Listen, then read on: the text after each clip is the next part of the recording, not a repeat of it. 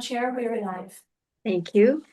And can you please also admit Mr. Mather into the meeting so he can hear? Thank you. Good morning, everyone. I understand we have a full house today, which is nice to see. I'd like to call the meeting to order and acknowledge that we're in Treaty 1 territory, the home and traditional lands of the Anishinaabe, Ojibwe, Innu, Cree, and Dakota peoples, and in the national homeland of the Red River Métis. Our drinking water comes from Shoal Lake 40 First Nation in Treaty 3 territory. My name is Lynn Nesbitt, and I'm chairing today's panel. Joining me on the panel is Robert Krause, who's in the meeting room, Patrick Rickson, who is on Zoom. Our assessor today is Drew Thiessen. Catherine Mendoza is unfortunately ill and could not attend. And our administrative personnel is Lynn Morissette. To the Zoom participants of the hearing, please note you are placed in the waiting room until your property is called upon. Kindly follow along on when it is your turn, you will be admitted into the meeting. Kindly follow along on the City of Winnipeg's Board of Revision YouTube channel for the hearing process. Once the host admits you into the hearing, please close or mute your YouTube player. You will then be permitted to speak with respect to your property. Once your hearing has concluded, you can leave the meeting. We'll be hearing applications for revision of the assessment roll in accordance with the Municipal Assessment Act. The matters for which revision is requested have been described in each application, and we will limit discussion to those matters. The statements that are made at this hearing are sworn testimony, and anyone speaking to the matters must be sworn in. Be advised that comparisons of assessments of properties are not considered evidence of market value by the Board of Revision. The Board of Revision is appointed annually by Council and is independent of it and the City Administration. It makes its decisions on the basis of the evidence provided at this hearing and issues a written order that will be mailed to all parties as soon as possible. Please note that the Board's decisions with respect to an application may be appealed to the Manitoba Municipal Board if the matter pertains to assessed value or classification, or to the Court of King's Bench if the matter pertains to the application of exemptions from taxation. Should you wish to appeal, information on how to do so will be included with the Board's order. With respect to the hearing process, I'll confirm the points of appeal with your property to be addressed with each applicant following the swearing in. We will then have the assessor's testimony, followed by questions that the applicant may have, and then the applicant's testimony, followed by questions. Each side will have an opportunity to summarize if they wish. Once all of the evidence about an application has been brought forward, the applicant may leave. The process will repeat for each item on the docket today. The session will close after all the applications have been heard, and the Board will deliberate in private and make its decisions. You will receive the Board's decision by registered mail as soon as possible. As information, all public hearings are live streamed, recorded, and will be part of the public record.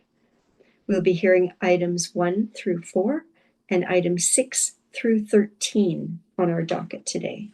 Ms. Morissette, please affirm the assessor's and applicant's testimony. Mr. Assessor, please state your full name. Drew Thiessen. Do you affirm that the evidence you're about to give at this hearing is the truth, the whole truth, and nothing but the truth? I do. Thank you. Mr. Applicant, please stand. Please state your full name. Michael Stephen Golden. Do you affirm that the evidence you're about to give at this hearing is the truth, the whole truth, and nothing but the truth? I do. Thank you. You may be seated. Good morning, Mr. Golden and Morning. Mr. Thiessen. So today we are starting with item number 1 on our agenda. This is file number 261106, property address 1960 St. Mary's Road, Unit 2103. Mr. Thiessen, you may begin with your evidence, please. Okay, thank you very much. The subject property is located at Unit 2103 of 1960 St. Mary's Road. It's condo number 447, roll number 08020930600. It's located in the River Park South neighborhood, built in 2003. Has one floor. It's on the first floor. Has one floor on the building, I think. And has a living area of 1054 square feet. It has 2 bedrooms, one full bathroom, one half bathroom, one shower. Has central air conditioning, one fireplace, in-suite laundry, and a patio deck. And then it also has one indoor parking space. The view feature is of the parking lot, and the comparables are all located at 1960 St. Mary's as well. They are all built in 2003 or 2004. Comparable 3 has an effective year of 2008 on it. I believe that is for newer flooring and newer kitchen countertops that were done. They have a living area range of 1041 square feet to 1088 square feet. It looks like the bedrooms and bathrooms are all identical. They all have central air conditioning. They all have fireplaces. They all have in-suite laundry. And then some of them have balcony or sunroom. Some of them have patio deck, and some of them have none of the above. All of them do have at least one indoor parking stall. It looks like comparable 9 has 2. And then the view feature is different between the comparables. It looks like comparable 4 has heavy traffic view. 5 and 6 also do, and then the rest of them have the parking lot as the subject does. So the time adjusted sale prices range between 395,500 to 478,900. And the time adjusted sale prices per square foot range between 375.24 to 440.17. Based on this information, I believe that the current assessed value at 411,000 or 389.94 does appear to be supported. Thank you. Thank you, Mr. Thiessen. Mr. Golden, do you have questions for the assessor? I do. Can you tell me how the time adjusted sales price was determined? Was it based upon a market-wide condo factor, or was it specific to the market region or the buildings themselves?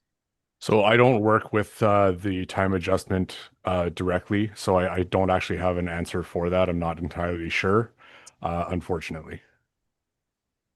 Okay, and I just wanted to clarify, it is a 4-story building, not a 1-story building. Okay, I don't know too much about the property. Sorry. Those are all my questions. Thank you very much. Mr. Cross, questions for the assessor? I have no questions at this time. Thank you. Mr. Rickson. Oh, you're muted, Mr. Rickson. I have no questions at this time. Thank you. Thank you. I have a question for you, Mr. Thiessen. When it comes to the balcony or the patio deck, this is just a question because I'm not sure. Some of them are showing a sunroom, some of them are showing a patio. Is the sunroom included in the square footage or is it not? I think if it's enclosed, it is. I'm not 100% sure on that, but I think that is how we determine it. So if a sunroom is enclosed, all four sides, there's a floor, walls, ceiling, then it is additional to the living square feet, or is it? I'm not certain. I'm sorry. Okay. Okay, that's fine. Thank you. And you note that there's a sale in 2023 for 370. Yes. Okay. I unfortunately don't know what the time adjusted sale price on that is. I don't have it on my information here. Okay. Okay, thank you very much. Mr. Golden, your evidence, please. Yes, thank you very much, Chair. The subject property was sold for an arm's length sale. And I believe that it's the most direct evidence of its market value. it reflects the amount that a willing buyer actually paid a willing seller on this specific unit, and it occurred during the reference period. The assessment of $411,000 is materially higher than both direct indicators of value and does not fairly represent the market evidence specific to the subject property. Generalized mass appraisal results should not displace the actual arm's length sale of the subject when the transaction is supported and no evidence establishes that the transaction is abnormal or non-market. And I have included in my evidence the purchase and sale agreement that occurred for this unit. I respectfully request that the board amend the assessed value to $370,000. I believe that the purchase price at the time during the reference period should be applied as of April 1st, 2025. I don't believe there should be a time adjustment because there are two other units in the building that sold during those reference periods. And that one of them actually resold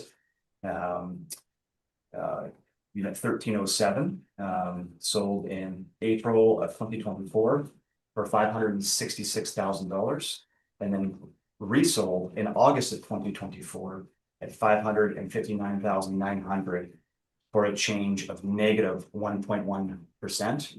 And that sale was indicated through the city's sales book. Therefore, if anything, there would be a negative depreciation in value over the reference period specific to this building. And therefore, I'm just asking that the assessed value reflect the purchase price for the unit. Thank you. Thank you very much, Mr. Golden. Mr. Thiessen, questions? I do, yes. Thank you. So just touching on the time adjustment that you just mentioned, I believe you said that the property sold on April of 2024 and then again on August of 2024. Was that correct? A comparable unit, yes. Yeah. A different unit in the building, not the subject. Yeah. So that only really covers those specific months. So the 4 months period that you would believe that there would be a negative time adjustment. Is that correct? Potentially, but there was also another unit that also sold unit 2203 sold in September 2023, and then another unit directly above it, which is the identical floor plan 2303. The difference between those two units sales price went from $403,000 to $410,000, which is a 1.74% change in price.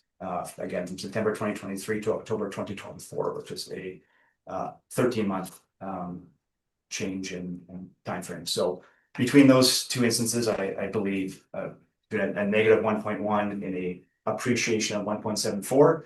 I believe that the sales price should reflect the amount paid for the unit.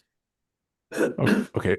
So based off of that, you had mentioned those two sales, 2023 to September of 2023 to October of 2024.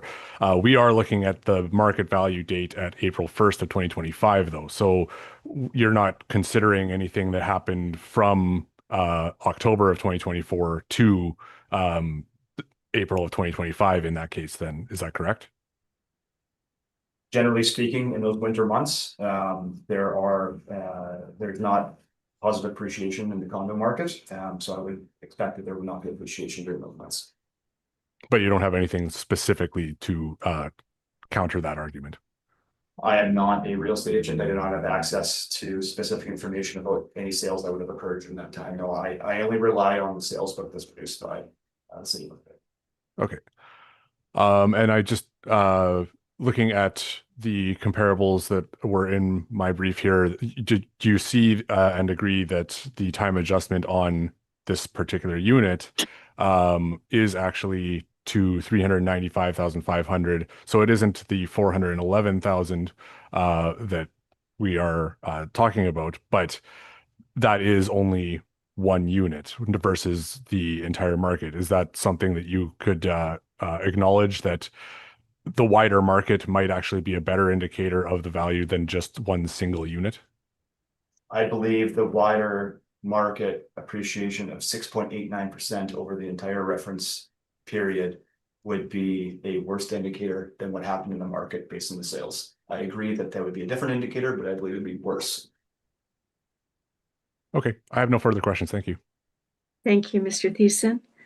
Mr. Rickson, do you have questions for Mr. Golden? Yes, you've included in your brief the sales agreement for $370,000 for the subject property. And I'm looking at the agreement.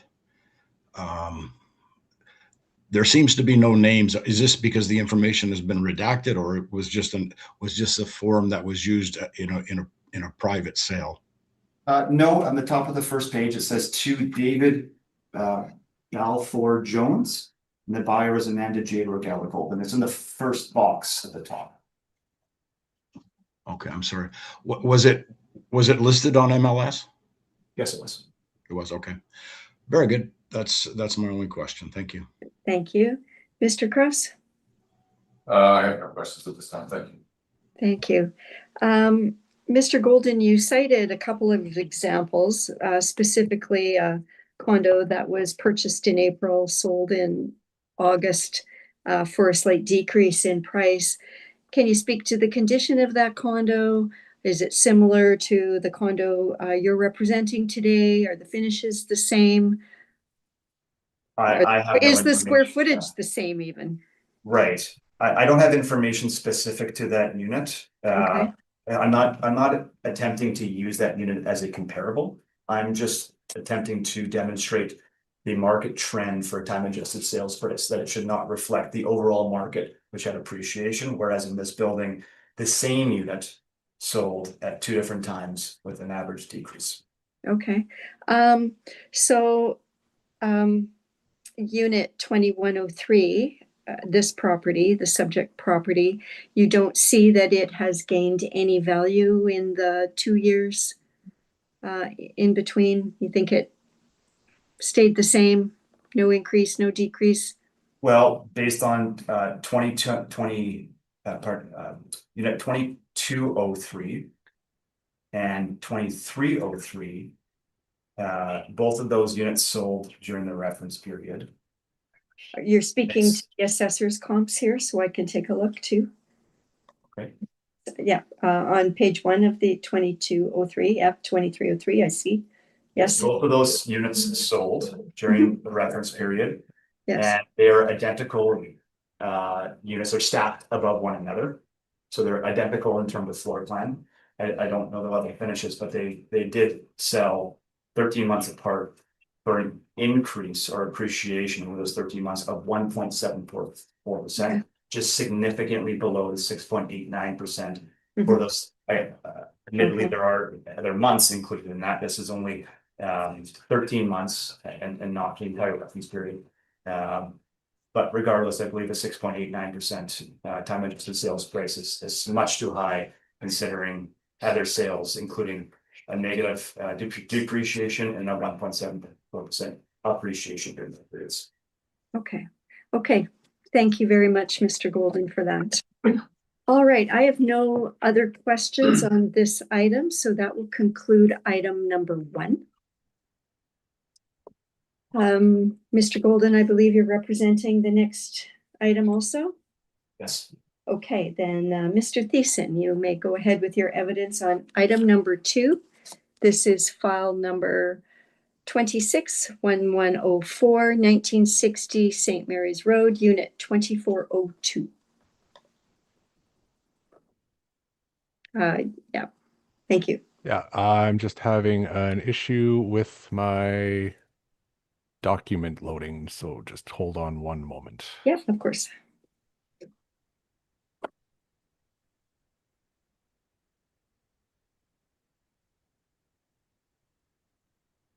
Uh, 2402, 1960, is that the right one? Correct. Okay. The subject property is located at Unit 2402 of 1960 St. Mary's Road, condo number 447, roll number 080-209-32400. It's located in the River Park South neighborhood. It's an apartment style condo built in 2003. I believe it has 4 stories, as with the previous one. This is a 1-story construction for this particular unit. Living area between 1,295 square feet to 1,657 square feet. It has 2 bedrooms and 2 full bathrooms, along with 1 shower. It has central air conditioning, 1 fireplace, and no ensuite laundry or balcony or sunroom or patio or deck or anything like that. It does not have an indoor parking stall nor an outdoor parking stall. The view or the feature is of the river or creek. And the comparables are all also located at 1960 St. Mary's Road. They are all built between 2003, 2004. So same number of floors. The floor that they're actually located on is slightly different depending on which comparable you're looking at. But they are all the 1 floor only for the construction. The living area is between 1,295 to 1,657 square feet. And they all have some slight variability as to the bathrooms, but they all do have 2 bedrooms.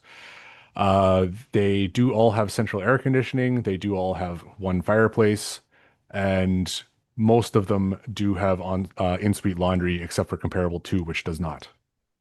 Comparables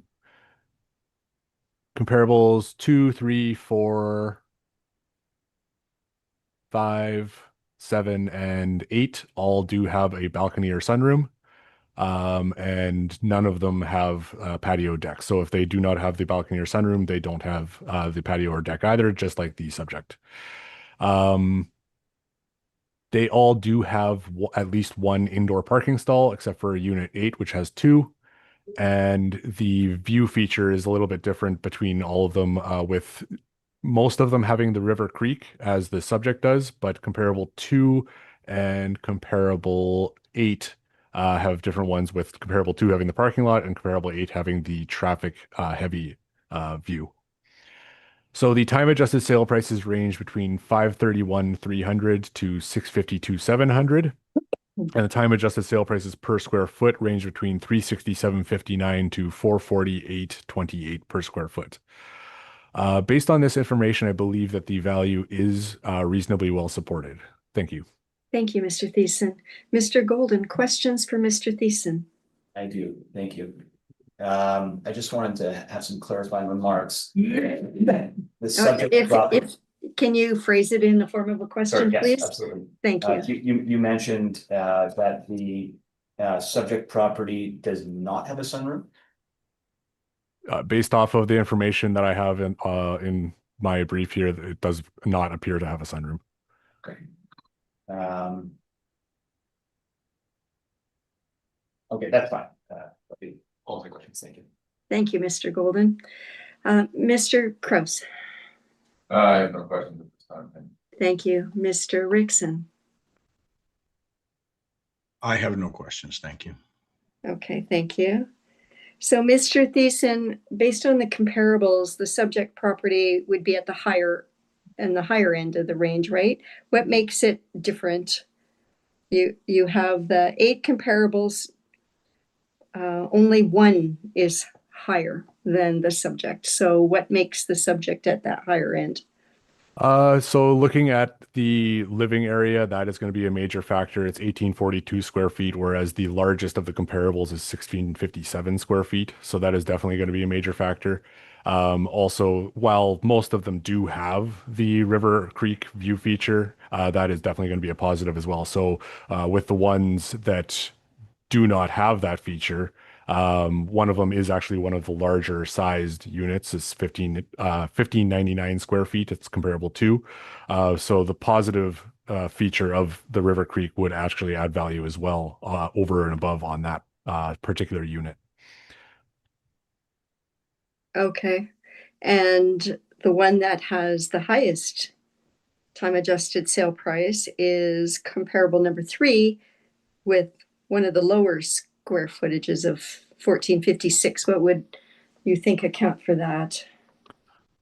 In this case, I would think that some of the information would be, well, I can see that there is an effective age on it, so the Okay. 5-year effective age. So there's probably been some kind of upgrades on that unit Okay. particularly. Okay.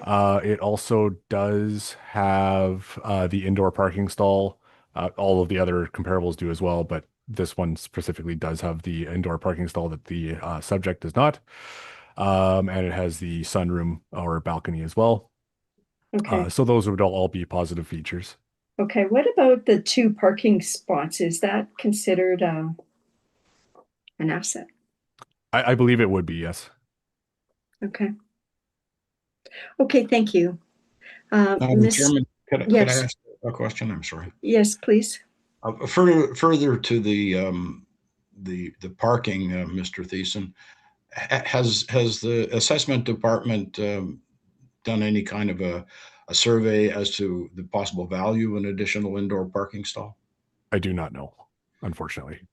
Okay. All right. Thank you very much. Thank you, Mr. Rexon. Okay, Mr. Golden, on to you, please. So specific to this unit, I just wanted to clarify on page 5 of my brief, I've included a floor plan of the unit from the condominium corporation. Okay. It's unit 2402. It's the Victoria model. And the square footage of the unit is 1,626 square feet. Plus a balcony. The balcony is enclosed, contrary to the evidence provided by the assessor. It is an enclosed sunroom. So I just wanted to make that clear that the square footage that should be used for the purpose of assessment is 1,626 square feet. With 216 square feet of enclosed balcony space. I believe that an enclosed balcony is not equivalent value to the principal living area and should not receive the same contributory value per square foot.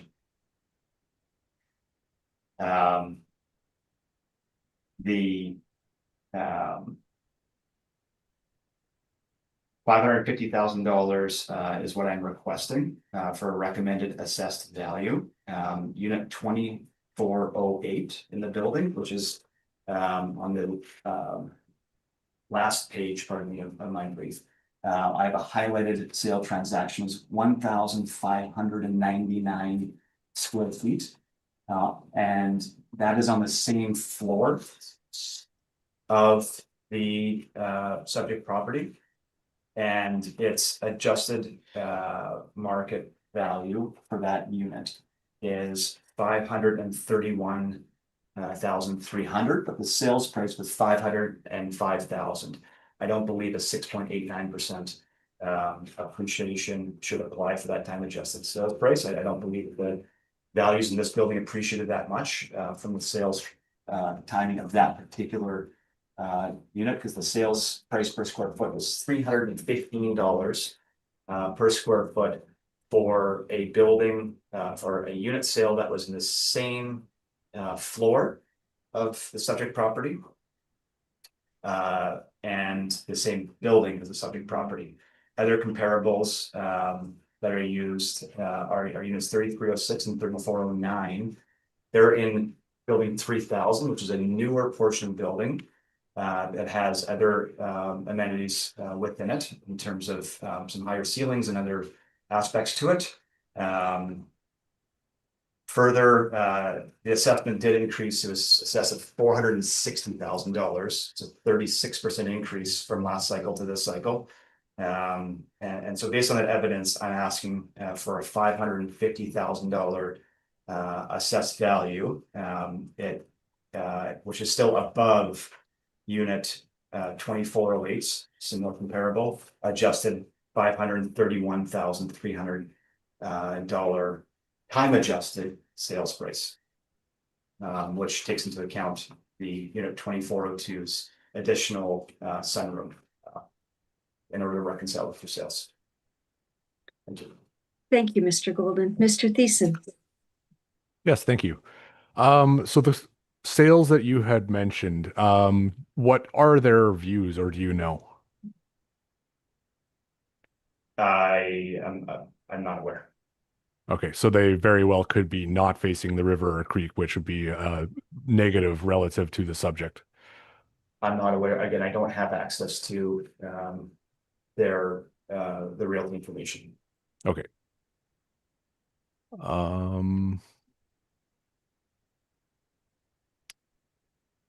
Do you know anything about the units otherwise? The Apart comparable from- sales ones? Apart from whatever is available in the assessment department is all I have access to. I'm not privy to any other information. I'm not a realtor and I don't have access to information. Okay, I appreciate that. Thank you very much. I have no further questions. Thank you, Mr. Thiessen. Mr. Rickson, questions?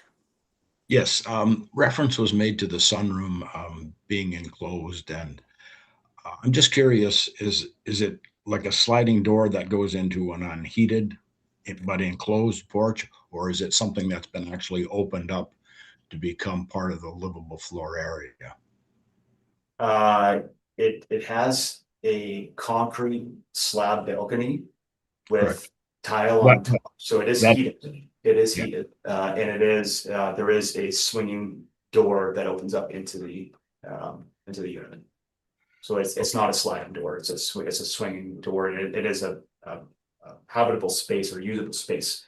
But it's not the same Quality. quality, yes, as the rest of them. Okay, so this was done after the fact. This wasn't done as part of the construction of the building. I'm not aware of the time as when it was done. Very good. Thank you. Mr. Kraus? Yeah, you make reference to the building or the subject being older, and it's in an older building. I'm seeing like it's 2023 versus 2024 is the newer building in terms of build, but you're saying that there's differences in ceiling heights. I believe that the newer building has 1 foot higher ceilings, as far as I understood. And is there anything else that would make it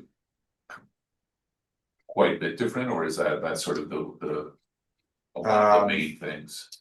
I'm not too familiar with the other building. I just know that it's 1 year newer. Okay. And then my other question is regarding your example of unit 2408, which you've highlighted. So if I'm understanding you correctly, you're leaning towards that, but not at the time adjusted square foot price. Because you don't believe that it's not representative of the increase in value of those particular buildings. Correct. So you would be leaning towards a 315 square foot price. There may be some appreciation, again, But that's more your reference rather Yeah. than the 332 time Correct. adjusted that's on there. Correct. And then without including the sunroom as square footage, so dropping it down to 1,600 that you've included in the floor, or the approximately 1,600. right, so that again, if you take the $315 per square foot times the non-sunroom space, that's $512,000 of value. Mhm. So I believe there should be some allocation of value towards the sunroom, of course, because it is enclosed and does have finishes. So that's why I determined the value of $550,000 to be fair. Thank you. Thank you. Mr. Golden, I am looking at your brief on, let's see, can't see what page it is quickly. It's the listing for this property. Yes. 2402 1960 St. Mary's Road. Sorry, when was that listing? Was that back? I believe it was 2014. Okay. And it refers to heated ceramic floor, right? In the sunroom, and 4 seasons sunroom with complete access. Yes. So I'm just trying to understand the sunroom a little bit more, right? And whether or not and what it looks like. So it's a ceramic floor, not a cement floor. It's, as I mentioned, it's a concrete floor with ceramic tile that was put on top of it. Okay, heated. Yes, it is, the space is Heat. heated. As Okay. I And it's the floor that's heated, right? correct. Heated Yeah, ceramic. that's the source of heat for that room, is the floor, yes. That's the source of heat? Okay. Is it windows on all sides? Yes. And in the ceiling too? Um, What is that? Is that like the It's the balcony above. above? yeah, Yeah. balcony above. So Or it'd be- that's right, there's no unit above, it's the building's roof, I guess, above. Okay, the building's roof, okay. Okay, yeah, I kind of see the pictures there, all right. But it's all windows, the two sides or the three sides, and then the ceramic floor on the concrete, okay. Correct. Okay, that seems to be the biggest point of contention, right? Whether or not this should be included within the square footage or separate and valued separately or differently. Correct. But, okay. Is it the only, your comparables, do they have similar sunrooms? I'm not aware as to whether or not. Okay, We're not. okay. You had cited those two, 2408 in the same building and then 3306 in a different building And yeah, and 3409, correct, yes. And 30. the newer building, yeah. in the newer building, right? But you're not sure if they also have a sunroom or is it just an I open? know, I don't have access to those units, unfortunately, and there's Okay. no to tell from, like, I don't have access to the building, it's a separate entrance. Okay. No way Yep. to. Yeah, okay. All right, then I don't have any other questions for you either, Mr. Golden. Thank you very much. Thank you for coming in Thank you very and for much. your presentations. They were very helpful. Thank you. All right, have a great day. You as well. Okay, that concludes item number 2 on our agenda. And now we'll move to item number 3. We'll get Mr. Mather back in the Zoom room.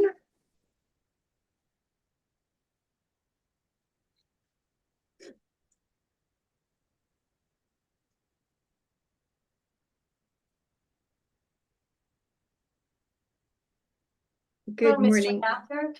Hello, Hi, good morning.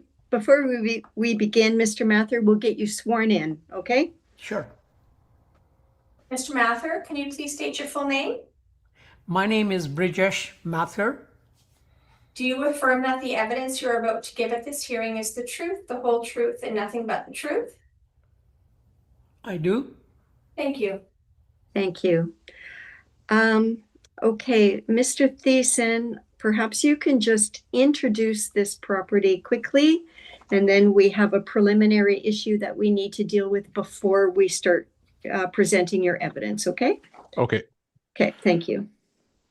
So the subject property is located at Unit 501 of 141 Wellington Crescent. It is roll number 120-315-72200, condo number 205, located in the Roslyn neighborhood. Okay, that's good enough. I'll get you to stop there. Mr. Mather, I understand that the evidence that you submitted was submitted past the deadline. Do you have an explanation for that? Yes, I do. The problem was essentially a technical one with the computer. Okay, I should tell you the reason why it was late is I am legally blind and rely on technology a lot. And when this snag occurred that my document that I was about to submit, the computer decided it couldn't find. And it took some time for me to get somebody here who could actually work on the computer because it's all too small for me to see. And by the time it got resolved, it took a long time. And as soon as it got resolved, I was able to email the document. okay. And when did you email the document? I believe it was about 15 minutes late. Okay. Okay. We are just, the panel is going to go in camera and make a decision as to whether or not we'll accept your late evidence. And we will come back and give you our decision, and then we'll proceed with the hearing after that, okay? Okay. Okay, thank you. One moment, please, while we go offline. I believe I need to have all of the in-person people leave the room. Yes, please. You can leave the chairs and your stuff. Madam Chair, we're live. Okay, can you bring back the assessor, please, and Mr. Mather?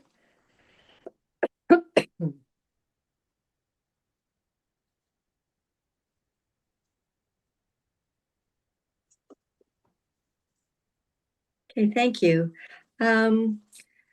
We've made our decision and we will be accepting the late evidence. So Ms. Morissette will be sending the late evidence to Mr. Thiessen so that he has it available to him. Is it 27-page document? Yes, it is. Okay, I think I already have it. Okay, thank you very much then. All right, Mr. Thiessen, let's carry on with your evidence on item 3. You've already entered in the file number and the roll number, so you may begin, please. Okay, so this is a apartment style condo built in 1987. It is on the 5th floor, living area of 1801 square feet, has 2 bedrooms, 1 full bathroom, 1 half bathroom, and 1 shower, has central air conditioning, 1 fireplace, has in-suite laundry, does not have a balcony or sunroom or patio or deck, and it has 2 indoor parking stalls. And the view is of traffic, medium traffic to be specific. The comparables are all in the 141 Wellington Crescent building. They are all apartment style condos as well, built in 1987. And the location of them is either on the 5th floor, the 8th floor, the 4th floor, or the 2nd floor. The living areas range between 1,602 square feet to 2,106 square feet. There is some slight variability between the bathroom counts and with the bedroom counts as well. There is a range between 1 bedroom to 3 bedrooms, depending on the comparable.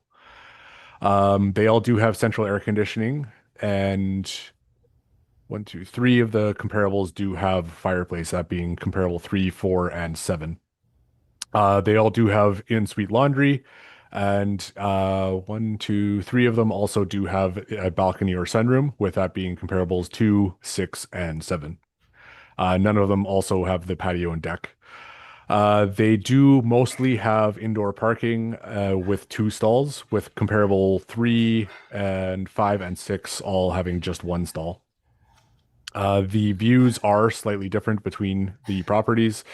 So comparable 3 and comparable 4 have the medium traffic view as the subject does, while comparable 1, 2, 5, 6, and 7 have the river view. The time adjusted sale prices range between 393,100 to 988,200, with a time adjusted sale price per square foot range of 241.17 to 351.53. Now, I do think it's important to note that with the units at 141 Wellington Crescent, there has been a review done on the square footage of this building and of the units. We have updated the square footages for the building based off of, I believe it's from the floor plans for the property, with the accurate area now being 1,801 square feet. We previously did have it at a lower 1,695 square feet, which we determined based off of those plans that it was inaccurate. During correspondence, it has been going back and forth with some of the owners, is my understanding.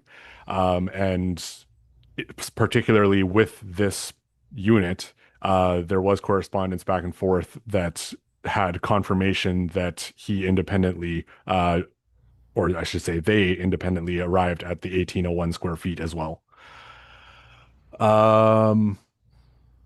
So the current assessed value at 508,000 or 282.07 per square foot, I believe is supported based off of this information. Thank you. Thank you, Mr. Thiessen. Mr. Mather, do you have questions for Mr. Thiessen? Yes, I do, ma'am. I have 4 questions. Sure.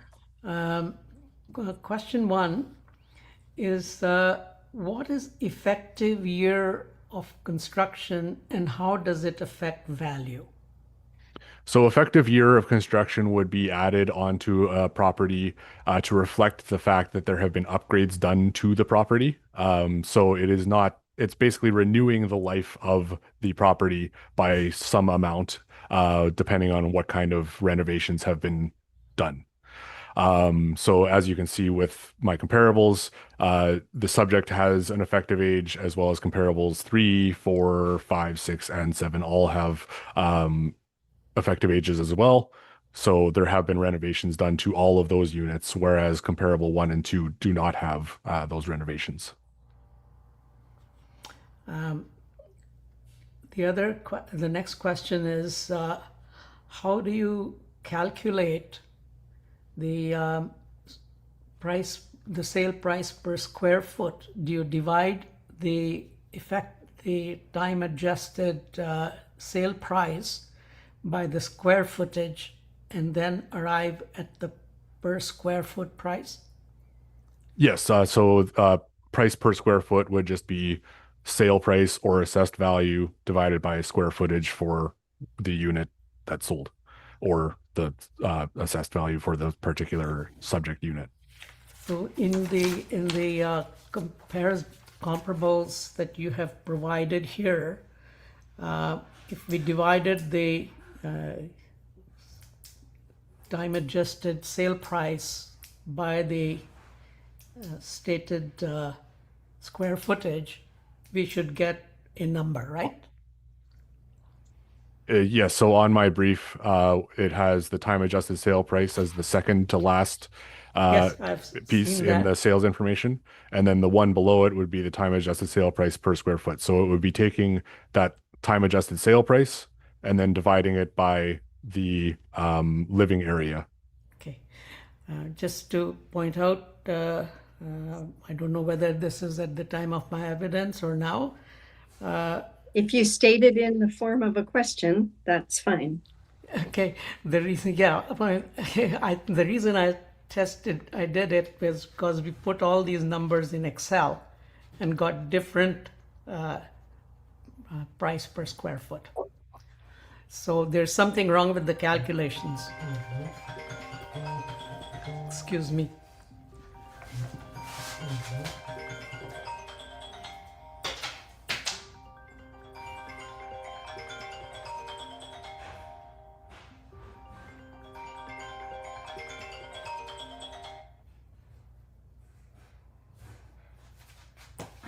Sorry about that.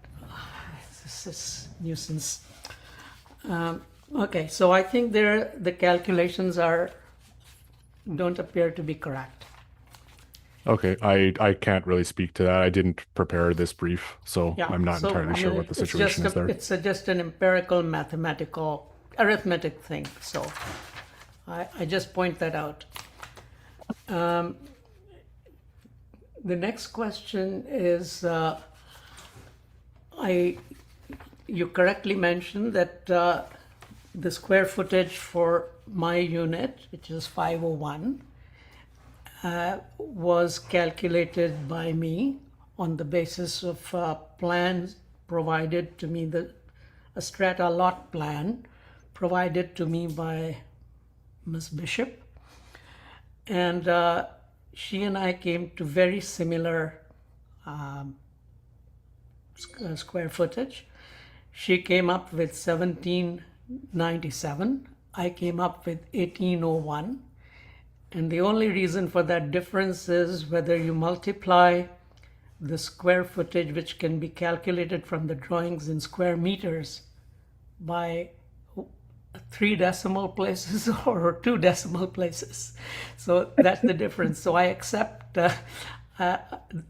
since I made the calculation myself, I I agree with the 1801 square feet. My question is about how the square footage for the comparables were calculated. Because my calculations from similar lot plans reveal a very different number, as do the records of the condominium corporation. So I think that we are comparing apples and oranges here. Is this a question? Is this a question, Mr. Mather?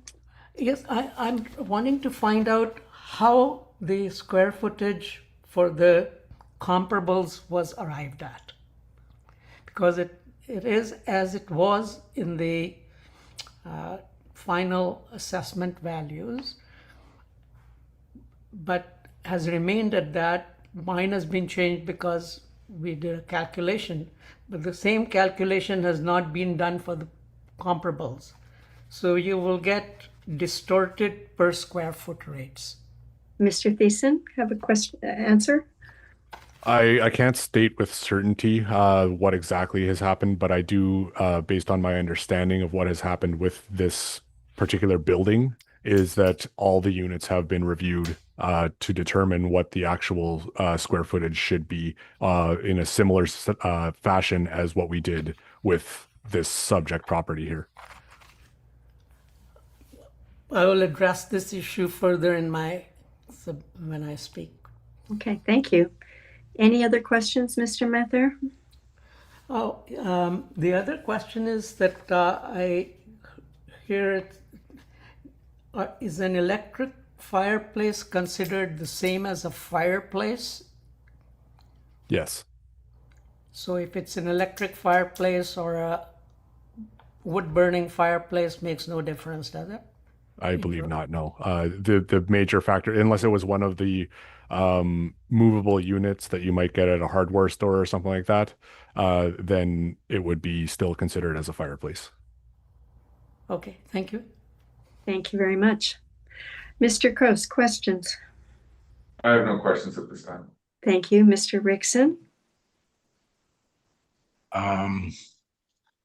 I would just question a couple of the comparables with much higher sale prices. Is there any explanation for that? I understand that they may be renovated, but it's a significant difference in values, sale prices. Is there any explanation for that? Just looking at, I haven't looked at any of these comparables in depth, so I don't really know too much about them, but just looking at them at face value based off of what is on the sheet, specifically comparable 7 being on the 8th floor, so it's going to be higher up, it's going to have a better view, and it has the river view as well. So I think that would be a factor there for sure. Similar could be said about the unit comparable 6, which is also on the 5th floor, higher up with renovations, and has the river view as well.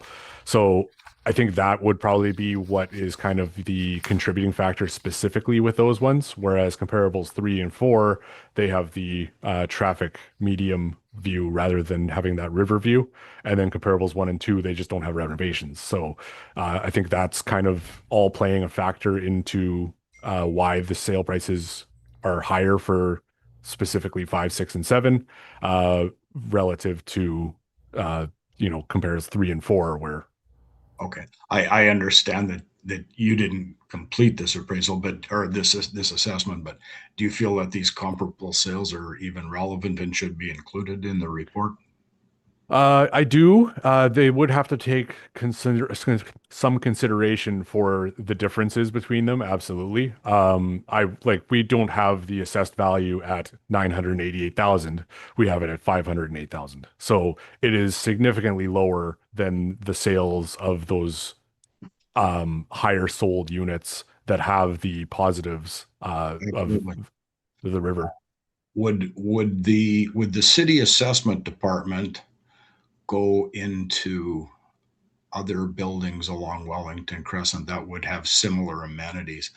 I believe this building has valet service, and there are a few, but I wonder if the assessment department would look at other buildings and look for similar units that would not have the river view, but would have other similarities as far as age of building and square footage and number of parking stalls, but without that significant river view. They would have to have major similarity between the buildings to have that be a consideration. And are there buildings along Wellington that would be very similar as far as age? And I don't know. you don't know that? Okay. All right. Fair enough. Thank you. Thank you. Mr. Thiessen, I just want to follow up on something that Mr. Mather was talking about, and you mentioned also that there has been a review of the square footage of the units in this building. Is that revised where it was required square footage reflected in these comparables, or is that old information in the comparables? I don't know, to be honest with you. Okay. And you indicated that there is a new effective year built for the subject property. What were the renovations that contributed to that updated number? I have not had a chance to review much information. The only thing I specifically saw noted while we were in that quick recess was that there was some electrical type work done. I didn't have enough time to review anything further. That's the only thing I saw. Okay. Okay. So I guess you haven't been in this particular subject property? I have not. Nor any of the comparables? No. Okay. Okay. I guess that's all the questions I have. Thank you. Mr. Mather, on to your evidence, please. Sure.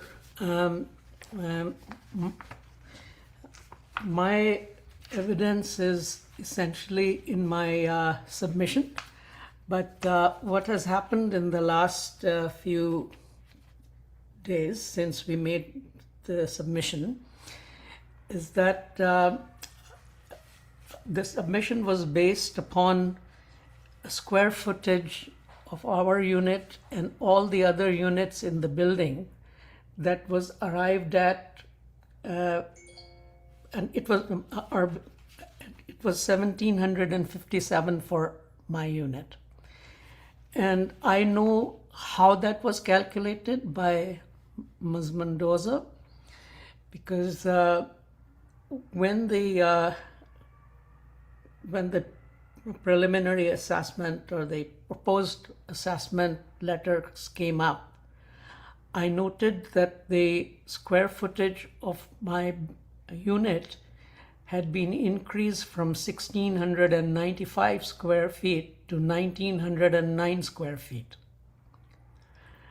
And so I called and had, I think, very cooperative correspondence later with Ms. Bishop regarding all of that, and came to the understanding that if we use the surveyor's lot plans for each of the units in the building, we would arrive at different square footages. I believe that I have checked, in fact, in the last week, that the square footages of the comparables are not based on the strata lot calculations, that they are based on something that was arbitrarily decided based on some old architectural drawings that were presented to the original sellers in 1987. So they are not, so those square footages are not comparable to the square footage of 801, which is correct for only because I calculated it and Ms. Bishop calculated it. So all others are, I would reject all the other square footages, and I can, if you wish, provide you the correct square footages, which would result in a whole different price per square foot. And once you use that price on our increased square footage, you would get a different answer.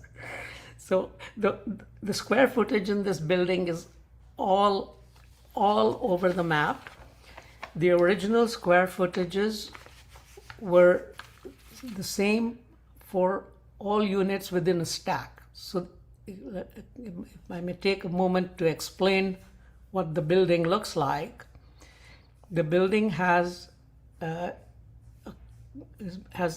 units built along a corridor, as most apartment buildings. So the units that face the river have generally attracted higher sale prices, because those that are on the east side, where ours is, have generally attracted lower price. The building has 2 end units, and these would be units that end with 2 or 6. So those 2 are much larger units. They have views both of the river and the street. So they are large units that span the entire width of the building. Units 4 and 3 and 5 also would face the river. Units 1 and 7 would typically, 1 and 7 would not have any river exposure. And I'm contending that those are the only comparable ones to our unit. The others are quite different in character. Most of the ones quoted here are end units, which are much larger in area, much more attractive, have balconies, and so their use is not, I think, is not valid. The the other issue with the comparables is that after we completed some updating of our unit after purchasing it, if the unit was sold as a opportunity to redecorate. It had not been updated since 1987 when it was purchased by the original owner. And it required a lot. All of the carpets had worn out. The cabinets, doors were not working in the kitchen. The washroom fixtures were all worn out. So it required a fair bit of work, but all of it was in the nature of repairs and updating and what you might call replacement of worn out articles, which in the city's definition do not add value, because they don't reduce the value if people when that happens to a unit. So my argument is that if they don't reduce the value, if worn out features don't reduce the value, how can they increase the value if you improve them? That's one of my questions. The other issue here is that no one from assessment and taxation department ever came in to review or put a value on what work had been done in our unit. And essentially all of the assessment has been done by, I don't know what method, because none of the renovated units have been examined. So I believe that the department has really no basis to assess the relative value of whatever repairs, updating, renovation, whatever has been done in this whole building. So, as by way of illustration only, I have been into all these units. I am an architect, and I can tell you that even a casual walkthrough of the units one can see the difference. I think the appraiser has stated that comparable 1 and 2 are unrenovated, but that's not true. They are both renovated. It's there are maybe 1 or 2 original units left in this building. All of the others appear to have been through some renovation. And I think this can only be established if someone actually did a site visit. And as someone on the panel just asked, I think you did, has anyone been in there? No one's been in here. So I think that much of this valuation is not valid for 2 reasons. One, the areas are not comparable. The area calculations don't come from the similar or comparable sources. And so they are all a little bit of guesswork. And so is the quality of the renovation. Again, by way of illustration, I will point out that Unit 802 is what has come to be known in this building as a Cadillac unit. It has been, it was decorated by the people who sold it as I will just mention it, as a upper class Manhattan style. In architecture, that's what we call it. And it had very expensive fixtures, very expensive finishes, and a lot of cabinetry, glass work done throughout the apartment. So perhaps the price somebody paid for it may be valid. The unit number 5, the comparable 5, which is unit 404, is for most of us known as a flipped unit. It was bought 1 year, decorated, and sold quickly, as was 506. And 506, I can tell you, was renovated at about the same time that we renovated our unit. And it was actually the same contractor who works on who has done several renovations in this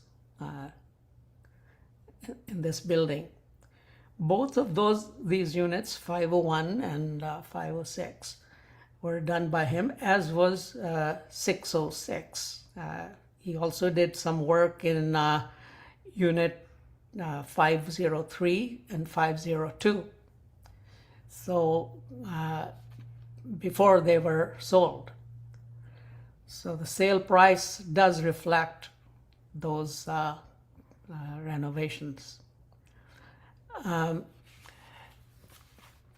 So what I would, I can give you the square footages if they were to be calculated from the surveyor's drawings, which I think are the most reliable source for arriving at a square footage, since the surveyor's drawings are done and updated after the building has been constructed. Mr. Mathur, are those square footages in your report You know, I on did page not know 4? that they were going to be comparing our unit to the updated 1801, because I was still relying on what was in the final assessment that Okay. was completed by the city, which was 1757. And so I did not provide, because I thought they'll be comparing us as 1757 square feet. But I noted from from this exhibit here that it has been actually brought up to 1801, whereas the others have not been brought up to the correct square footage. And if you wish, I can provide you the corresponding numbers. Yeah, very quickly, if you could. Yes, so for comparable number 1, and please bear with me because of my blindness, I have to use this magnifier to look at the numbers and give them to you. So the comparable number for exhibit number 1 would be 2,130. Okay. The comparable for the next one would be 2,240. Okay. The comparable 3 would be 1,710. Okay. And ours is correct at 1801. If 1801 number is to be used, then those other numbers should be used for the comparables. Okay. I will also give you the numbers for the 3. I am actually not accepting the numbers 5, 6, and 7 as comparable, Okay. because 802 is not comparable to any unit in this building, and 404 and 506 are flipped units. So they should be excluded from comparison. Nevertheless, the square footage for them would be 1,704, Yep. 2,213, Yep. and 2,240. Okay. Thank you. Okay. So, so now I also note that I have noted in the submission that the year of renovations for us has been listed as 2022. That's not correct. It was finished in 2021 May when we moved in, and because nobody came to assess it, the city may have recorded 2022 because that is the year the city mailed out letters to all the owners, or to, I think, some of the owners, asking about the details of their units. And I think it got entered under 2022.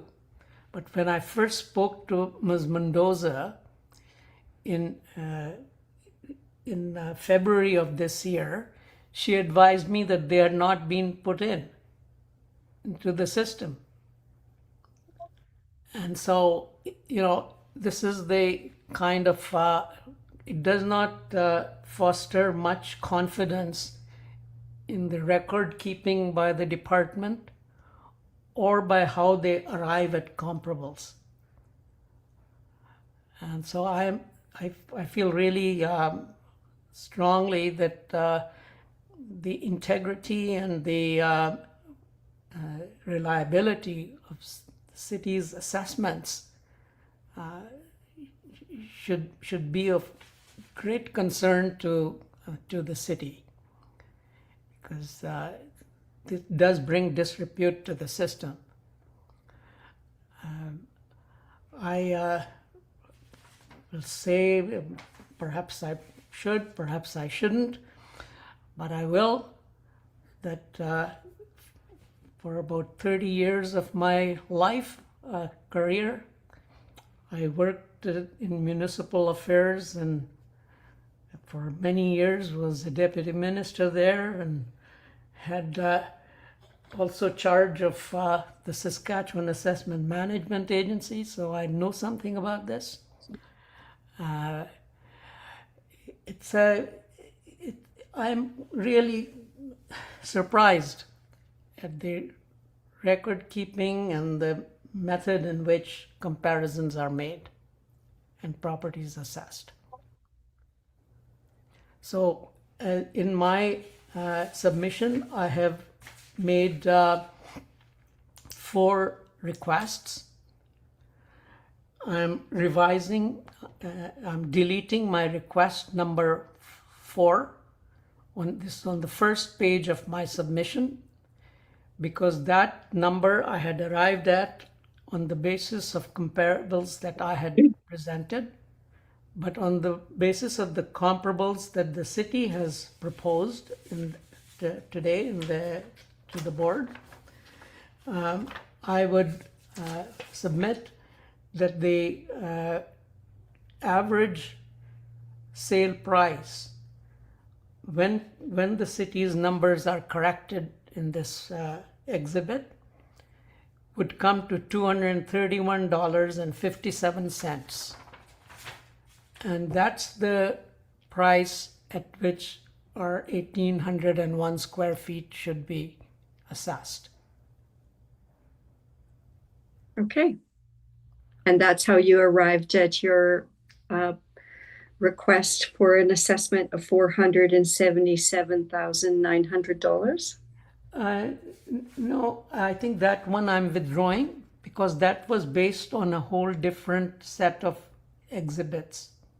So what I'm saying now is that I have taken the square after rejecting the comparables number 5, 6, and 7, using only comparables 1, 2, 3, and 4. And the revised areas, you would arrive at per square foot, a different per square foot price, and if you took an average of those, this is the number you would get. And because I also don't accept the fact that the first 2 comparables are unrenovated. Okay. So and what is your revised square foot price? Okay, I shall average. The average. Just bear with me. I'll just give you right now. Oh, the average of the 4. Yeah, that's what you were basing your numbers on, right? Yeah, no, that's not what the 477 is based on. Okay. That's why I said we have to delete that request 4 because the number in it is not correct. Okay. The number would be quite different. But the square foot price as an average of those 4 comparables would come up to $231.57 per square foot. Okay. I can give you the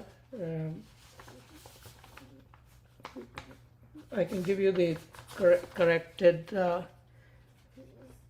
per square foot price if you want, based on the revised areas for those comparables.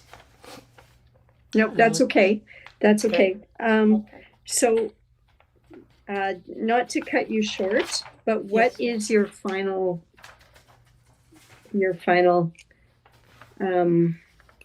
request for a value? For value, my request is 1,801 square feet multiplied by $231.57. Okay. Okay. I'm sorry, I haven't calculated that because That's okay.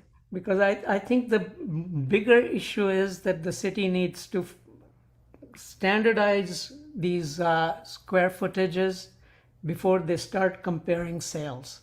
Okay. Okay, thank you very much, Mr. Mather. Mr. Thiessen, do you have any questions? I do, yes, thank you. Thank you. So you had mentioned that you did the renovations in 2021. What exactly did you do with those renovations? I know you mentioned the bathroom, the kitchen, the flooring, and then I mentioned earlier that there was the electrical something, I don't know exactly what. But like what was the entire scope of the renovation? Yeah, sure. I can certainly explain that. We replaced all of the worn out carpet throughout the apartment with a laminate floor. Okay. We replaced the worn out kitchen cabinets with IKEA cabinets. And the countertop we put in, what is it called?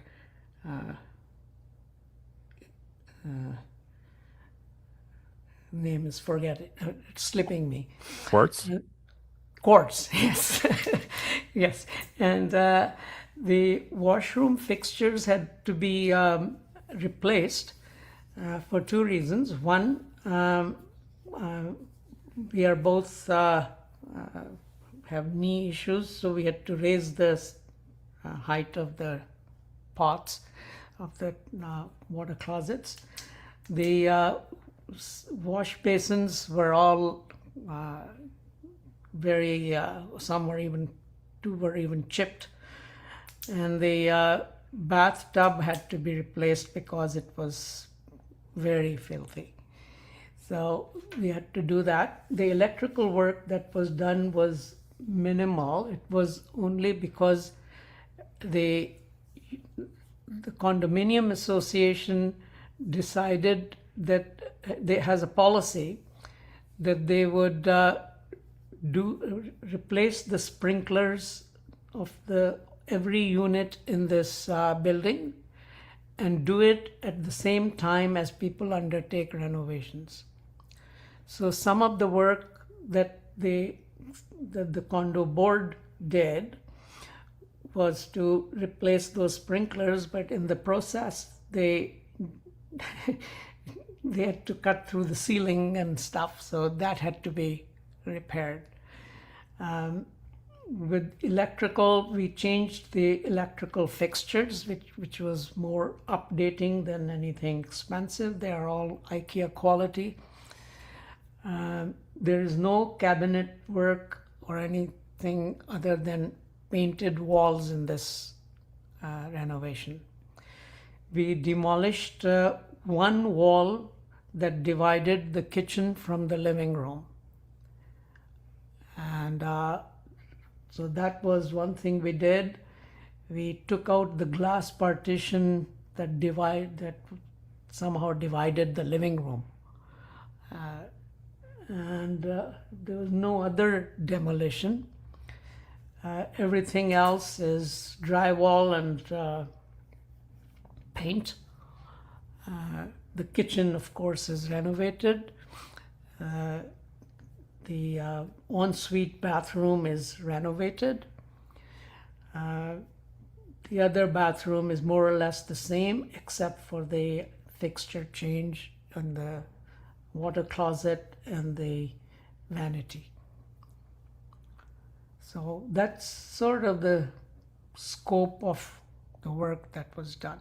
The electrical work may seem a little more largely because the way the air conditioning in this building works is that the condo association provides a cooling coil that comes into each unit, and then each unit has to install its own fan to circulate that air. And otherwise, the heating system here is hot water radiators. So to operate the air conditioning, you have to use the fan, and the fan was not working when we purchased the unit, so we had to change the fan. Okay, I think that answers my questions. Related to that, you kind of mentioned that Unit 404 and 506 were both renovated and flipped. Um, so based off of the work that you've described, which basically sounds like a top-down renovation, wall-to-wall renovation of your own unit, would it not be reasonable to consider the fact that if you were to sell your own unit, it would be like a flipped sale as well? A flip sale is usually described as being sold within 1 or 2 years of buying. Sure, but Or- like just the general idea of having a completely renovated unit that would greatly No, increase but the I would value not of the property, describe it no? as completely renovated. Because there is renovation and there is renovation. This is a minimalist approach where you do only that which to replace anything that's worn out, and you're not putting in anything substantially more significant in the updating of the unit. So I wouldn't describe it as a complete renovation and not at all equivalent to some others that have been done in this building. So you would not consider a top-down renovation of the kitchen, the bathrooms, the flooring, the walls, the removal of walls as a significant upgrade? I wouldn't, because a significant it wouldn't be an upgrade, it's an update. It would not be upgrading, and I think if we were to, we don't intend to sell this property, we intend to live in it. And the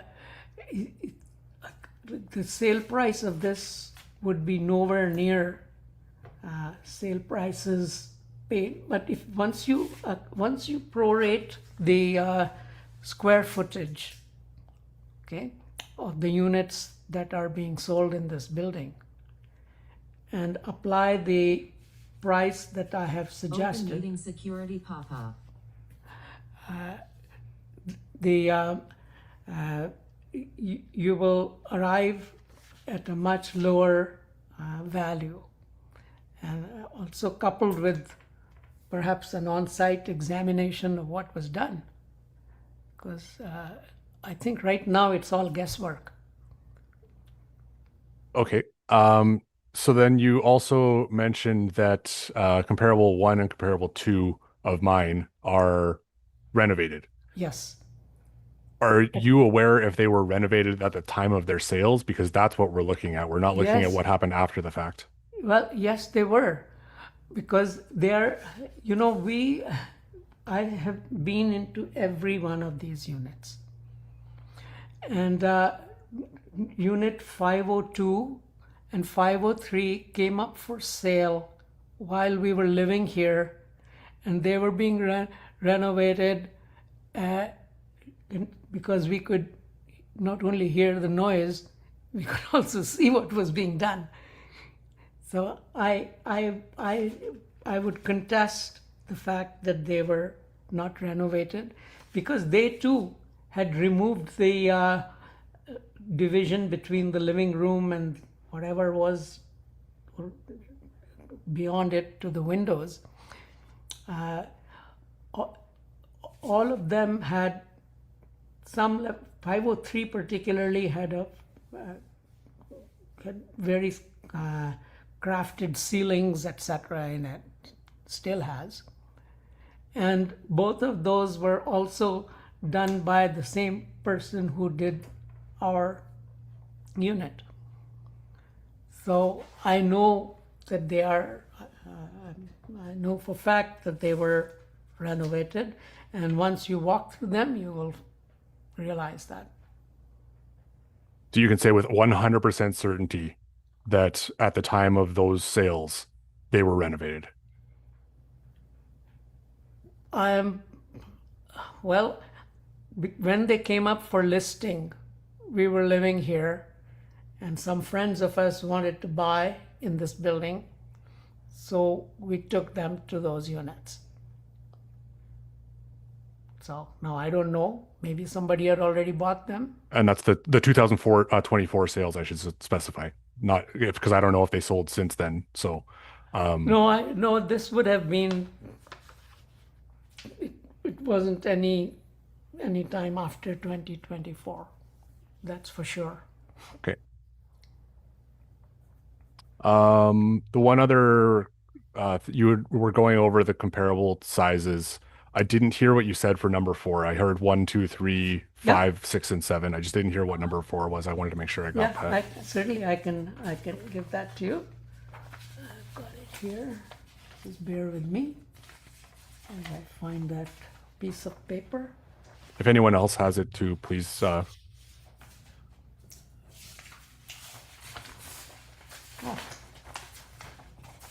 It is 1704, I think, if I'm not mistaken.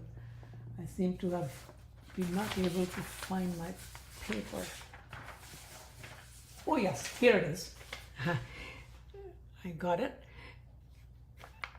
It is 1704 square feet. So that was unit 201. No. You asked about you. Yeah, you asked my comparable comparable 4. 4. Yeah. I thought you asked about unit 404. Comparable one. I'll No, tell you. comparable 4 is what he's asking. Comparable 4 is 201 unit number. Yes. Yeah, Yeah. that's 1801 square Okay, feet. so that one's correct as that we one's have correct. it. Okay, just wanted to make sure. Because Thank you. For our stack, for the 01 stack, if you're using 1801, it will be correct because I've personally calculated the sample of 2 or 3 units in this stack. Okay. Mr. Thiessen, anything else?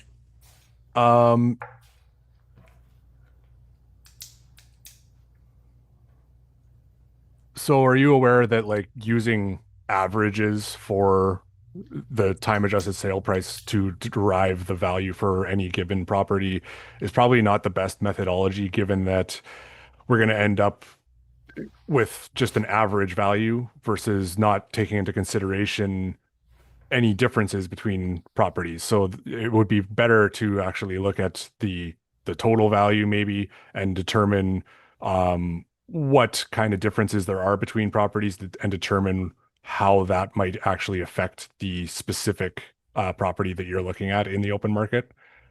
I would agree with you, Mr. Thiessen. All I would say then is that the only way you can do it is to physically examine the properties. Okay, so are you also aware that we do online review of the sales through MLS listings to determine the level of upgrades? No, but you cannot judge the quality of renovation from that by that alone. And that you can only assess if you do a site visit. Okay, I have no further questions. Thank you. Thank you, Mr. Thiessen. Mr. Rickson, questions? You are muted. Thank you. My questions have been answered. Thank you. Thank you. Mr. Kraus? My questions have been answered, thank you. As have mine. Mr. Mather, thank you very much for your very thorough and comprehensive presentation and evidence, and we appreciate you giving such a good explanation of it today. Thank you. You're welcome. Okay, Thank you very much. thank you. That will conclude item number 3. I'd like to propose we push on for a little bit longer.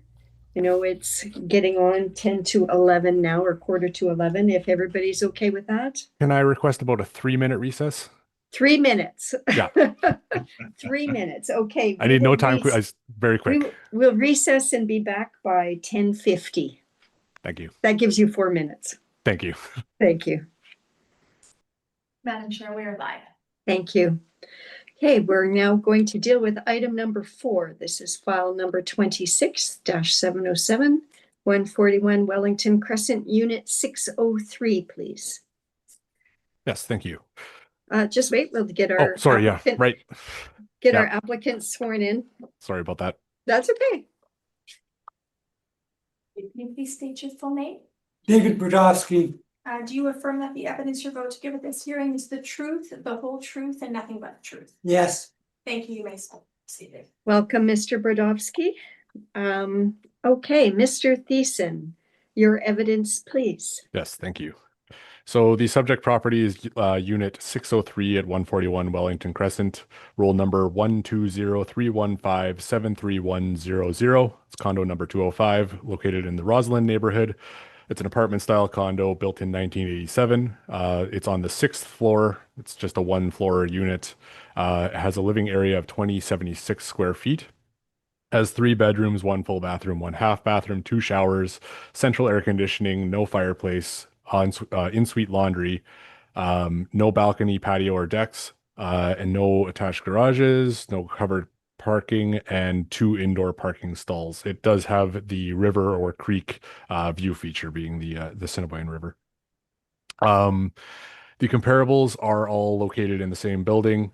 The floors between their floor 5, 8, or 4. Living areas between 1632 square feet to 2106 square feet. Slight variability between the bathroom counts. Actually, no, the bathroom counts are all identical. Sorry. And slight variance between the bedrooms. So comp 1 has 1 bedroom only. Comp 3 has 2 bedrooms, and comp 5 has 2 bedrooms. They all have central air conditioning.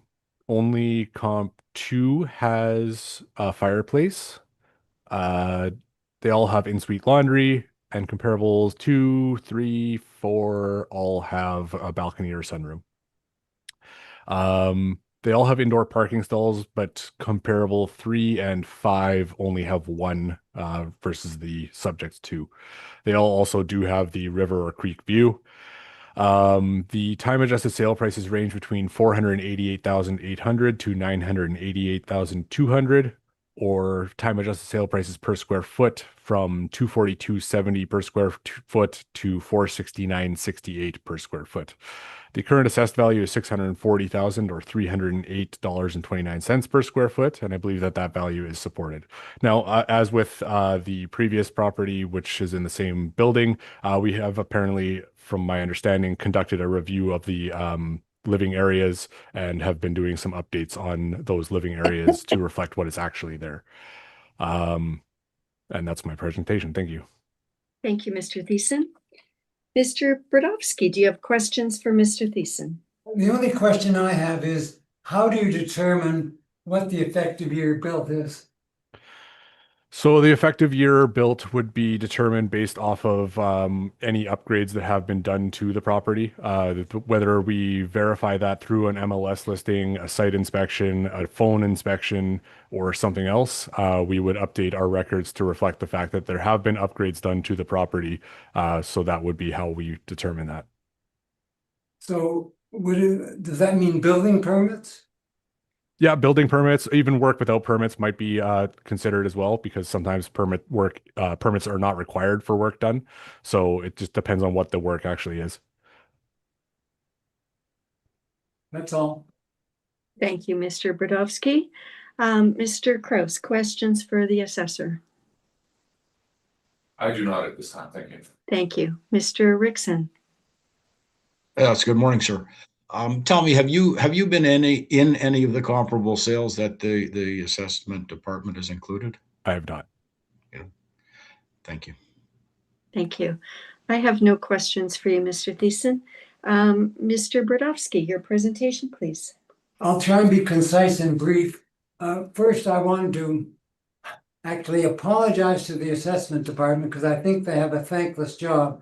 I don't think anyone comes here asking for their assessment to be increased. In addition, as Mr. Mason alluded to, 20% of the units in this building had differing living areas compared to the stack. Meaning, for example, I'm in an 03, 7 of the 903s had the same square footage, which is the square footage that I thought when I bought it. And mine was 2,111, and another lady's was 2,200 and something. And so finally, they changed and decided, and now all units in a stack have the same living area. I bought this unit in 2007 and renovated it in 2008. There's a minor mistake. I only have 2 bedrooms, but that isn't really critical. At the time I bought it, after I bought it and after the deal closed, we discovered that there was a major problem with the sprinklers, and a significant cash call was made. And consequently, I appealed to the Board of Revision and got a significant reduction in my assessment of, because it had gone up from 276 to 435, and they reduced it to 360. That was in 2008. Now, when I got the assessment, the initial notice in January, the proposed assessment, I was increased from 515 to 595,000. I called and asked why, because my living area had been increased, and I was told that they would measure me and another lady who in the 03 stack who had the same complaint. Then nothing happened. And in May, I spoke to Elena, the assessor whom I called initially, and she told me our unit had been changed to 2,076 square feet.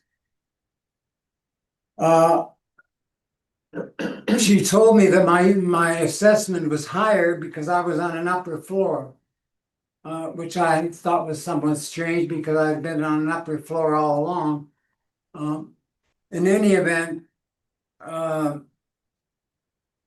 when my final assessment came, it had been increased from 595 to 640. And I phoned to try and make another appointment with the assessor, and the area supervisor sent me an email saying only 1 phone call per unit was allowed, and advising me to appeal. So here I am. A group of us who had similar issues looked at all the units and all the sales from 2021 to 2024. There were no sales in the 3 months of the 2025 sales period. Of those, in 21, 22, 4 units were sold, and I didn't bother going to how many cents per square foot, but they range from $251 to $257 per square foot. 3 of these were on the 6th floor of above, so the argument that higher floors were more expensive did not hold water. 23, 24, 8 units were sold. 5 of those were primary sales, and the 4 ranged from $228 to $260 a square foot. 1 was at 312. 312 was 404, and that's a very interesting unit because it sold at 300. I'll come to the comparables later, but it sold at $312 per square foot using the new square footage. But what was interesting about it is a person who lived in 180 Tuxedo and the person who lived in 404 141 Wellington Crescent switched units. So this was hardly I'm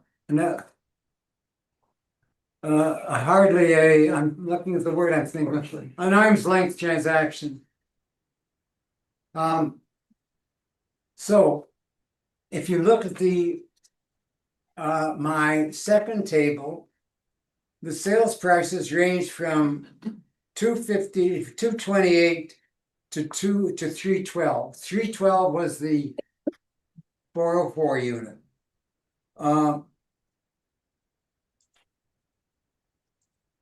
The flips are indicated at the bottom. And all of those, as you can see, had sales. 506 was, well, I think I'll go into it in detail when we look at the comparables. So first of all, in the subject unit, I have only 2 bedrooms, but that's minor. Comparable 1, the calculation used the old square footage of 2014 square feet. And it should have used 2076. So the time adjusted sale price per square foot should be 235. Comparable 2 was sold in 2021 for 533.5. That was the time adjusted sale price, with a per square footage as 253. Then it was sold in June 2024 for $469 a square foot. I don't know how you got, it says the effective year built was 212, but it seems to me that if it was built in 212, that someone who bought it, who sold it for 535 in 2021, and then someone else who did nothing else could sell it for 988 in 24, I'd like to find that agent to act for me. That's 802. 506, again, was sold in 2021 for 2022 for 528,000 at an adjusted sale price of 257 per square foot. Comparable 4 is the only comparable, aside from comparable 1, that I think applies to me.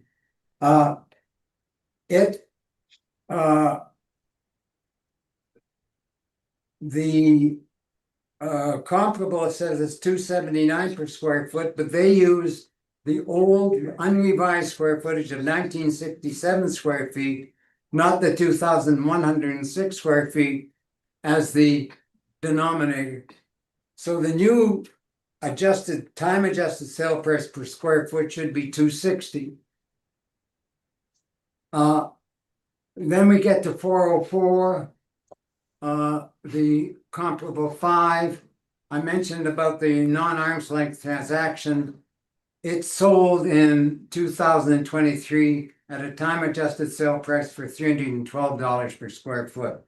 So I guess really I was annoyed when no one explained to me why my assessment went up from $515 to $640,000 when nothing had been done in the preceding years, and I would be interested in an explanation now. Okay, thank you. Mr. Thiessen, questions? Yes, I have just a few. So the units you have provided in your comparables on your brief, are they all Riverview units? No, the 01s and 07s are non-Riverview units. Okay, so then taking the average time adjusted sale price per square foot of those would be kind of skewing it, because it would be related to non-Riverview properties as well as Riverview properties. Is that correct? Well, there were only 2 of the 9 who were non-Riverview properties, and 807 was 235 a square foot, 201 was 228. The top price, excluding 404, was 360. you bumped me up to 308. Not And- you personally, obviously, but And looking at the time adjusted sale prices for the ones in 2021 and 2022, did you get those from the 2027 sales books, or was they from the 2025 sales books? I'm afraid I don't know what a sales book is. I On our looked website? at the condominium sales, which has, it's about 150 page, I don't know how many pages. I could show, well, I can't show you, but Were they from the same, like for all of these sales that you listed here, were they all from the same data set? yes, Okay. the condominium sales data. Yeah, so you didn't have to go into a separate document to find those. No. Okay, thank you. Thank you. And then you said that your unit had renovations done in 2008. What exactly was done with those renovations? Kitchen, bathroom, and kitchen and one bathroom. And because of the sprinkler problem, we had to replace a bunch of sprinklers. But that was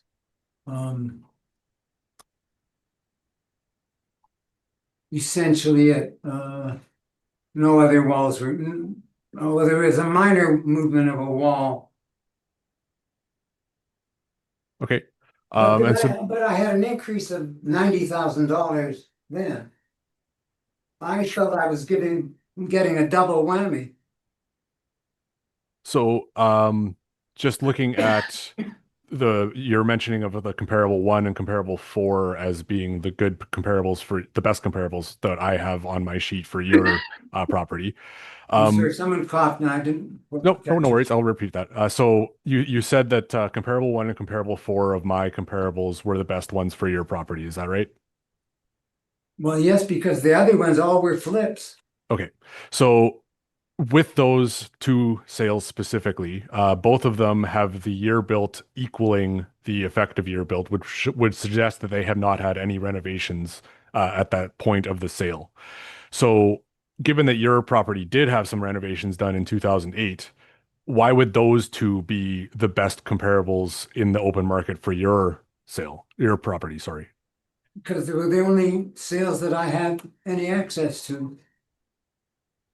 Okay. I have no further questions. Thank you. Thank you, Mr. Thiessen. Mr. Rickson, questions? I have no questions. Thank you. Thank you, Mr. Kraus. No questions at this time, thank you. Thank you. Thank you. I would just. Oh, I'm No, I'm sorry. No, that's quite all right. I just want to make a follow-up question with Mr. Thiessen, given some information that Mr.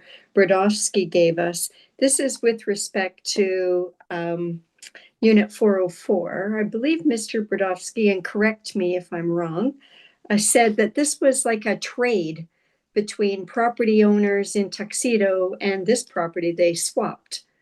Do you have indication that this is an arm length sale, Mr. Thiessen? Doesn't sound to me based on that information that it was, but I'm not sure. I have not personally reviewed any of these sales. I did not have time prior to the hearing. I wasn't supposed to be here today, so I did not have time to review it myself. I do appreciate that. I didn't know if there was some notes somewhere. Okay. Oh, I have this quick question. Okay. Just let me finish my train of thought. Okay. Oh, sorry, go ahead. Nope, that's quite all right. I just wanted to follow up on that little issue. And the other issue, Mr. Thiessen, was a preliminary assessment went out for 595, and then it was increased on the basis only of a review of the square feet. Does that sound right to you? Do your notes indicate why it would have been 595 and then?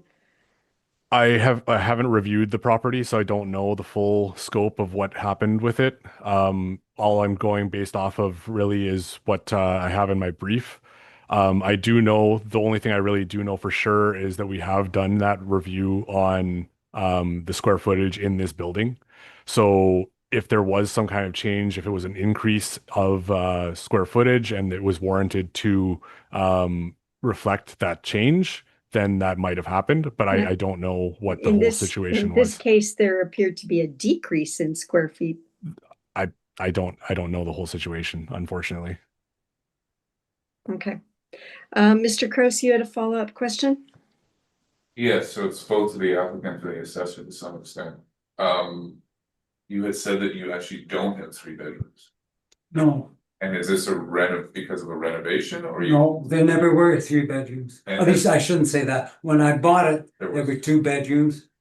And And has that always, I guess, has that been reflected in previous assessments at all, or do you know? Don't know.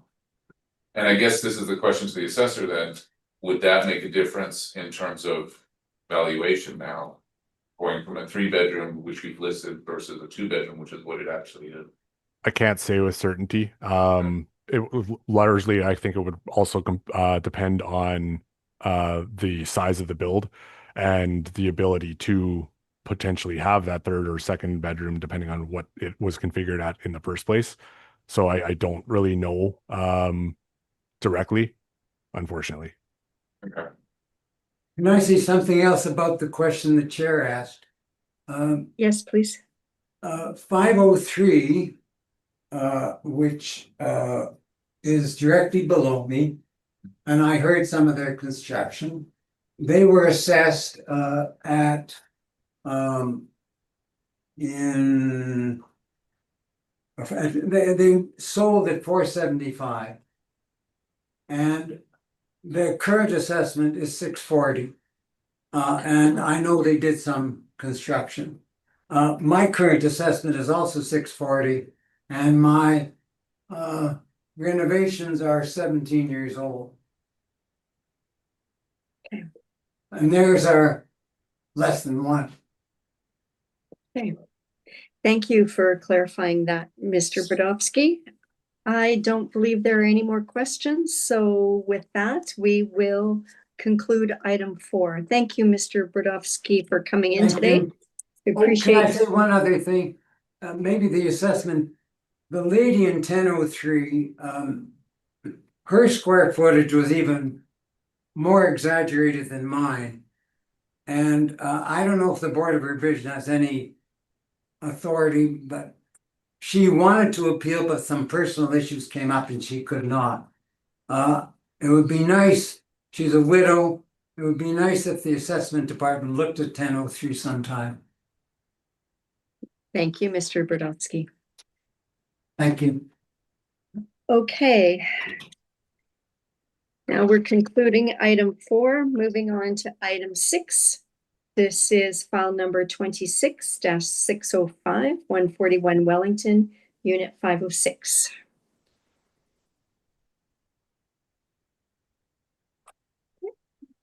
Please stand. Can you please state your full name? Charles Sherbo? Do you affirm that the evidence you're about to give this hearing is the truth, the whole truth, and nothing but the truth? I do. Thank you. You may be seated. Thank you and good morning, Mr. Sherbo. Good morning. Okay, Mr. Thiessen, if you can begin with your evidence on item number 6, please. So the subject property is located at Unit 506 of 141 Wellington Crescent. That is the correct one, right? Yes, Unit Okay. 506, yes. Yeah. Roll number 120-315-72700. Condo number 205, located in the Roslyn neighborhood. It's an apartment style condo built in 1987. It's on the 5th floor. It's just a 1-floor unit. Has a living area of 2,051 square feet. Has 2 bedrooms, 1 full bathroom, 1 half bathroom, and 2 showers. Has central air conditioning. Has in-suite laundry. Has a balcony or sunroom, and has 2 indoor parking stalls. It also has a river or creek view, which is the river of Assiniboine River. The comparables are all also located in the same building. They're either on the 5th floor, 8th floor, or 4th floor, or 2nd floor. As with the subject built in 1987, living areas between 1,632 square feet to 2,106 square feet. Bedroom count is slightly variable. Comparable 1, 4, both have 2. Comparable 3 and 5 and 6 have 3, and then comparable 3 has just 1. The bathroom counts are all identical with 112 for full, half, and shower, except for comparable 6, which has only 1 shower. They all have central air conditioning. Comparables 2 and 6 both have fireplaces that are not present in the subject. And then comparable 3 and 6 do not have a balcony or sunroom that are present in the subject. Indoor parking stalls, every one of them has 2 except for comparable 4, which only has 1. They all do have the river or creek view feature, with comparable 6 being the only one that does not, with having the traffic view. So the time adjusted sale prices range between 400,500 to 988,200, and per square foot that ranges 227.95 per square foot to 469.68 per square foot. The subject itself did actually also sell on August 30th of 2024, and that was for 880,000. So the current assessed value is 746,000 or 363.73, and I believe that that value is supported particularly well with the subject sale. Thank you, Mr. Thiessen. Mr. Sherbo, do you have questions for the assessor? I do, thank you. Mr. Thiessen, can you confirm that you have no information with respect to the interiors of the individual units on the list that you have of your comparables? I personally do not, because I have not reviewed the MLS listings for these sales. However, I do believe that the assessor who was preparing this brief did review the MLS listings for these sales.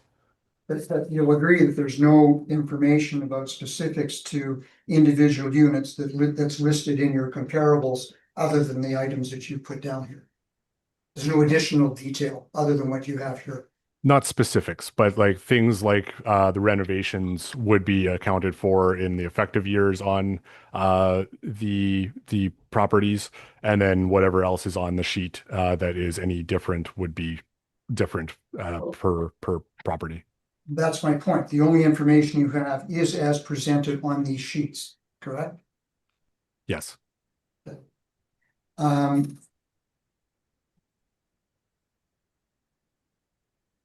And the square footage that you have here that you've used in each of these comparables, my understanding is those are the same square footages as appear on the notices of assessment from the city?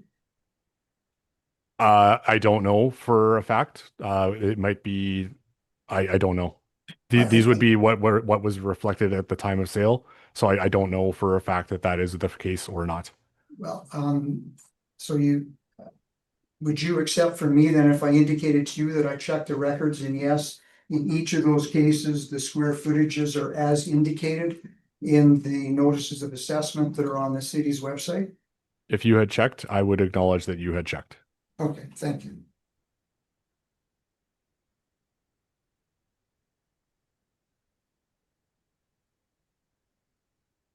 And you indicated some information about the effective dates for the years built. And some of them have been updated and some of them are back to 2000 or 1987, sorry for numbers 3 and 5, is that correct? You have Yes. 1987? Yes. My information is that there were in fact renovations in unit 503 that were significant, and as indicated in my brief, post-dated the purchase, the most recent purchase of unit 503, which city records indicate was in April of 2024. Would you acknowledge that, sir, based upon the permits? What am I acknowledging?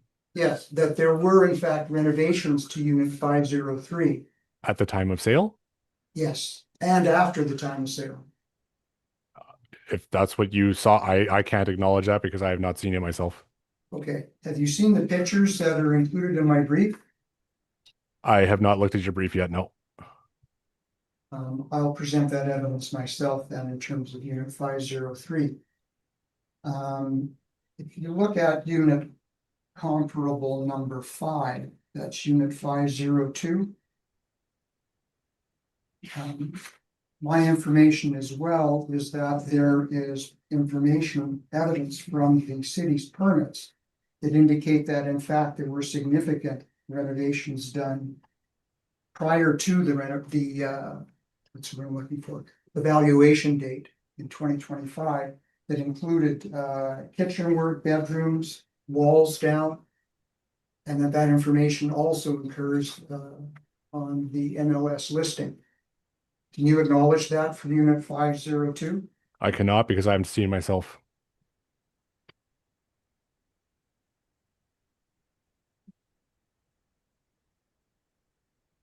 Now, you've presented 5 different comparables.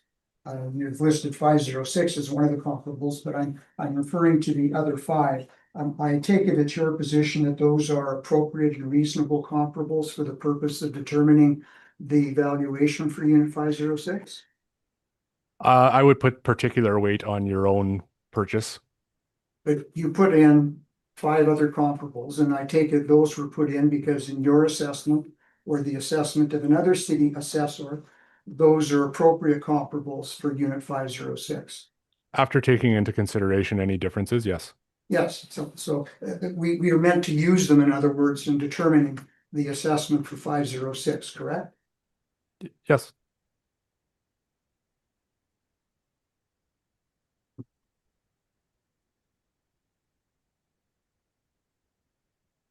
In determining the appropriate valuation, in this case and generally, is it proper and good practice to remove outliers, whether extremely high or extremely low, if you're trying to arrive at a valuable and usable average?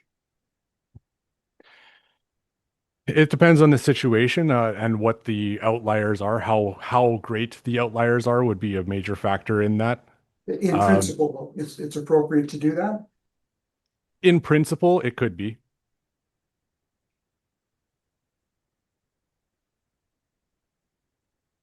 You've made great emphasis, or you've placed great emphasis so far on the views of the different units.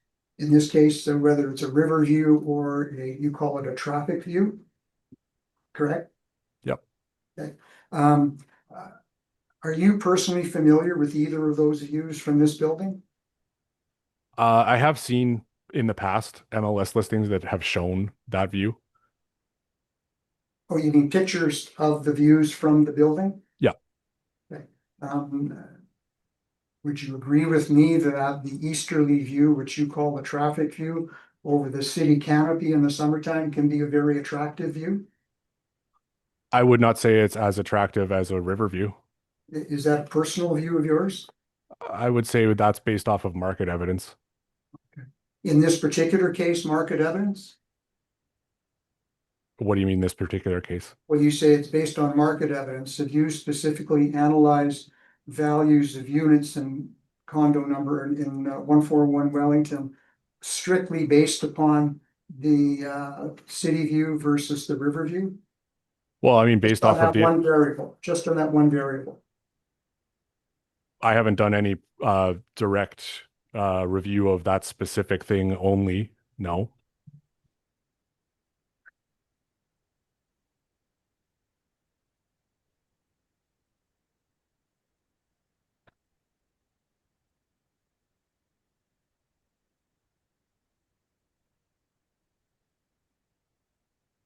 Not sure how to do this, Madam Chairperson, but I would like to show Mr. Thiessen the pictures or some of the pictures in my brief. But he said he hasn't read them. Or you do have access to it now, Mr. Thiessen? You know what? If you are presenting your own evidence, that needs to wait until we're done with questions. Oh, no, I And then- appreciate that, but I want his comment on that particular piece, that particular picture.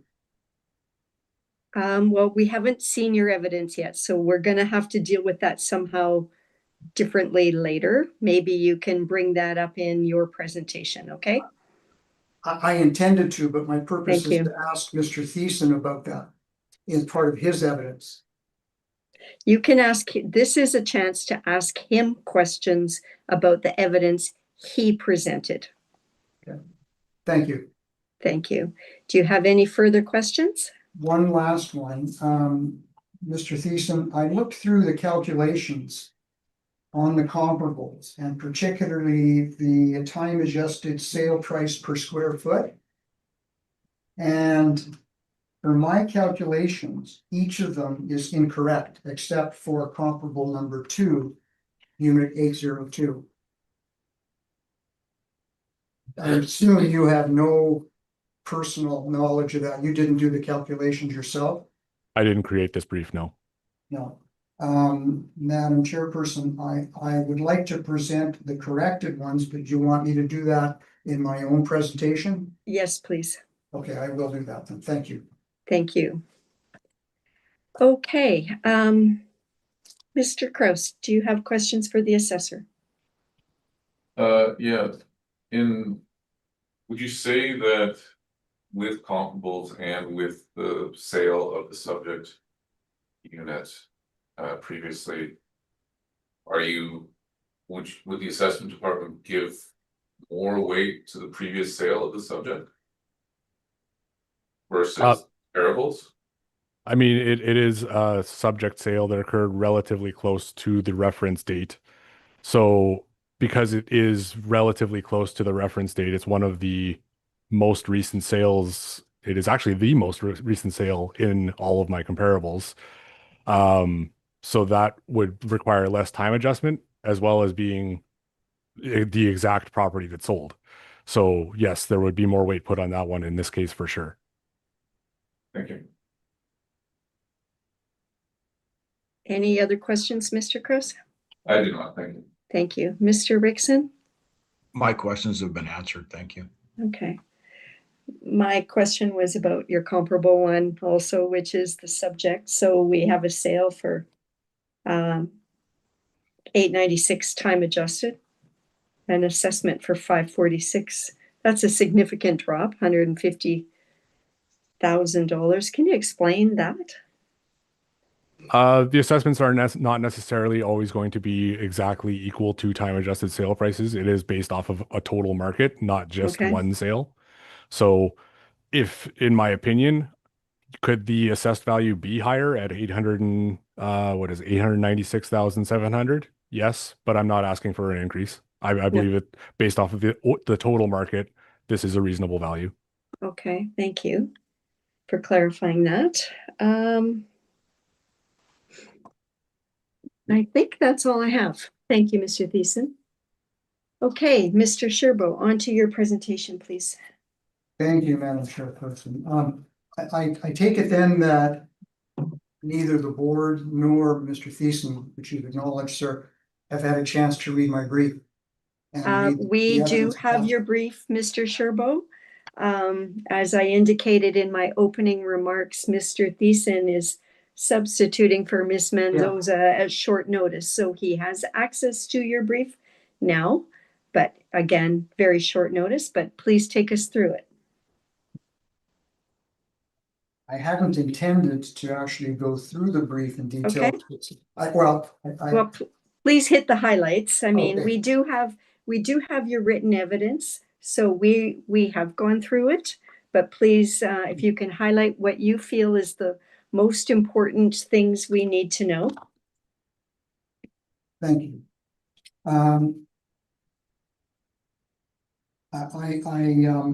My purpose is to provide information that may not be in from Mr. Thiessen's acknowledgement now is not available to the assessor. I appreciate that assessors can only do so much with the information they have access to. And my position is going to be that the board cannot ignore the evidence that's going to be presented to it that, as we will have seen, can't be and isn't contradicted by the assessor because of their lack of information. And I'm also going to be reviewing, as you will have seen in the brief, assessed values. And I understand that that's not considered evidence when we present that, but The reason I want to refer to the assessed values is because doing so points out the discrepancies which require further analysis. The differences in the assessed value point to questions and lead to questions that need to be addressed. And I'm going to be using the city criteria for primary and secondary drivers. Primarily, I'm going to be using the primary driver is unit quality. And that has been referred to a little bit earlier in the day, a significant aspect of the evidence that I think the city needs to take into account. And that, with respect, the assessment has not done so far. And another item that I think is significant, and I refer to this in the brief, is the presence of a laundry room. Yes, all of the units have a laundry room, but the subject unit 506 has a laundry closet. For those of us, myself and my wife, who do laundry, that is a big difference. And I think going forward, it would be useful for the city to take account of that when they do their assessments, because all of these items, all of these comparables have laundry rooms. Ours has a laundry closet, and you'll see that picture in our in my materials. And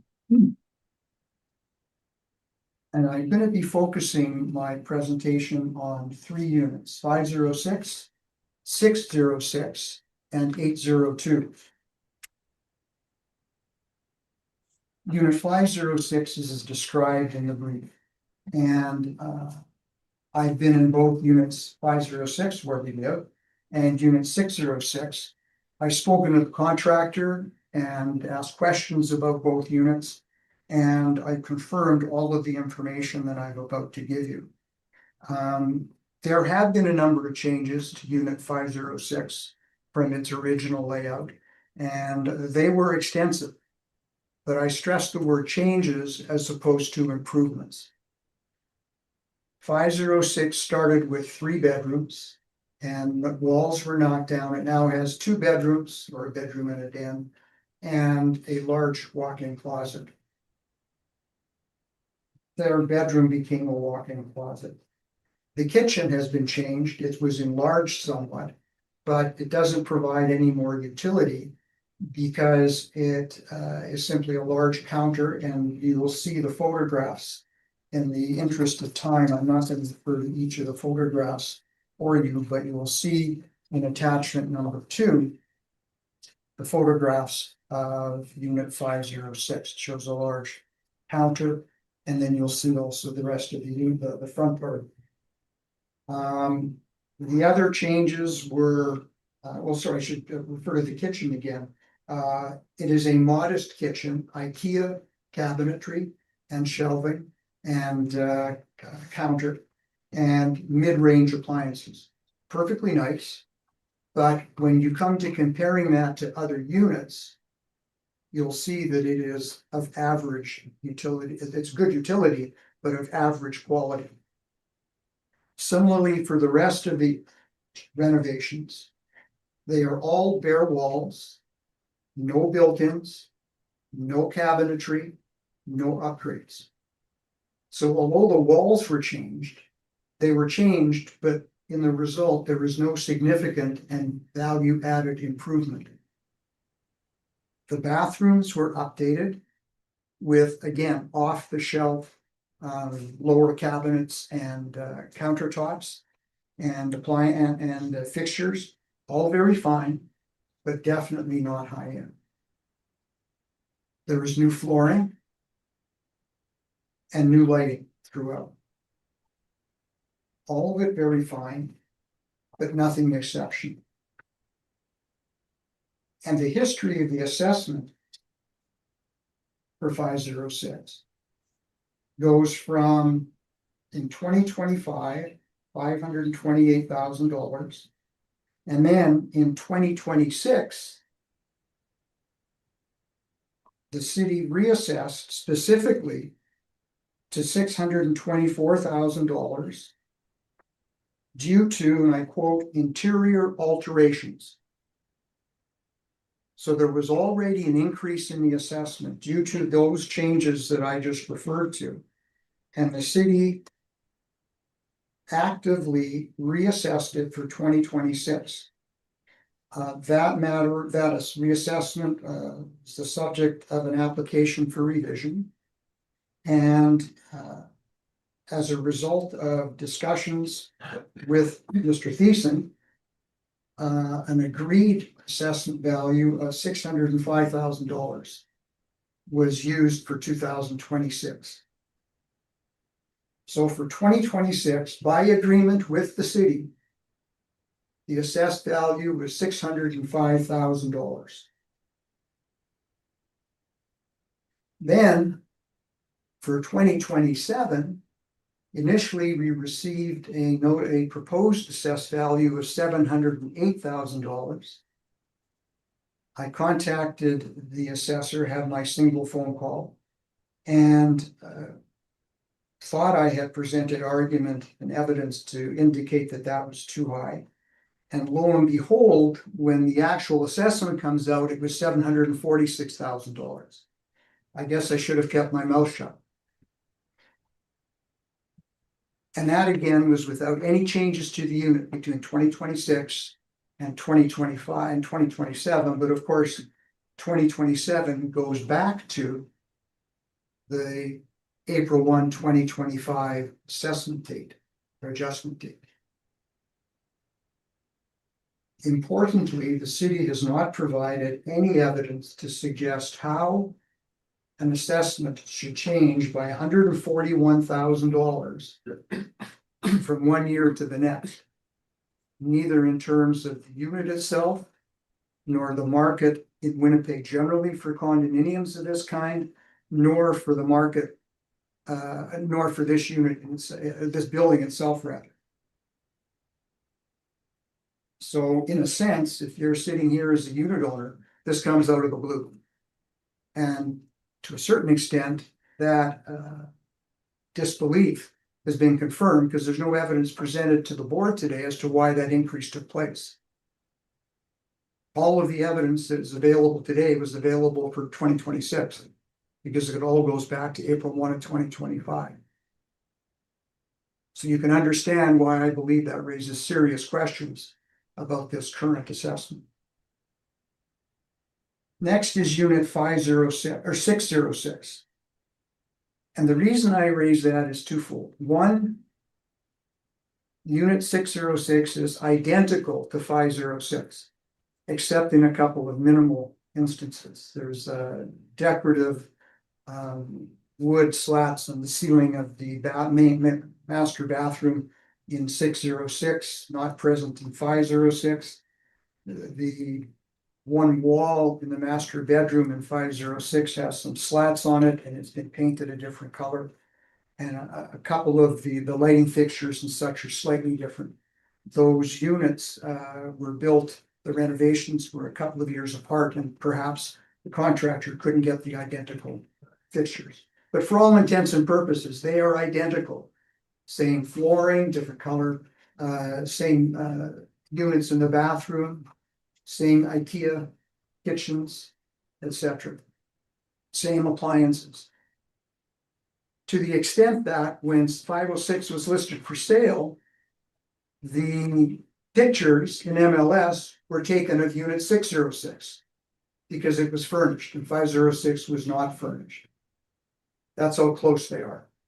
And when you went through the MLS listing for a visit, you were taken to 606 because you saw it with furnishings. If you wanted, if you're interested beyond that, we were taken to 506. And what is the 2027 assessment for unit 606? $650,000. Absolutely identical for all of these purposes, except it should be higher because unit 606 is one floor up. And the city indicates that the floor level is indicative to a certain extent of valuation. So the question arises, why was 506. Why was the sale price so high? There were a confluence of events that led to that. One was when we were interested in the unit, we were able to arrange a sale of our house without it being listed. To be completely frank, we did have a real estate agent who was the same one involved in this unit, but they were so interested in closing this that we got just an absolutely sweetheart deal for ours. We had no listing and we didn't even have to fix the house up. The first person who came in bought it. That's one. The second was we weren't aware of any of the comparables that are being reviewed now. In hindsight, which is always 2020, we ought to have been aware. So that was the second aspect. Had we been aware of some of that additional information, that you can rest assured that this price would not have been paid. And the third item, and I appreciate this isn't unique to us, and please forgive me, but my wife just had to have a unit. Whether that goes into the mix here for a market evaluation, I don't know.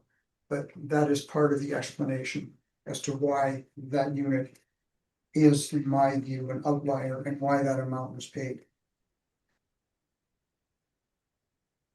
What I've provided at our tab 1, attachment 1, is a list of all sales from 1999 until October of 2024, which is unit 404. And I apologize, there's one omission from that list, and that's unit 201. I didn't notice that until I received the city assessor's brief here. So I have that list available again with unit 201 on it. And I can submit a hard copy now if it can be distributed. Madam Chairperson, would you like me to do that? How about we do this? If you just present it to us verbally, we will make note of it Okay. on ours, rather than us having to deliberate as to whether or not we'll accept late Fair enough. evidence and Oh. have to go in camera and all that business. Fair enough. You Fair can enough. just talk to it and we'll know it. Okay. It's not, in a sense, it's not new either because it does appear on the city's assessment. It's the same. Perfect. So for unit 201, the date of sale would be May of 2024. The square footage that shows on the assessment is 1757, and the price, just the price, not the adjusted price, is $390,000. Okay, thank you. That would be a revision.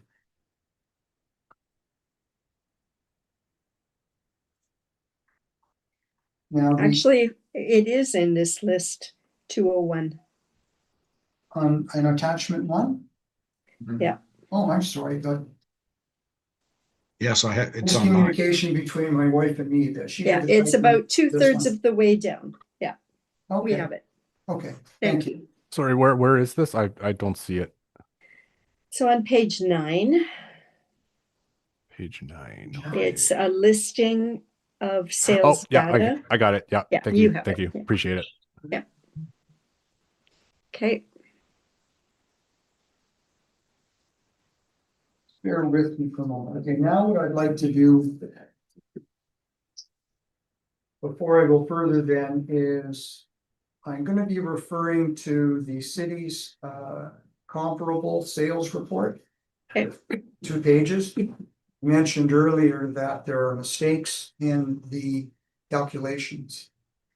And first off, comparable 1. And I'm only there are mistakes in the per square footage calculations, both for the sale prices and for the time adjusted sale prices. I'm only gonna go to the time adjusted sale price calculations.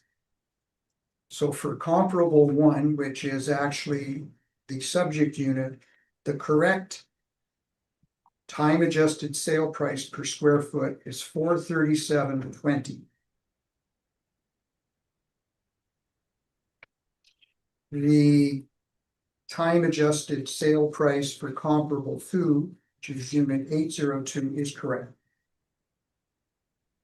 The time adjusted sale price for comparable 3, which is unit 503, should be $235.45. The time adjusted sales price for comparable 4, which is unit 404, should be $387. There may be some pennies on that, but I don't have it written down. The time adjusted sales price per square foot per unit for comparable 5, unit 502, is $260.11. And the time adjusted sales price per square foot for unit 201, comparable 6, is $222.38.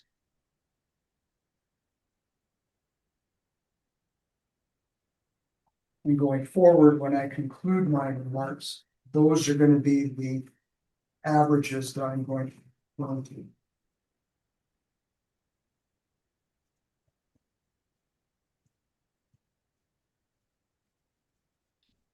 And in terms of the comparables, then I'm going to. Sorry, before I do that, I would draw your attention to the photographs of unit 506, which are at tab 2 of my brief. And I do that for the purpose of highlighting what you see are walls. No built-ins, no attachments, no cabinetry other than the lower cabinetry in the kitchen. There's no upper cabinetry. All there are those wood slats that you see on the first picture. And what you see in the kitchen is IKEA. Even the cabinets in the walk-in closet, shelving and stuff, are from IKEA. So useful and functional, of course. Upgraded, no. And what I'm going to do for the purposes of comparables is I'm going to concentrate on the comparables that are presented by the city. As Mr. Thiessen has acknowledged, those are presented as comparables because they're meant to be used to determine the assessed value of unit 506. And first off, I would point out that there is no information provided to the board to support any general increase in values for condominiums in Winnipeg between 2023 and 2025. And secondly, as the city has seen, as the board can see from our attachment number 5, any increase citywide was absolutely nominal, and from, bear with me just for a moment.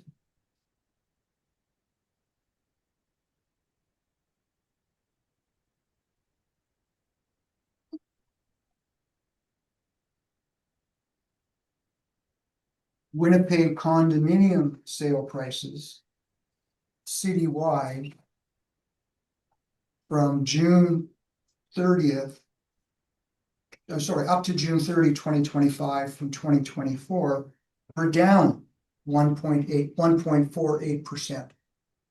And that's shown in our attachment number 5, which is a Century 21 cross Canada assessment of sale prices per square foot of condominiums, and that's specifically for Winnipeg. So not only is there no evidence of citywide increases in sale prices, in fact, the evidence presented and available to the board is that there was a decrease most recently. The second thing that I want to cover now is to get rid of the outliers.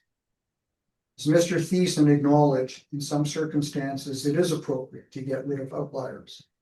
And I believe, although I'm certainly not an appraiser, I believe that that is part and parcel of the practice of appraising and determining assessed values. And the one I propose first off to get rid of is unit 802. And in particular, if you look at the pictures of 802 in attachment number 4, and you heard this earlier, although I know it's not evidence for me, but you heard this earlier that unit 802 in the building is considered to be a Cadillac. I think I would use the word Jaguar, but that's neither here nor there. The last 3 photographs, I'm sorry, the last 4 photographs are of unit 802. What you see is a unit with quality that is much, much superior to anything that has been discussed today. You'll see custom built-ins all throughout the main area. You'll see a kitchen with high-end built-ins, all custom made. You'll see a wet bar with a fireplace. You'll see glass shelving and glass display cases. You'll see even the laundry room, and I don't know this for sure, but it may not have custom cabinets, but it certainly has lovely built-in cabinets with a sink. And the unit is slightly larger than ours, 2106 square feet. Nothing that I have just described in unit 802 compares to anything in the subject unit 506. And on top of that, those renovations are very recent. Those are not dated renovations. And I can tell you as well from seeing photographs that the bathrooms are similarly upgraded. I wanted to limit some of the photographs. Very, very attractive bathrooms, both the main bathroom, the master ensuite, and the additional bathroom.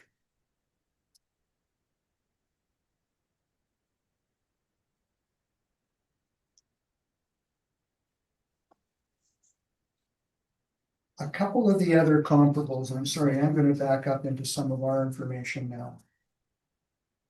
And I'm referring to unit 902. That I do want to address. And that is on the second page of our brief. You can refer to that later. Unit 902 is an end unit, so it has the same views. It has 2106 square feet, so about 50 square feet more. And its 2027 assessment was only $690,000, which was up significantly from its 2025 assessment. The work upon which that is based was done prior to the assessment. And from personal observation, I can tell you that that unit as well has a custom kitchen with custom cabinetry and custom fixtures. It has custom cabinetry, etc., in its main living area, in the living room. And it has 2 bedrooms plus a den. And it has a full laundry room with a sink and a fridge. No, fridge wouldn't come into it, but extra room in there for a fridge. Again, the overall quality, to use the city's own main criteria of 902, is much greater than 506. And I don't have a sales price there since the renovations, but looking at their assessed value of $690,000, when in every way that I've identified it, it is higher quality than unit 506. raises serious questions as to the valuation of 506. Next is unit 503, which is on the list of comparables presented by the city.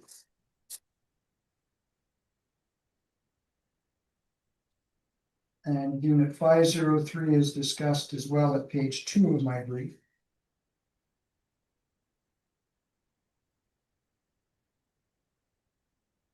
Again, there are pictures available of 503 in the brief.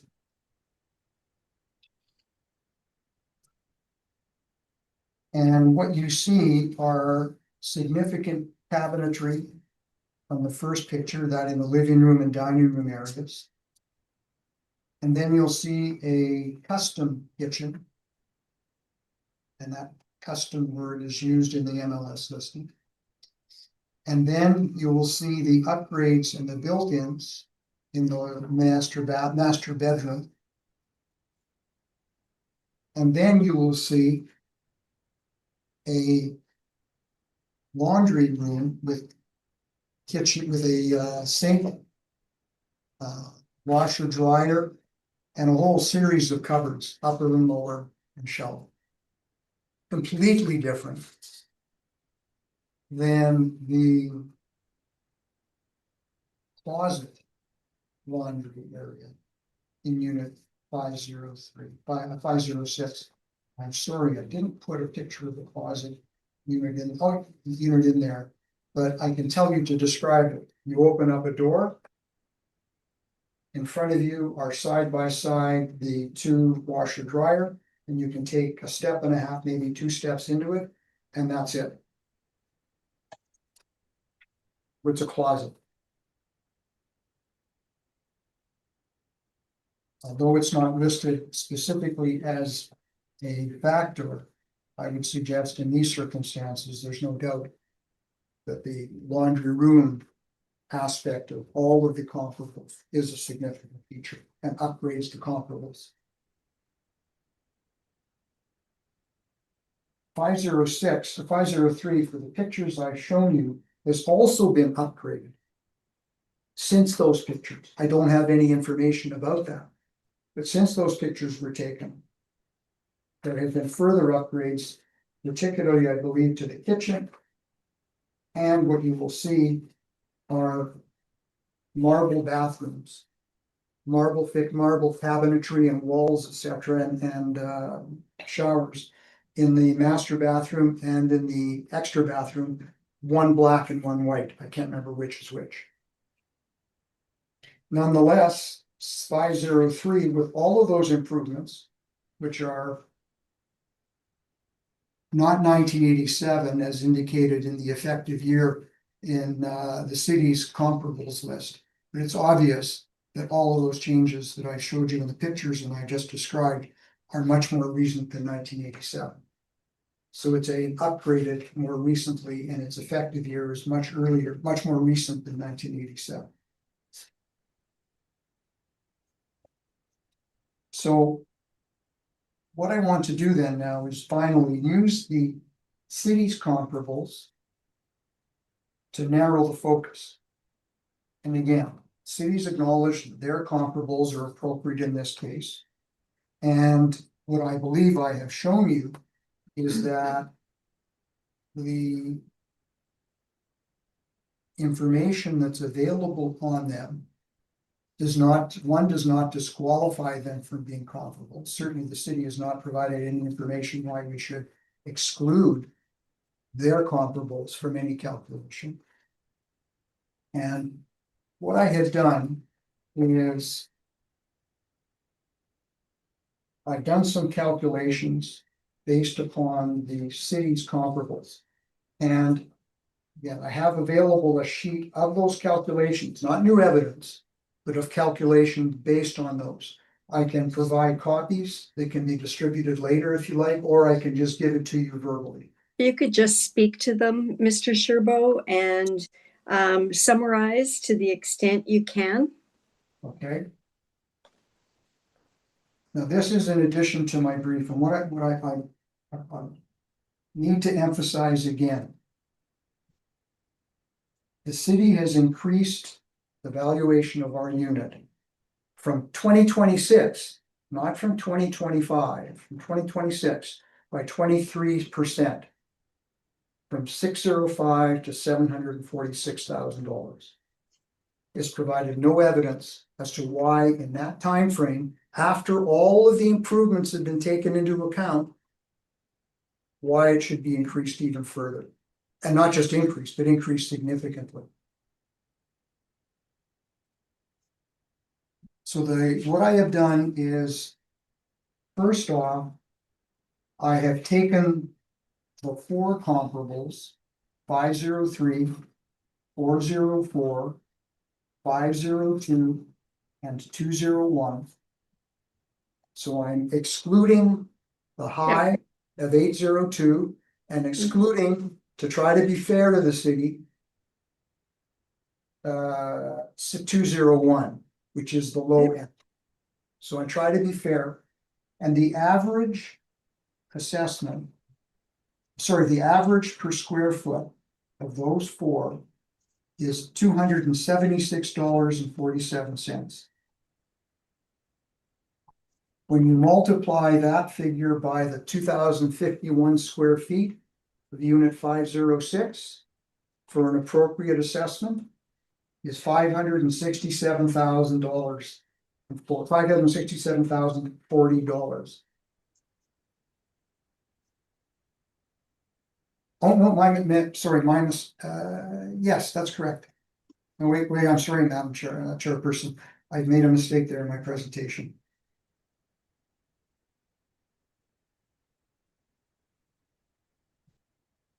Sorry, I did include 201. I'm coming to exclude it, but I did include 201 in that case. So the four comparables without 802, the average per square foot is $276.47. If you multiply that times 2,051 for the square footage of 506, $567,040. So that's all four comparables, 503, 404, 502, and 201.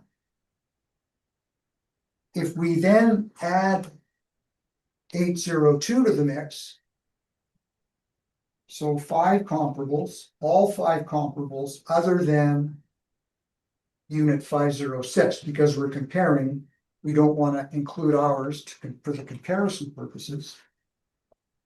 The total, or the average per square foot for all five is $469.68. Let me back up again. I had hoped to just provide this. The average for all four units is $315.11.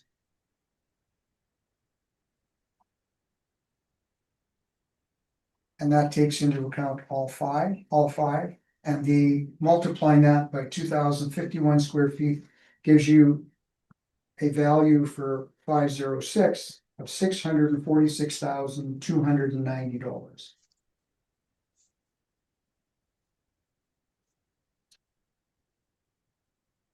Okay.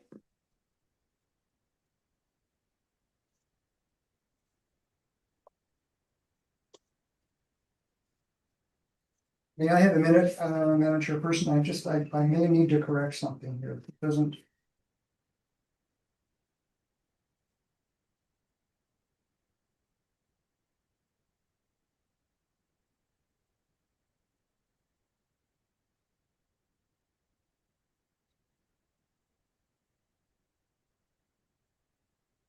Okay, no. And then lastly, what I have done is I removed the high 802 and I removed the low 201.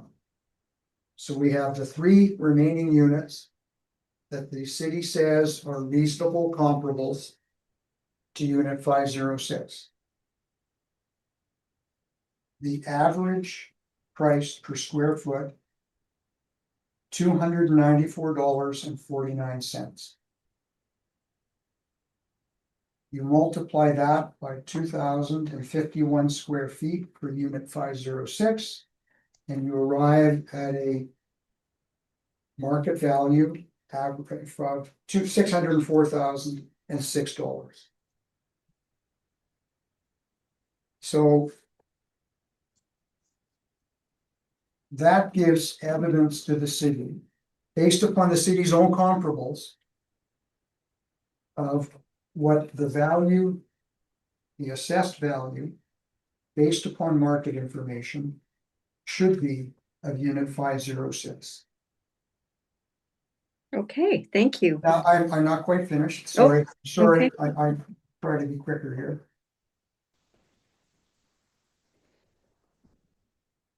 Now, based on this evidence, I could argue for an even lower valuation than I have suggested in my brief.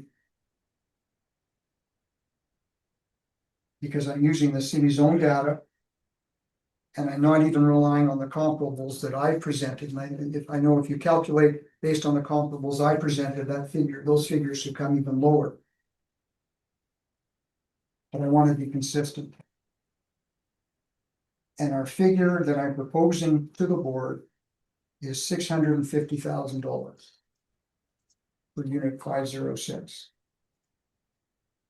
And I point out finally that it is consistent with unit 606, which is identical for all of our purposes to unit 506.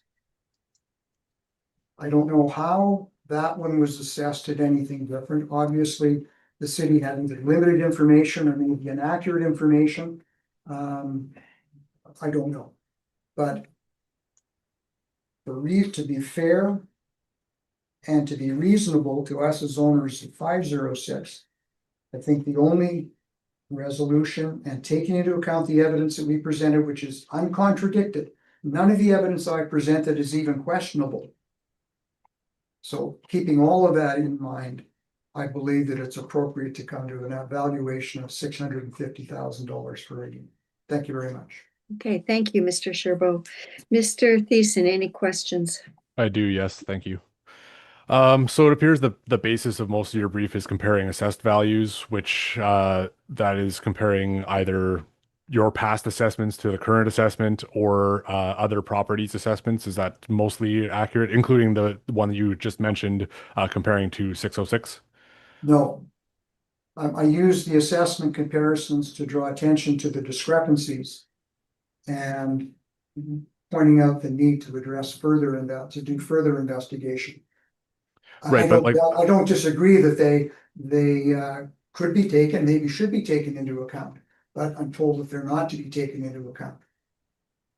Okay, but in your brief, page 5, 6, and 7 basically appears to be almost all related to assessed value data. Yeah, there's a lot of analysis of assessed values, yes. Okay, so you're aware that that is not valid data to look at? No, I would disagree. I'm not saying it's not valid. I'm saying it's valid and valuable to look at it, but I acknowledge that it doesn't go into the assessment of the assessed value of this particular unit. I could have gone over all those averages and brought it even lower by comparing to assessed values. Okay, Mr. Thiessen, the board is aware that we are not to consider assessed values, so leave that with us, please. Okay. So you still also presented citywide condo info on the increases or decreases, as you mentioned. But that's not really broken down into specific areas at all. That's going to be a total citywide blanket thing, right? Oh, for sure. But my reason for doing it is as much that as to point out the city's provided no evidence one way or the other. So nothing to support increases that the city's trying to impose now. So you have presented no evidence to support those increases based upon a market. Okay. Either in the building or outside the building. And then you mentioned that Unit 802 is quite superior, but that one sold for $242,000 above what your, or I guess not 242, Well, you can't compare the assessed values. $198,000 more than what your current assessed value is. Is that right? Well, mathematically, that's correct, but that has no meaning because you say we can't compare assessed values. That's a sale, Yes, but you're comparing it to an assessed value. your assessed value, which is Yes. under appeal. Yes, Okay, we understand. So yeah, but that you can acknowledge that that sold for $198,000 over what your current assessed value is, correct? that's the mathematics, yeah. And then there's also the time adjustment, which brings it up to $242,000 above what you're currently assessed. I didn't do the mathematics, but Okay. So then you mentioned that there are not dated renovations at one of the units. I can't remember exactly which one it was. I think it might have been your own actually. So your unit was entirely renovated between 2022 and 2024 though, correct? yes. Okay. As was taken into account for the 2026 assessment. It changed it. And just to clarify, you're basing your final value, off an average and not taking into consideration specific property differences while coming to that average? Well, no, I believe that the values, the properties that you have provided, they show comparability. In fact, some of them are even better. 503 is much better than ours. Both in terms of quality and in terms of amenities. It's bigger. It's got an extra room. Oh, sorry, my mistake. That one doesn't have an extra room. It has a 1 bedroom plus a den that can be converted. Okay, No, I don't think that there's any difficulty with the comparisons. In fact, you brought them up yourself. That's why I'm using them. Okay, and then the last question I have is on page 9 of your brief. That is just raw data sales. There is no time adjustment. So like with the properties that sold back in 2019, there's going to be 7 years of difference of market. So there's no time adjustment on those sales. Those are just raw data. Correct, that's Okay. correct. Yeah, they're not presented anything other than the raw data. Okay, thank you. I have no further questions. Thank you. Thank you, Mr. Thiessen. Mr. Rickson, any questions? I have no questions. Thank you. Mr. Kraus? I have a question. No. Okay, and I have no questions either. Thank you very much, Mr. Sherbo, for your presentation and your analysis today. It's very helpful. And you. we appreciate your effort and your time. Thank you to the members of the board for listening. Thank you. Okay, that concludes item number 6. We have 1, 2, 3, 4, 5, 6, 7 properties left on our agenda. So I would just ask the remaining applicants if you can hit the highlights and be succinct so we can make sure we give everybody their fair time. And let's proceed with item 7. This is file number 26-539, 141 Wellington Crescent, Unit 607. Well, that's right. Can you please state your full name? Harry Hay. Harry Hay. Do you affirm that the evidence you're about to give at this hearing is the truth, the whole truth, and nothing but the truth? Thank you. You may be seated. Good afternoon, Mr. Haid. Going to start with the assessor's presentation on item number 8, please. Thank you.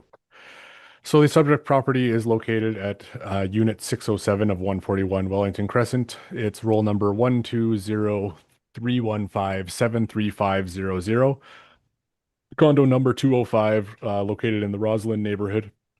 It's an apartment style condo built in 1987. It has had upgrades, so it has an effective age of 2007. It is on the 6th floor. It's a one-story unit.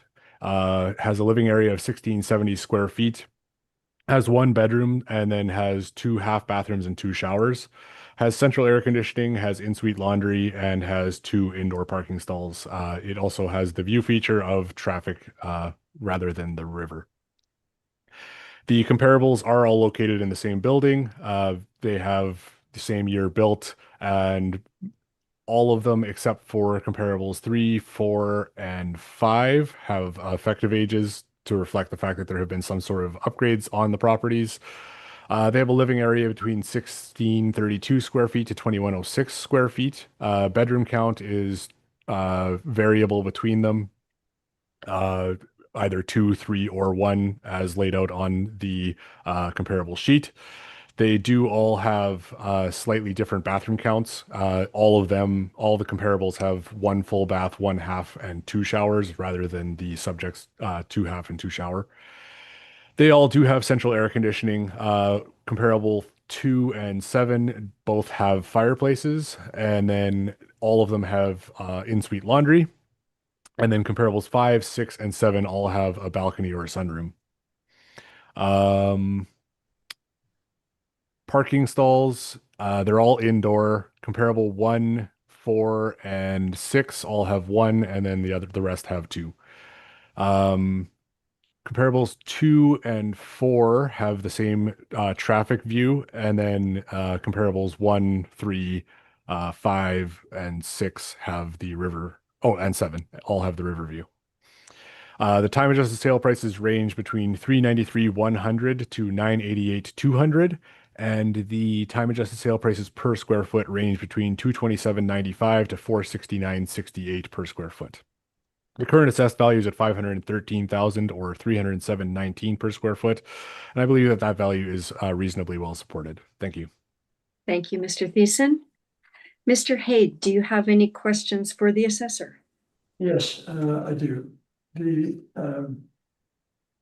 assessor had talked about the living areas in the building had been adjusted. And yet on my condominium comparable sales report, I am still showing 1,670 square feet. When in fact, all of the 07 units in the 07 stack are 1,630 square feet. I'm not sure how they reconcile that. Mr. Thiessen? I'm not the one doing the review, so I don't know what the situation is with that. Maybe they have not gotten to the unit. I don't know at this point what that situation is. Okay.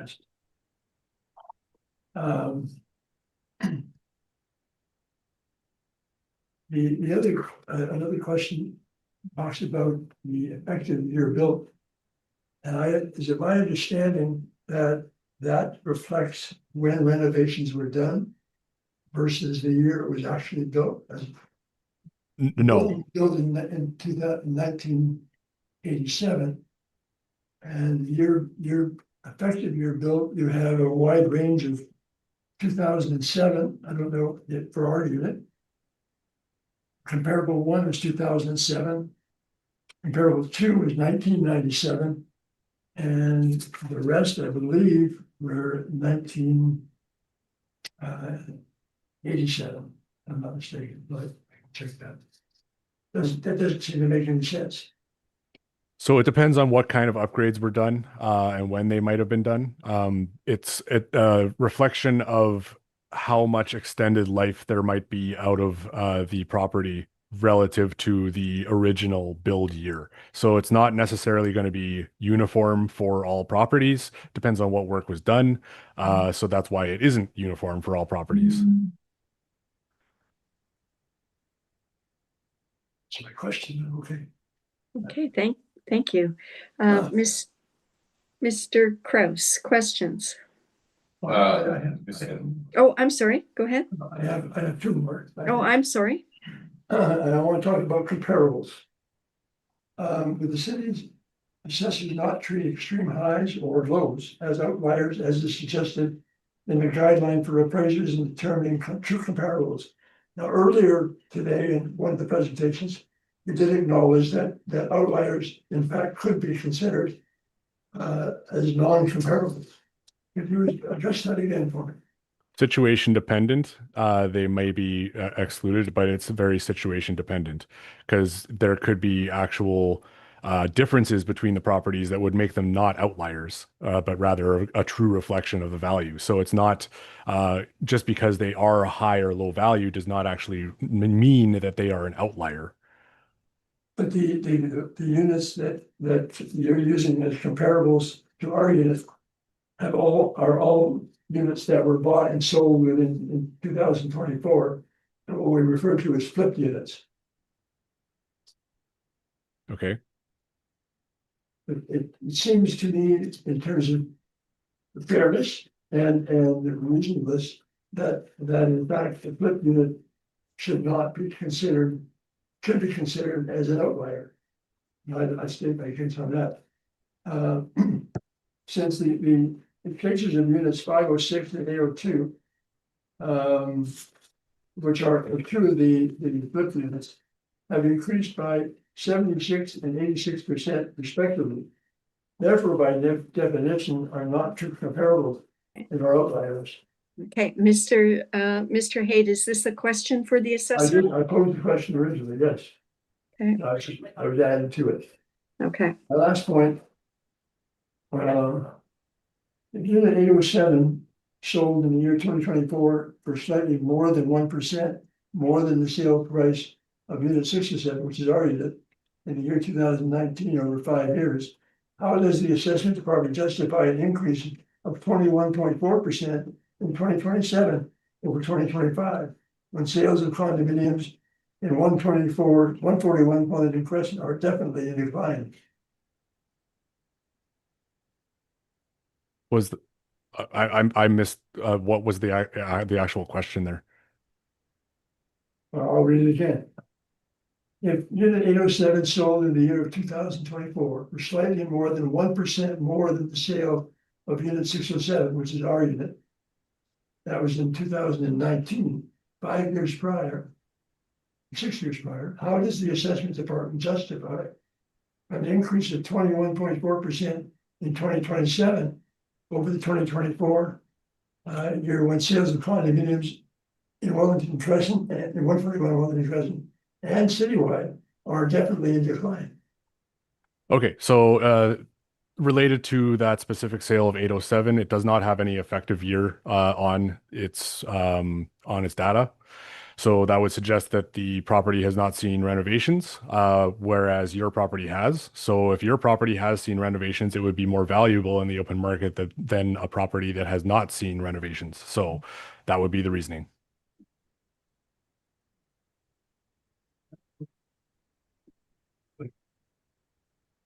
no additional questions, Mr. Haid? Well, I have no question. I'm sorry, you're cutting out for me. I don't have any more questions. Okay, thank you. Mr. Kraus, questions? I have no questions at this time. Thank you. Thank you. Mr. Rickson? I have no questions. Thank you. I have no questions either, Mr. Thiessen. Thank you for your presentation. Mr. Haid, your presentation, please. Yes, I submitted this. I'll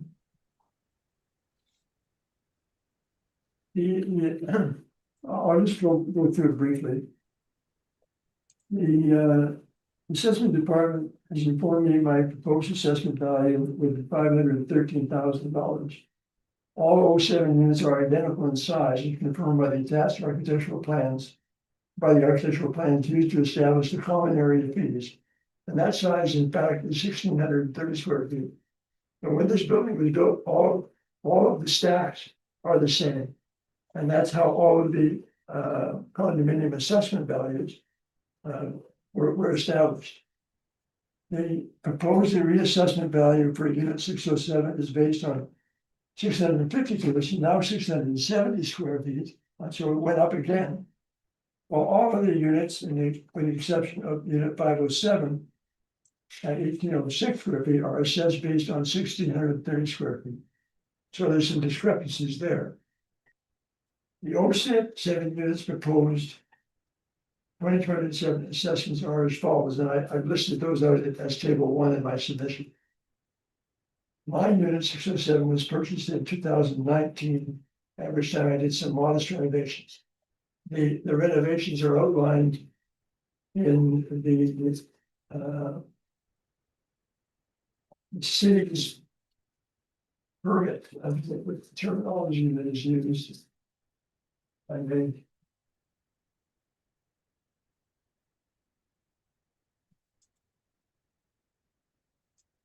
This is really just an outline of all of the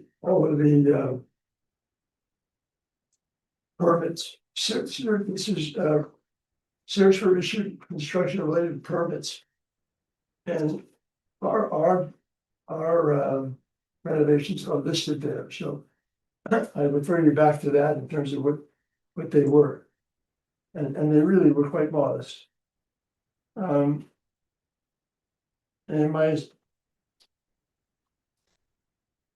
my renovations were the cause of a reassessment is most likely that this would have been explained by my reassessment in 2022. But in fact, 2022 was lowered to $348,000 from $393,000.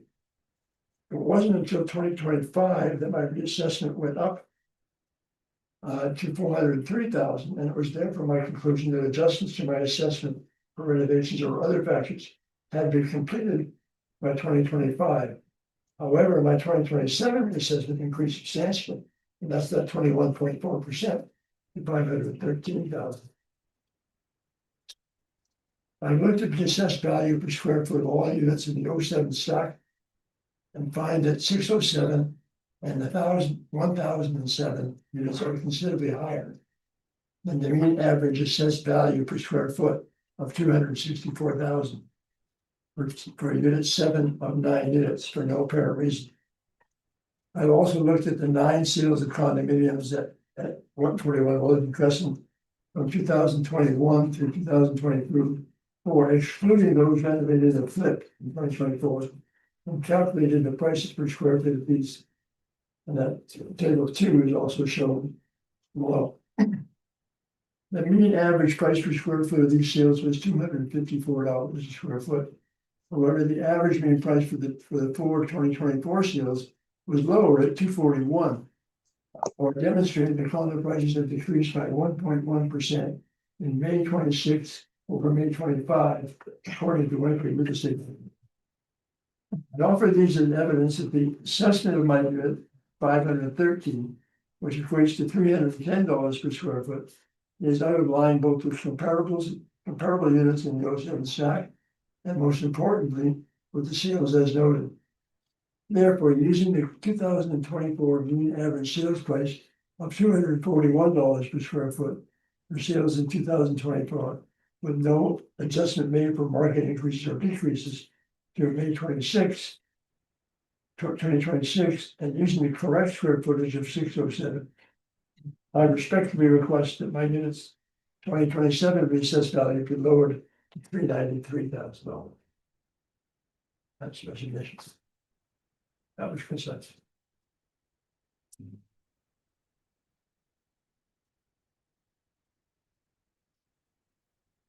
Sorry, muted myself. Thank you very much, Mr. Haid. Mr. Assessor, do you have any questions? I do just have a couple, thank you. Thank you. So what exactly were the renovations you did and when did you complete them? They were completed in 2019. There was a permit taken out, and as I mentioned earlier, they're quite specific. I did go through the permit data. Drains only, minor repairs, location of work within the building. Moving a laundry room drain, replacing 2 vanities, replacing 2 shower valves, shedding fixtures, adding a vanity and installing a shut-off valve. Adding wiring required to accommodate your layout and to accommodate code changes. M2 fire sprinkler system, and that was upgraded because as was presented earlier today, that system had to be upgraded, and the balance of the units that were not done in there by virtue of that cash call, when the renovations were to take place, then the condo building would pay for the replacement of the sprinklers, but not the relocation of the sprinklers. So it was a shared cost there. Interior alterations to include changes to partition walls for the condo unit. We did move a wall to accommodate a slightly larger laundry room. That was moving at 1 foot. And we changed what was the second bedroom was used as a den and had a double door off the living room. And we closed that and put a door off the hallway for that, to make it a bedroom as opposed to a den. And then general mechanical and electrical work was included, not just reading off the city's permit data. Okay. And then for the sales that you noted in your brief, are they specifically looking at sales that have also had renovations, or are they all just all sales? All sales. Okay. I have no further questions. Thank you. Thank you, Mr. Thiessen. Mr. Rickson, questions? Yes, Mr. Haid, I'm sorry, I couldn't quite hear some of the things you said about the renovations that you did. Did you do any major like kitchen renovation or bathrooms or flooring, anything like that? Yes, we upgraded the floor, and the flooring, it hadn't been touched since the building was built. I don't know where the 2007 comes from in terms of the revised or the effective year built. To the best of my knowledge, and looking at it, it was original. So the flooring was worn out, the fixtures were worn out. So Okay, but like the kitchen, did you put in new cabinetry and yes, and, yes. and countertops? Some of it was custom and some of it was IKEA. They're very. Was it the same contractor that did No, renovations not. in some of the other suites? No. All right. Thank you very much. Thank you, Mr. Rickson. Mr. Kraus, questions? No, I don't. Okay. Thank you. And Mr. Haid, I have no questions either. So thank you very much for coming in today and submitting a presentation and speaking to your presentation for us. We appreciate all the information you've provided. Thank you all very much. Thank you. Have a good day. Thank you. Okay, that will conclude item 7. Move along to item 8. It's file number 26-1791, 141 Wellington Crescent, Unit 904.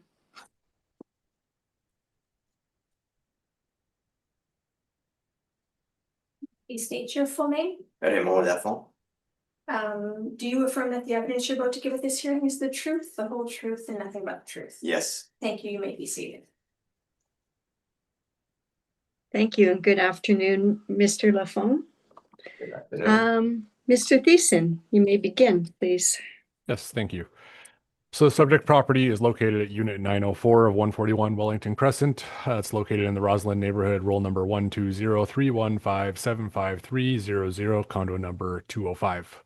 It is an apartment style condo built in 1987 with an effective year built of 2007, suggesting that it has seen some upgrades. It's on the 9th floor, and it's just a one-story unit. It has a living area of 1632 square feet and has 2 bedrooms, 1 full bathroom, 1 half bathroom, and 2 showers. Does have central air conditioning, does have in-suite laundry, doesn't have any balconies, sunrooms, patios, decks, attached garages. And it has 1 indoor parking unit. It also has the view of the river, and the comparables are all located in the same building. They're all either on the 4th or 5th or 8th or 2nd floor. Most of them have an effective year built as well. So it's only comparable 2, 3, and 7 that do not, suggesting that they have not seen any renovations prior to their sales. The living areas range between 1632 to 2106 square feet. Bathroom counts or bedroom counts, sorry, are slightly different between the comparables. They either have 2, 3, or 1, and that is laid out on the comparable sheet. The bathroom counts are all identical for all the units as 1 full, 1 half, 2 shower, except for comparable 5, which only has the 1 shower. They all do have central air conditioning, and comparables 5 and 6 do have fireplaces. They all have in-suite laundry, and then for comparables 2, 4, and 6, they do have a balcony or a sunroom. Indoor parking stalls, They all have either 1 or 2, with comparables 1 and 7 having 1 and the rest having 2.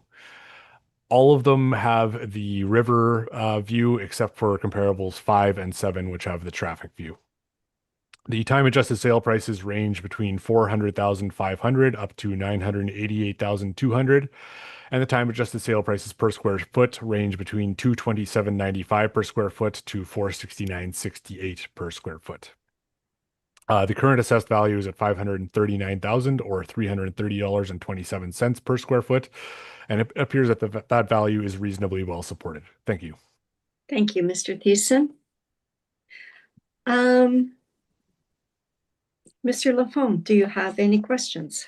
Yes, one question essentially. The calculations of the time adjusted sales price per square foot, when I look at the comparative sales report, which was provided, can I presume that the way they were calculated is you took the time adjusted sale price divided by the number of square feet indicated further above? That should be how they are calculated, yes.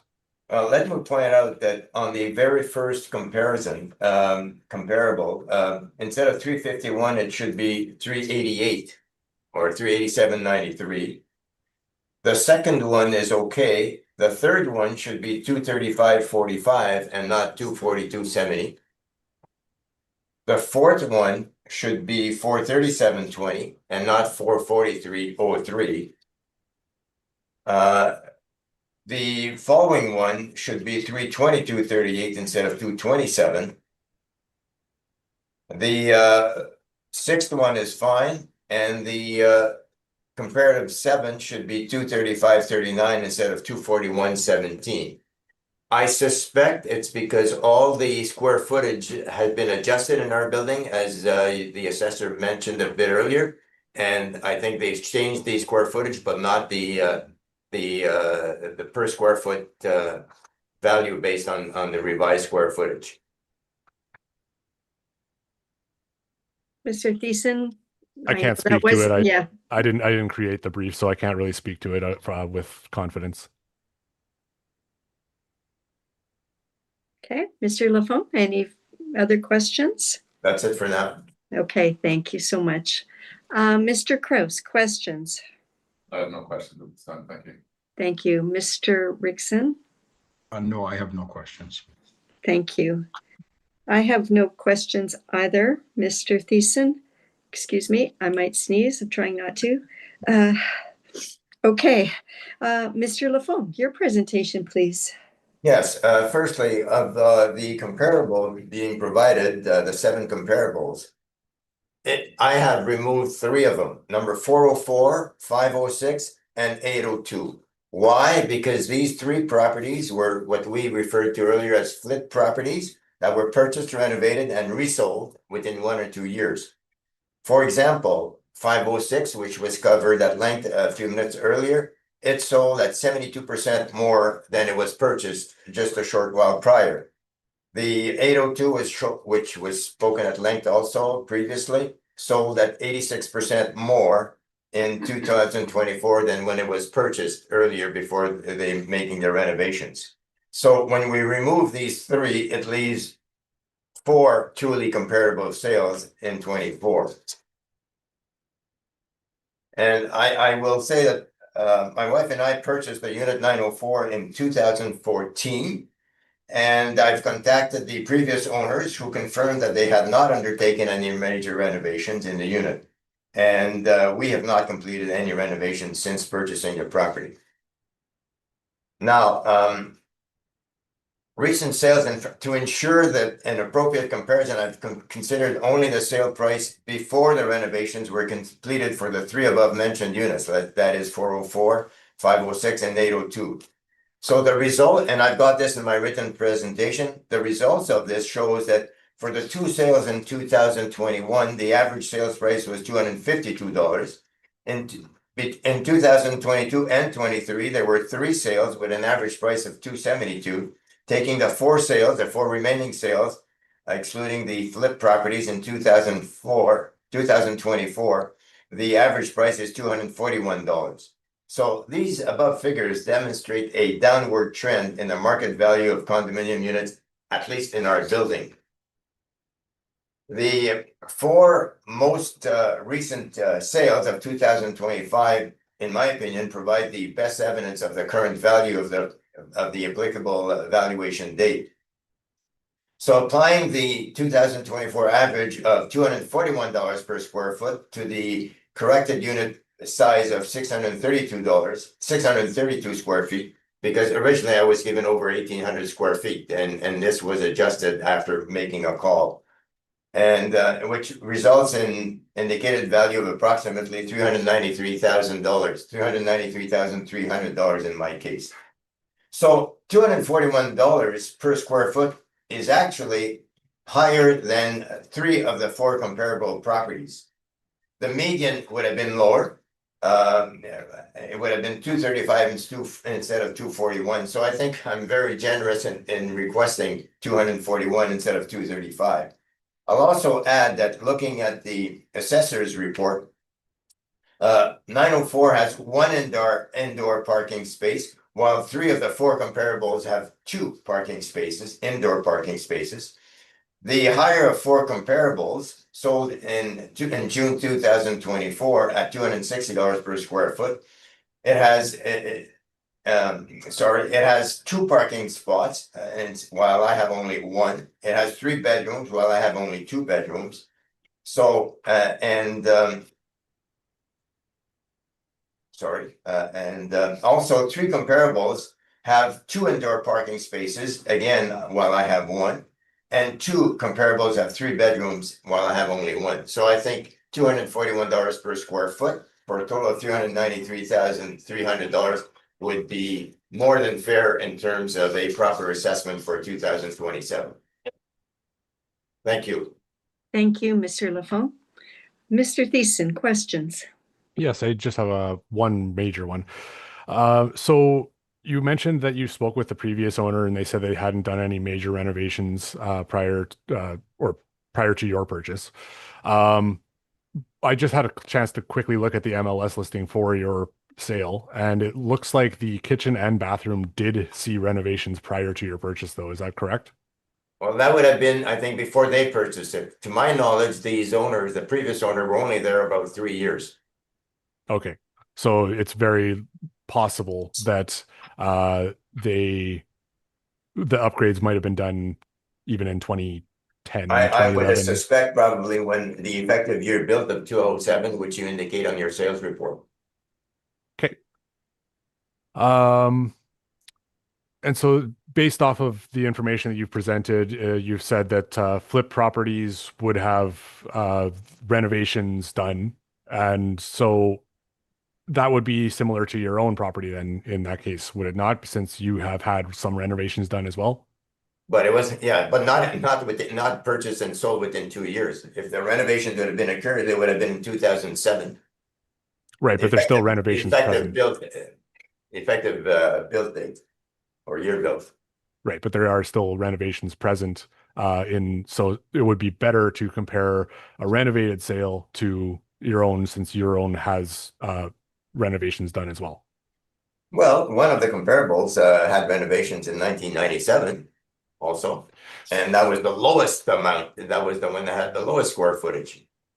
So just for clarity, that's not when the renovations were done. That's just reflecting that there have been renovations done. The date of the effective year built isn't saying when that renovation was done. I have no further questions. Thank you. Thank you very much. Mr. Rickson? I have no questions. Thank you. Thank you. Mr. Kraus, questions? I'm just looking at your table and you have a final column price per square foot. Is that a time adjusted price per square foot or your set? You're referring to the $241 value?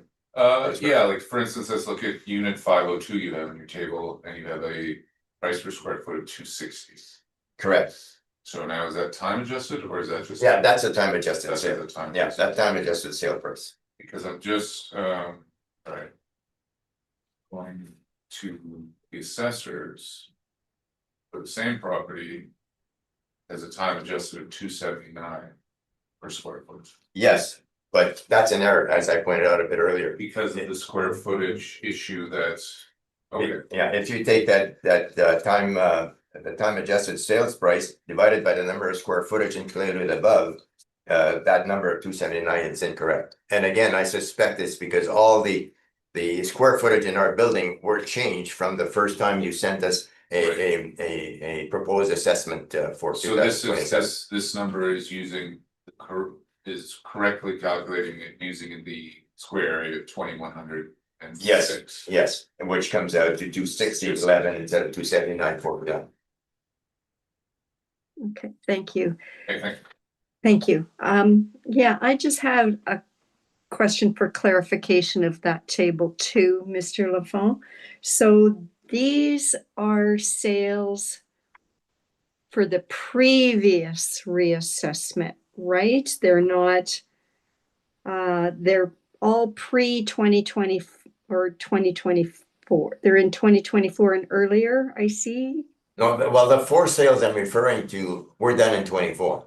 So you're just really looking specifically here at the 2024 sales. The other ones are Correct. for information purposes. The others were just to indicate that there's really been no increase in the value of the units when you consider the square footage in 2021, Okay. 22, 23 versus Okay. 24. So you're comparing the older sales to the newer sales, really, to So see I'm the only change. using 4 of the 7 sales done in Okay. 24, excluding 2 of the major units which were spoken at length by some previous presenters.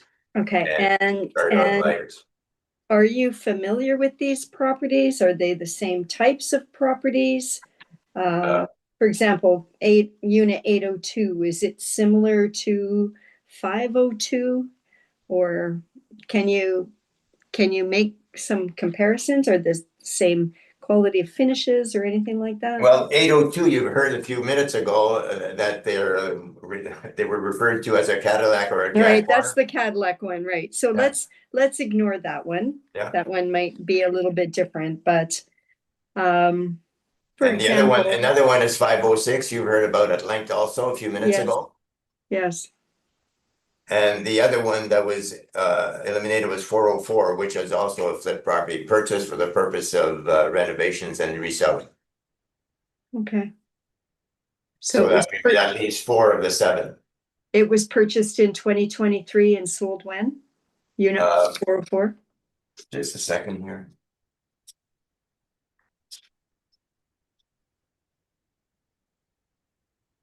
Yes, purchased in 2023. Sold in 2023, I'm sorry. And purchased in 2023 also? I forget. When was it purchased? Do you know? I don't have this with me. I have that, Okay. but I don't have this with me. Okay, that's okay. Oh, here, just in the above. Unit 404, purchased in 2023, renovated, sold in 2024. Yes, you're okay. Okay. Yes, right on. Okay, okay. Okay, I don't have any other questions, Mr. Lafont, so thank you very much for coming in and your presentation. Thank you. I appreciate your time and your effort. Okay, that concludes item 8. We have 5 properties left. Do we need a quick 5-10 minute break? I'm all right. Mr. Thiessen? If I could just get a couple minutes to go to the washroom and Okay, stuff, that would be great. About Okay, 5 minutes well- would be good. let's resume at 12:55. Does that work? Or- That should work. Okay, thank Thank you. you. Just recess for a few moments. Madam Chair, we are live.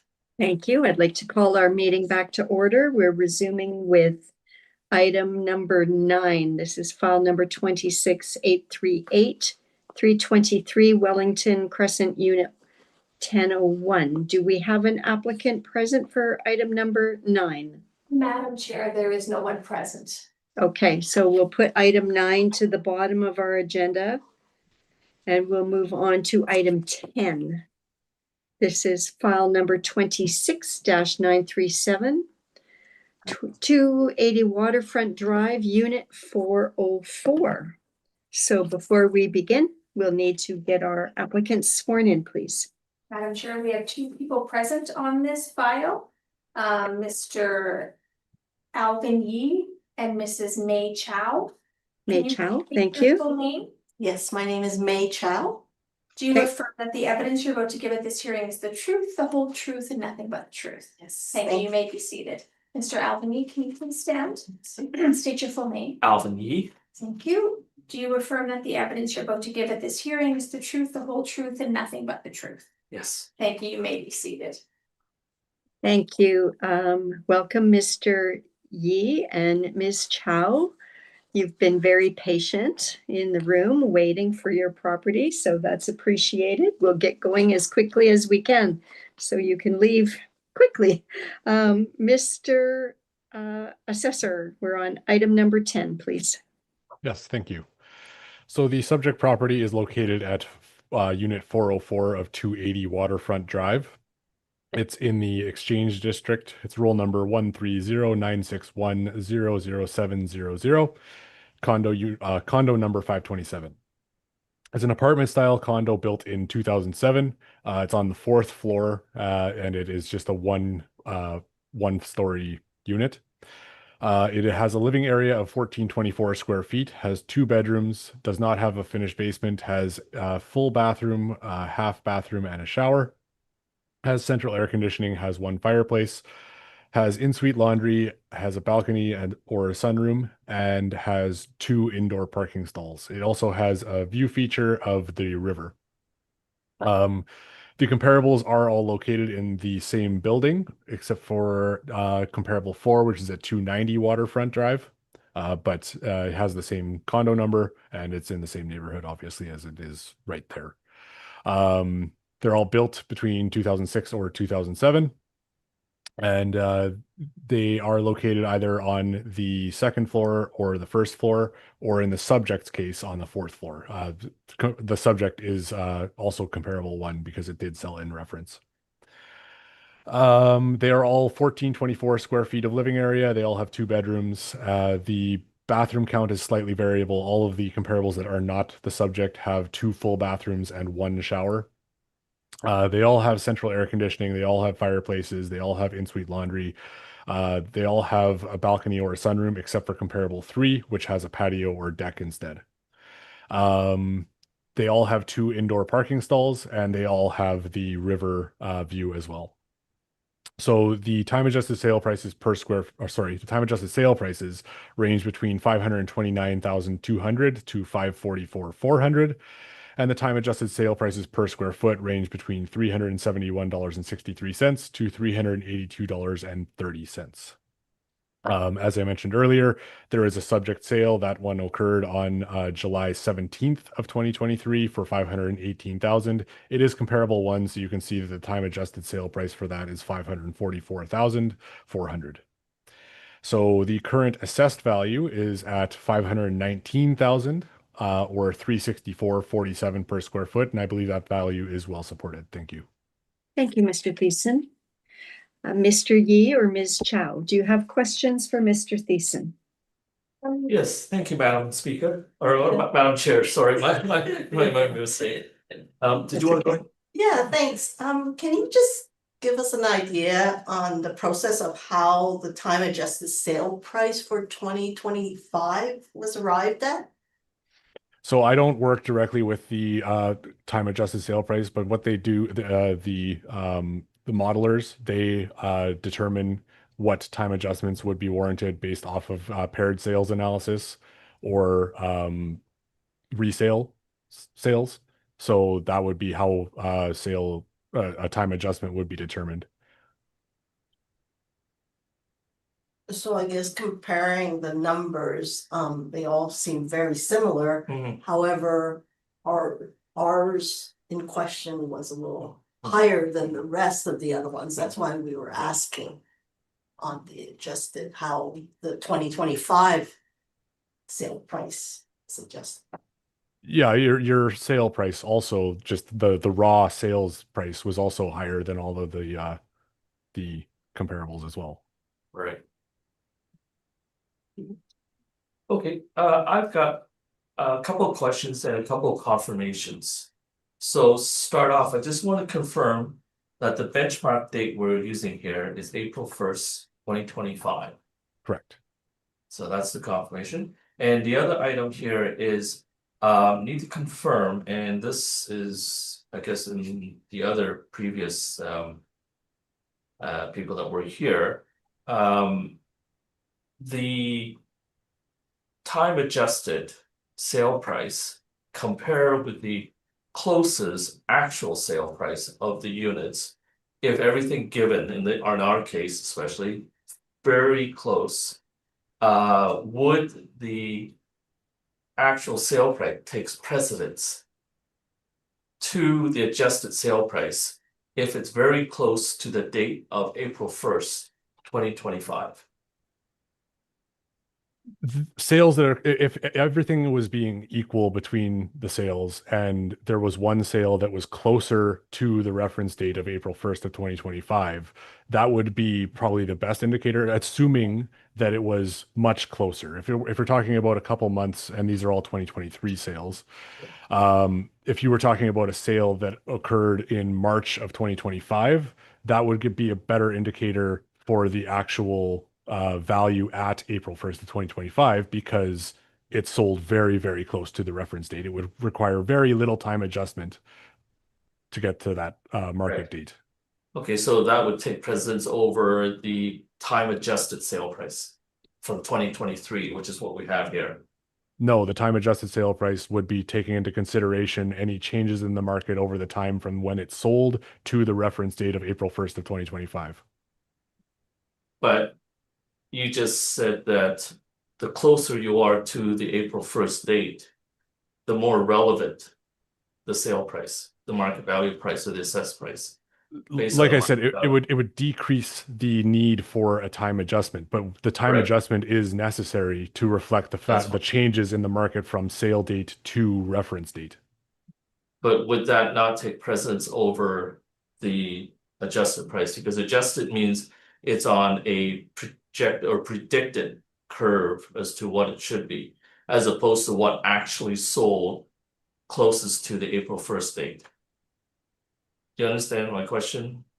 I do, but it's not correct.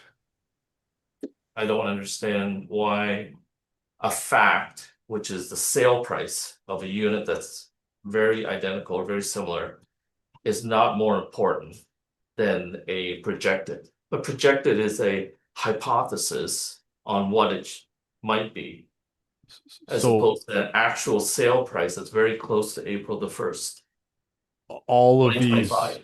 all of these all of my sales data occurred in 2023, so they all require time adjustment. Right. But we found a unit that sold in February 8th of 2025. That's within 2 months of April the 1st.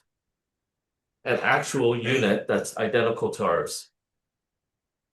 And we can get to that when I present, but I'm just giving you a little bit of insight in that first. So that's why I needed some confirmation. I think it's important to know that that unit that sold in February of 2025 should seriously be taken into consideration when determining the market value of where we are, of what you project, of what it should be. And the other thing I want to confirm is earlier with Mr. Mathers and the gentleman number 4 presentation, there's confirmation that the number of bedrooms do have an effect on the assessed value. I did not confirm that. I said it could. I don't know. Okay. Anyways, and the other thing is, as you indicated when you read sort of the items that are included in our unit, we have one bathroom, one full bathroom, and one half. So we're less than all the comparables. All the comparables have 2 full bathrooms, according to your comparables here. So they all have 2 full bathrooms and one Right. shower. However, Right. you have 1 full bathroom and then 1 half bathroom with a shower. So Right. it's basically like 2 full bathrooms. Well, They basically have 1 extra shower. yeah, so we are less than that, they are. So we are at a disadvantage because we don't have 2 full bathrooms. Okay. Okay. Okay, so that's what I need to confirm. So these 2 points here. I think that's all. So you've got the adjusted prices, so, okay, so you've got 208, sorry, 280 and 290, okay, so you've got 290 in there as well. Okay, that's all I have in terms of questions. Okay, thank you. And confirmation. Thank you very much. Mr. Rickson, do you have questions for the assessor? Yeah, can you just give me some clarification on these bathrooms? You've got a full bath and a half bath, but the half bath has got a shower. Is that correct? That's my assumption, because it would either be the full bathroom has a toilet, a sink, a separate tub, and a separate shower, or it would be there's 2 bathrooms, one of which has the toilet, sink, and bathtub and shower combination, or just a bathtub standalone, and then the other one which would have the toilet, sink, and stand-up shower. I don't know for a fact what this specific case is, but my assumption would be you have the one with the toilet, sink, bathtub, and one with the toilet, sink, and stand-up shower. Is that normal for assessments for an assessment to show a bathroom that's got a sink and a toilet and a stand-up shower, only to call that a half bathroom? Is that what I'm to understand? Yes, because we separate the shower itself, because it could go again as something that goes into a full bathroom, and then it's a full bathroom with a shower. So it would be like a 5-piece bath versus a 3-piece bath with the toilet, sink, and stand-up shower, or Okay, a then 4-piece bath with the toilet, then sink, what and would you call something that's got a toilet and a sink? a half bath. Be a bathroom? Half bath, no shower. Half bath, no shower. Okay, fair enough. Thank you. Thank you. Mr. Cross? No questions at this time, thank you. Thank you. I don't have any questions either, Mr. Thiessen. Mr. Yee or Ms. Chow, your presentation, please.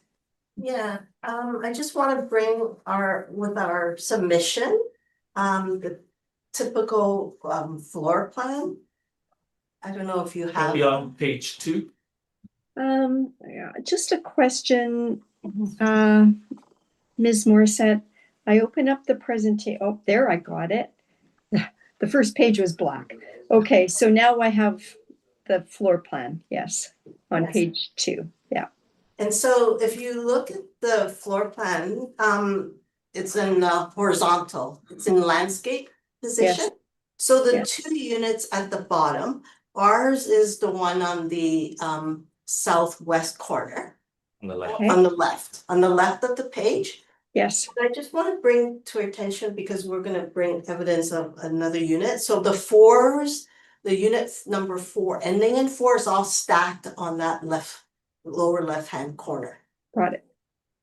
And then we want to bring your attention that it's actually identical and flipped the units that end in 1, and that's on the right bottom corner, those ones.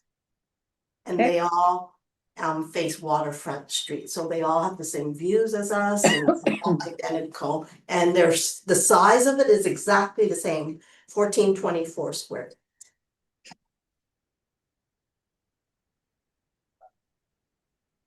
Okay.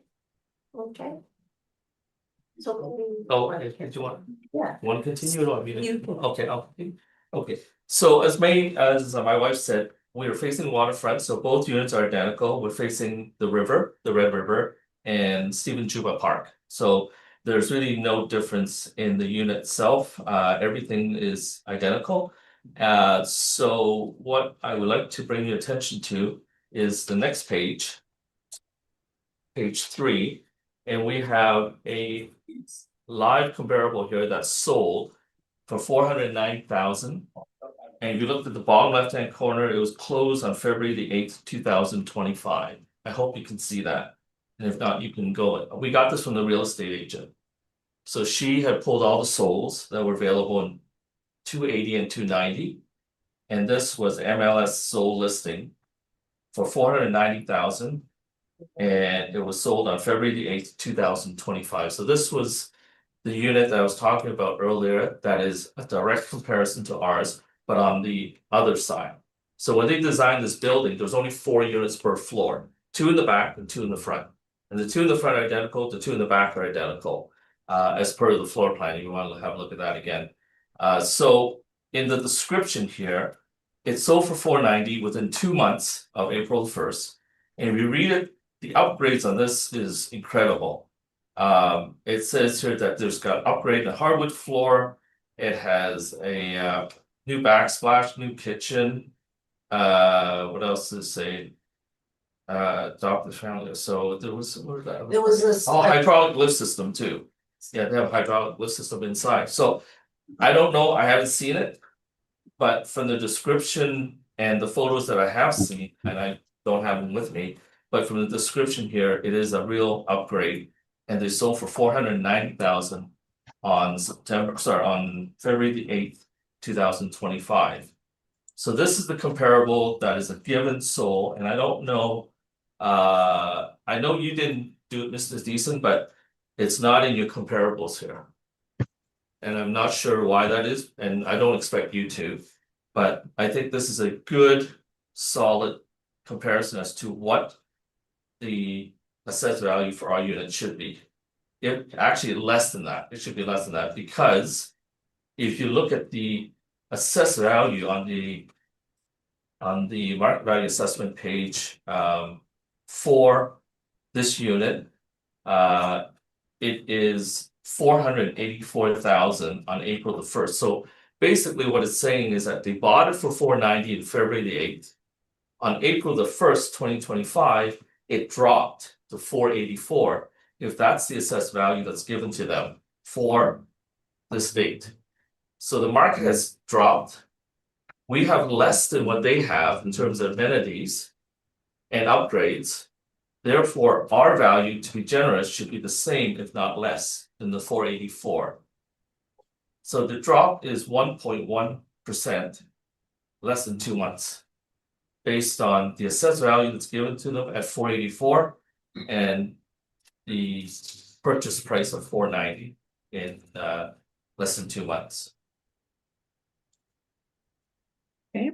And then on top of that, if we look at unit 304 in 280, their assessment was also $484.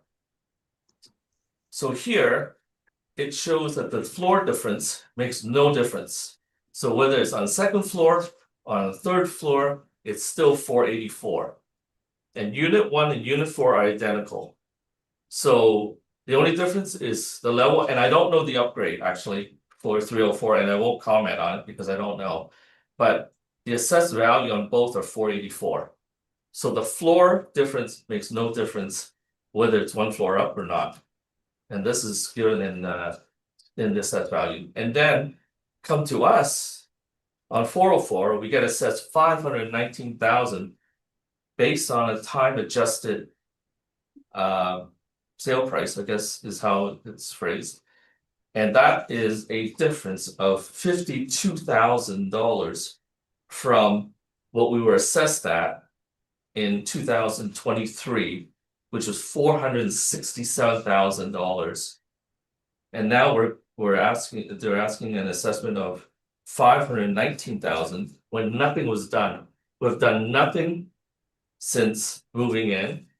And in my notes, I did mention that when we moved in, you can see on the notes, we did minor renovation. Painting. There were light fixtures that were supposed to be working, did not work. So we had to replace a few of the pot lights. And there was a leak in the condenser unit inside our unit that we need a plumber for. As well, at the same time, I guess you can say it's fortunate, upstairs had a leak in their bathroom while we were doing a renovation. We couldn't figure out where the water was coming from. So we had to get a plumber in to assess where the problem was. And it was actually upstairs that we had to repair. And then we had to stop our construction until that was repaired. So our floor got damaged. We had to replace the floor, not by choice, but because of water damage from above. We had to repair the light fixtures and we painted. That's it. That's all we've done for in 2023, and we haven't done anything since. We've been living in the units, and so if you look at the assessed value of 467 in 2023, and now or the assessed value, sorry, market value as of April 1st, 2023, our assessed value was 467, which is fair because 304 was 465 and 504 was 470. Oh, so yeah, 504 was 470.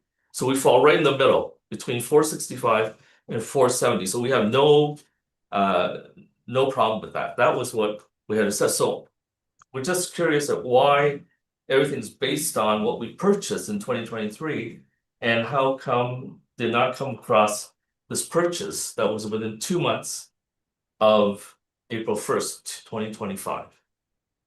So that's Yeah, and so Yeah. if our purchase price Yeah. was taken into consideration, we saw that this building, the price decreased in terms of market value, so we paid But- more than what we should have. Yeah, and- no, the increase is 52,000. The increase for the other units were 19,000. So from 2023 to now, we've done nothing. And we're hit with a $52,000 increase. And they have $19,000 increase. From 465 to 484. And from, what was the other number? 470 to, what did they have? 501. So I'm not gonna speak on their behalf. I mean, if they have concern, they should be here presenting, but whatever, but the increase is really. I don't know where you get the, I mean, where the numbers are coming from, a projected. Adjusted sale price, time adjusted sale price. But really, that's why I think it's more relevant to go with the sale price 2 months before. An identical unit that's better than ours, had more upgrades, and 2 bathrooms rather than 1, 1.5, and a shower. So I think that's it. Was there anything else? Can I say anything else? I think that's it.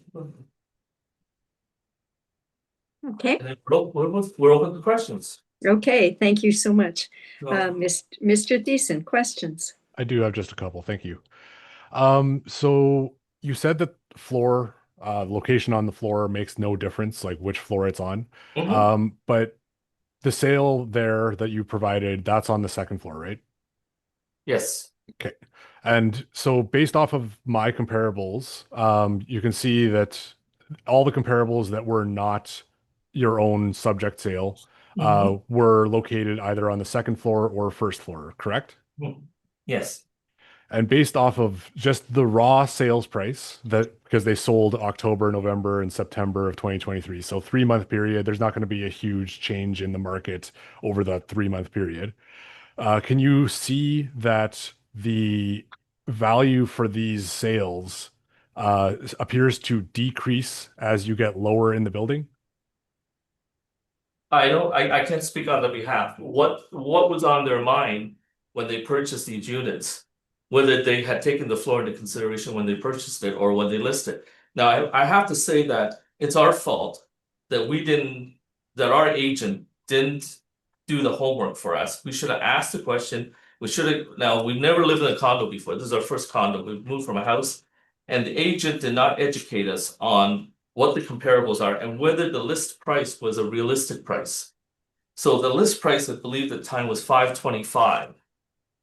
And we thought 518 was a good price, but actually I think they inflated the list price and we just purchased it. But I don't think we should be penalized if we purchase over what the other prices are because we didn't know. Like, and then, but the thing was that in 2023, the adjustment was made to be 467. Now, how it was calculated, I don't know. But our assessed value was 467. And how you jump from 467 to 519 based on hypothetical sales is beyond me. as opposed to actual sale that purchased 2 months again. I'm repeating myself, but 2 months prior to the actual confirmed, the actual benchmark date of April 1st, 2025. Okay, so just kind of still touching on the floor, I'm quite familiar with the area. You're looking directly across to Stephen Juba Park, correct? Yes, yes. So up, just looking at the picture that you provided on your brief, if you're on the second floor, you're basically going to be looking at basically the street, right? Well, you know what? This is something that I'm not living there, so I can't say, right? And the thing is that whether someone will pay what they pay is something that's hypothetical as well too. We can't say that somebody says they'll pay higher for one side than the other. It's we're looking at facts here, and the facts show that on the assessment, on the city's assessment, on the third floor and on the second floor, the assessed value is identical, 484. And in fact, the second floor, I guess, yeah, no, they're both identical, and that the market dropped 1.1% from the time the unit was purchased at 490 to 484. So go figure. I don't know. I'm stumped. And I mean, we can talk until the cows come home as to where you're located, what views you have with Floyd. I can't speak on other people's behalf. We bought the unit, partially our fault, partially we didn't have an agent that was able to educate us that we had overpaid, which is fine. We live with it. And then the adjustment was made in 2023, or based on 2023 and 2024. And we said, okay, but then when we look at the difference again, it's like, well, I'm going back to 2023 when we should be looking at 2025 numbers. Because 2025 is the benchmark that we're looking at. Okay, I just have one other brief question, and it's kind of a two-parter. So you did pay 518,000, correct? Yes. And then that was about 17,000 less than asking price. Is that correct? No, that was only 7,000. I'm looking at the listing right now, and it Oh, was listed at maybe. Oh, yeah. 534,900. thought it was 520. Okay, so maybe it's Sorry, 575. Okay. I Okay, can't you're right. hear. I can't hear. Mr. Thiessen, can you repeat the question? Yes, so the listing price was that 534,900 for your sale? Yes. Okay. Yeah, And I'm sorry, I paid thought it was 518. 525. But you paid 518. Yes, I did. Okay. I have no further questions. Thank you.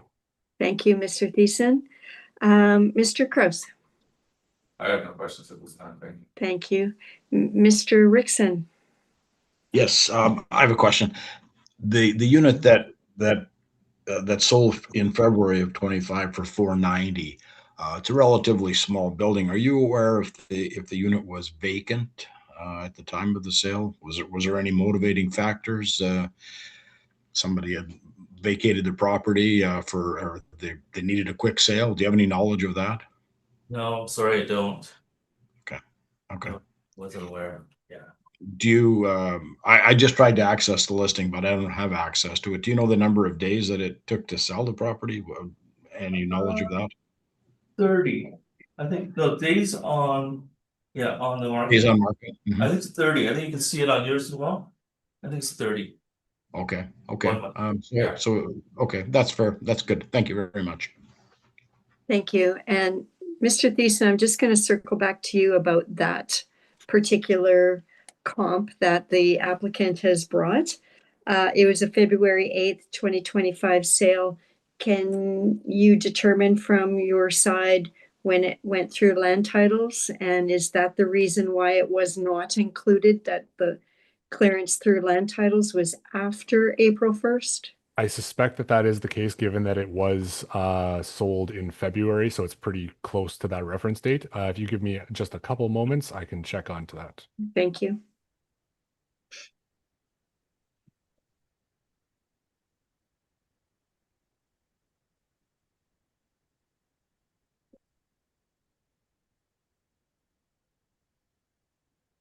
That was unit 201. Yeah. Yes. Yes, so it got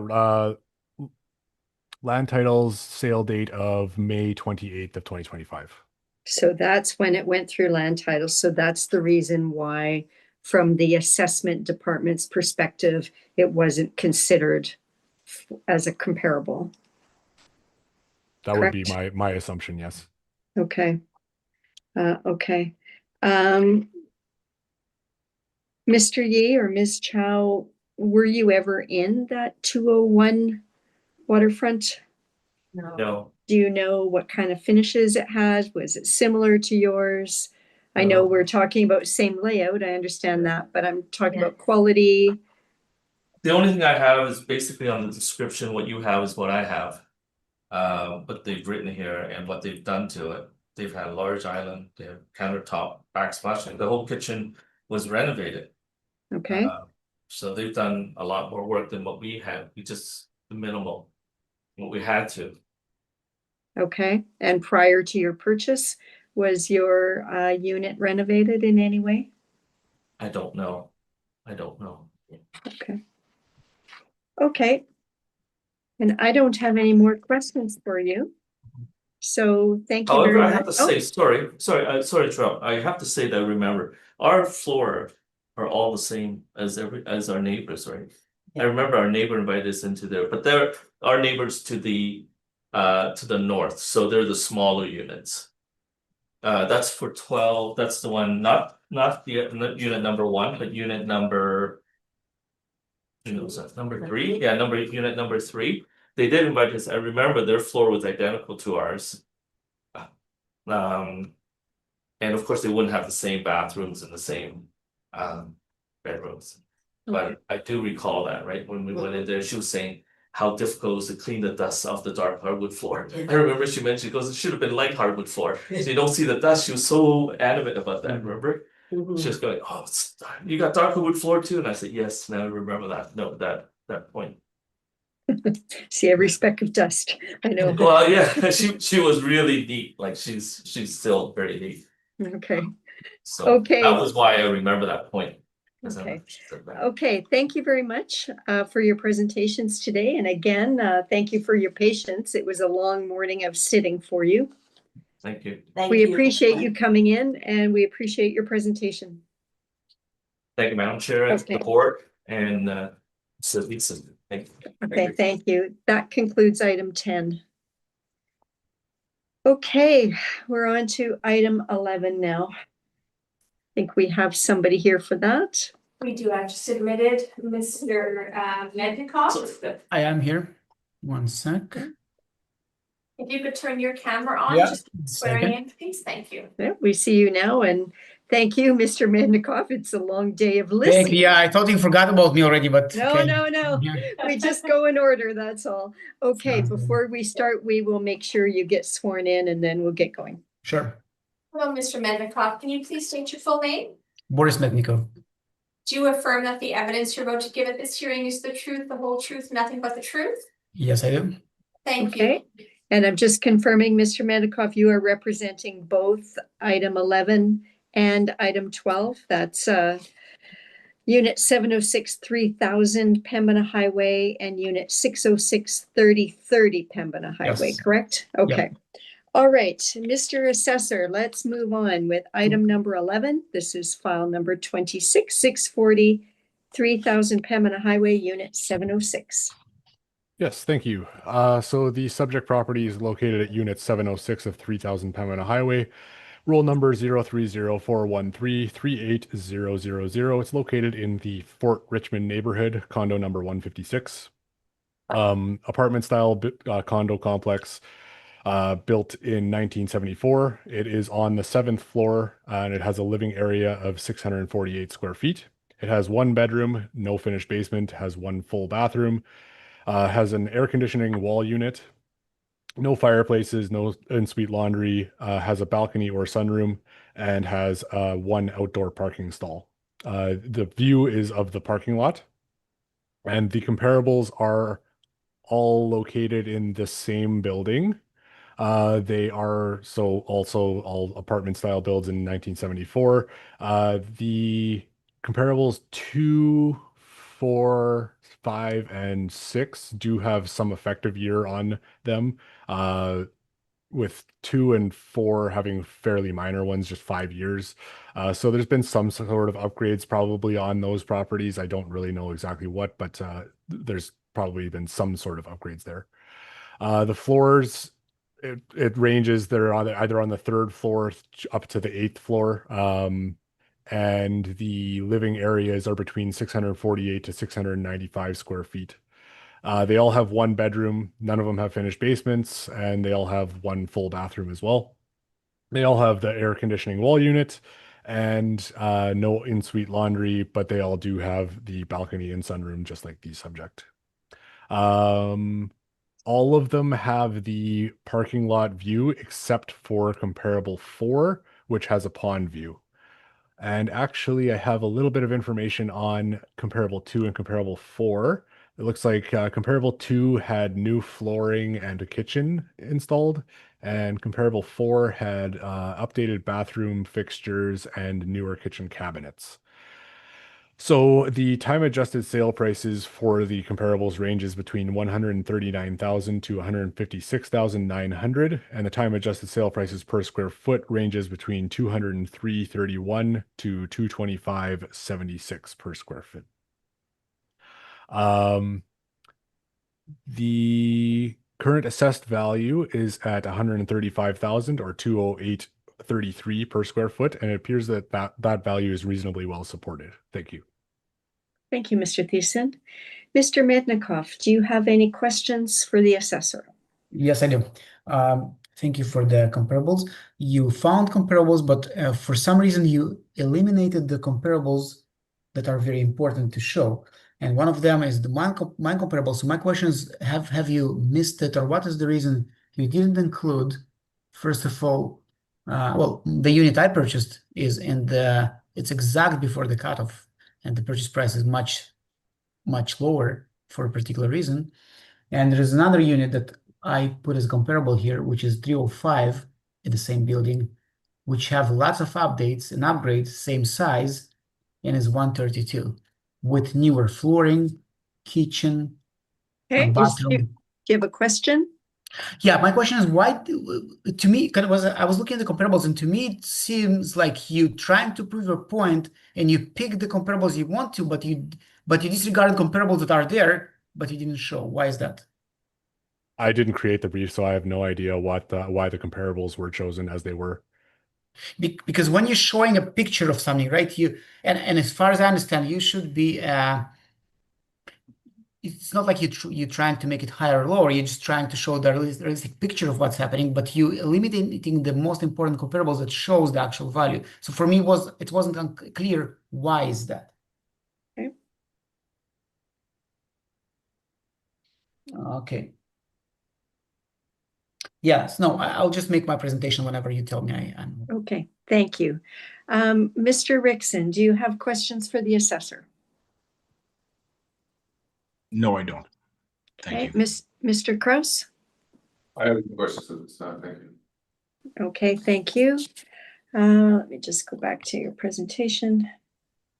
Okay, so Mr. Thiessen, as far as your evidence shows, there has been no upgrades to the subject property. That I'm aware of, no, it doesn't appear so. Okay, and Comp 2 and Comp 4 do have upgrades, but not Comp 3. Correct, or Comp 1. Okay. Nor Comp 1. Okay.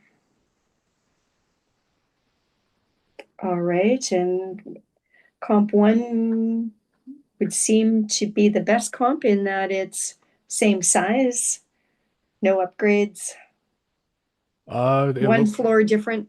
It looks like it to me. On the first glance, it looks definitely like that would be the best comparable in my opinion. Yeah. Okay. Okay, thank you, Mr. Thiessen. Mr. Mednikov, on to your presentation, please. Thank you so much. So yeah, I was going over the comparables, and I agree that Comp 1 is the most comparable one. It's actually been sold by my agent. I'm a real estate broker, so I know those buildings, I know those apartments very well. This one was sold by my agent. It was in much better condition and it's a little higher floor. And people willing to pay a little more for a little higher floor, plus the condition is better. Now, I want to show you something that is very important. I purchased my unit on April 30th, 2025. So just a day before your cutoff. It's actually the right moment. And the asking price was 129.9 and I purchased for 120. And the reason for that is this unit is substantially worse in the condition it was. It's have the laminate flooring that's tearing apart, the kitchen is terrible and everything. So this is why they gave it and sold it to me for 120. So yes, comparable number one is the most comparable one, but considering the fact it's higher floor and it's much better shape, this is how I came to my price of 120, which it was sold to me. I will note, Mr. Mednikov, that despite when you purchased it is post-reference. No, it's before. It's a day before. It's a day before. You said it was purchased in April? 30th. And the cutoff is May 1st. April 1st. April 1st. But that's okay. Okay, maybe you can focus on the differences in the differences between your property and comparable one in terms of the quality. Maybe you could talk about that. Yes. So just in general condition, it's a very tired unit with the bathroom that, the old tiles that's falling apart, the kitchen that's falling apart, the flooring that it's a laminate flooring, but it's all the seams open up. It stinks. It's bad. So this is why the price was like, when I purchased it, what I did, I put fresh coat of paint and rented it to students. So I haven't replaced anything, just fresh coat of paint because it was pretty bad. Okay. The other comparable I showed and I wanted to mention is Unit 305 in the same building. And this is I think a good comparable because again, same size. And this one was in much better condition. It's went on the market for 134.9, which is basically similar to the price that is advised. That should be my price, and sold for 132. But the thing is, it's have so many upgrades, and people still haven't paid the full asking price of 134.9. So comparing mine to this is almost make no sense because it's just different level of finishes and everything else. So yeah, I know there is other comparables from the assessor that are larger and like he mentioned, overlooking the pond. There's many, and of course, lots of upgrades. There's lots of things that will affect the price of a unit, right? But it's just saying it's in the same building, it's the same, it's not correct. So I would say my price is somewhere where I purchased that at 120. Again, fresh coat of paint, we're talking about $1,500. It's all the same, stay the same. Okay, thank you very much. Mr. Thiessen. Yes, I have a couple questions. So the comparables that you provided, it was Unit 305 and Unit 506. Your subject sale obviously is post-reference, so we can't look at that one. But the sale price there for Unit 305 was 132. Is that correct? 305, 132. So yeah. And then time adjusted because it did sell in September of 2023. And we're looking at the market value April 1st of 2025. So, yes. That would be about 138,300. Is that? No, I will not agree with you completely because the units in this building not going up in price. And you can see some sales that are after that sold for less. So to make a price adjustment just based on time for everybody, it's not correct. And this building is one of the examples. The condo fee is going constantly up. And it's one of the things that affect the condo value a lot. So when the condo fees goes up, people willing to pay less for purchase. And you can see the history and many units been sold at the same price after 2 or 3 years, or sometimes under the price it was purchased 3 years ago. So I would disregard the price adjustment. And as a proof of that, you can see my unit that was purchased for 120 2 years after. Right, but that's post-reference, so it doesn't. Yeah, I understand, but again, I was sure we're talking about May 1st, end of April, not end. Okay, sorry, my mistake. And then so the 506 that sold for 125. One quick, one second. Do you want to look at the documents because I'm just wondering how I made that mistake. Okay. Sorry, because I was under pressure. We're talking May 1st. That's okay. Yeah, so unit 506 that sold for 125,000. Yes, 506 is in a different building, but it's very similar units, and it's a good example as well. I'll tell you something about 506. So 506 is larger. It's 725. It's been listed. This unit have a better bathtub, and it looks nicer than my property, much nicer. It was listed for 134.9 and sold in 48 days for 125. We know that units at that price will not hold on the market for almost 2 months without a reason, and sold for 125. So being larger, sold for 125 in a better shape. So yes.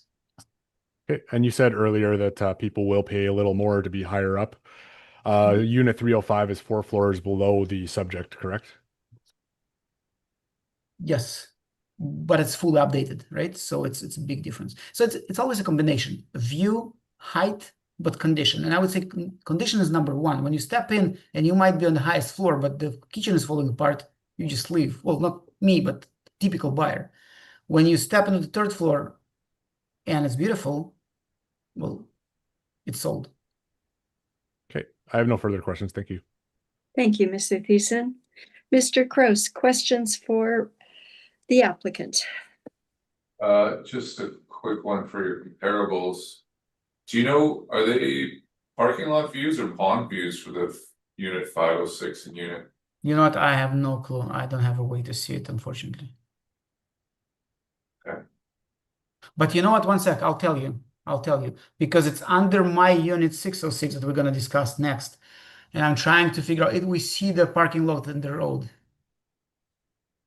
Yeah, because if it's 506 exactly under my unit, which I have 606, which we're going to discuss now. So we see the visitors parking and the road. Okay, so 506 is parking lot and 305 looks like on the listing that it is lakefront, which I'm assuming is pond view. 305, I have no clue. Because it's a different building, right? We're talking about 2 different buildings. Oh, is it? Oh, okay, Yeah, sorry. it's the buildings are very similar. They're in front of each other. Right. Okay. So that's all my questions. Thank you. Thank you. Mr. Rickson. I have no questions. Thank you. Thank you. And I have no questions either. So thank you for that. All right, then that will conclude item number 11. And we'll move to item 12.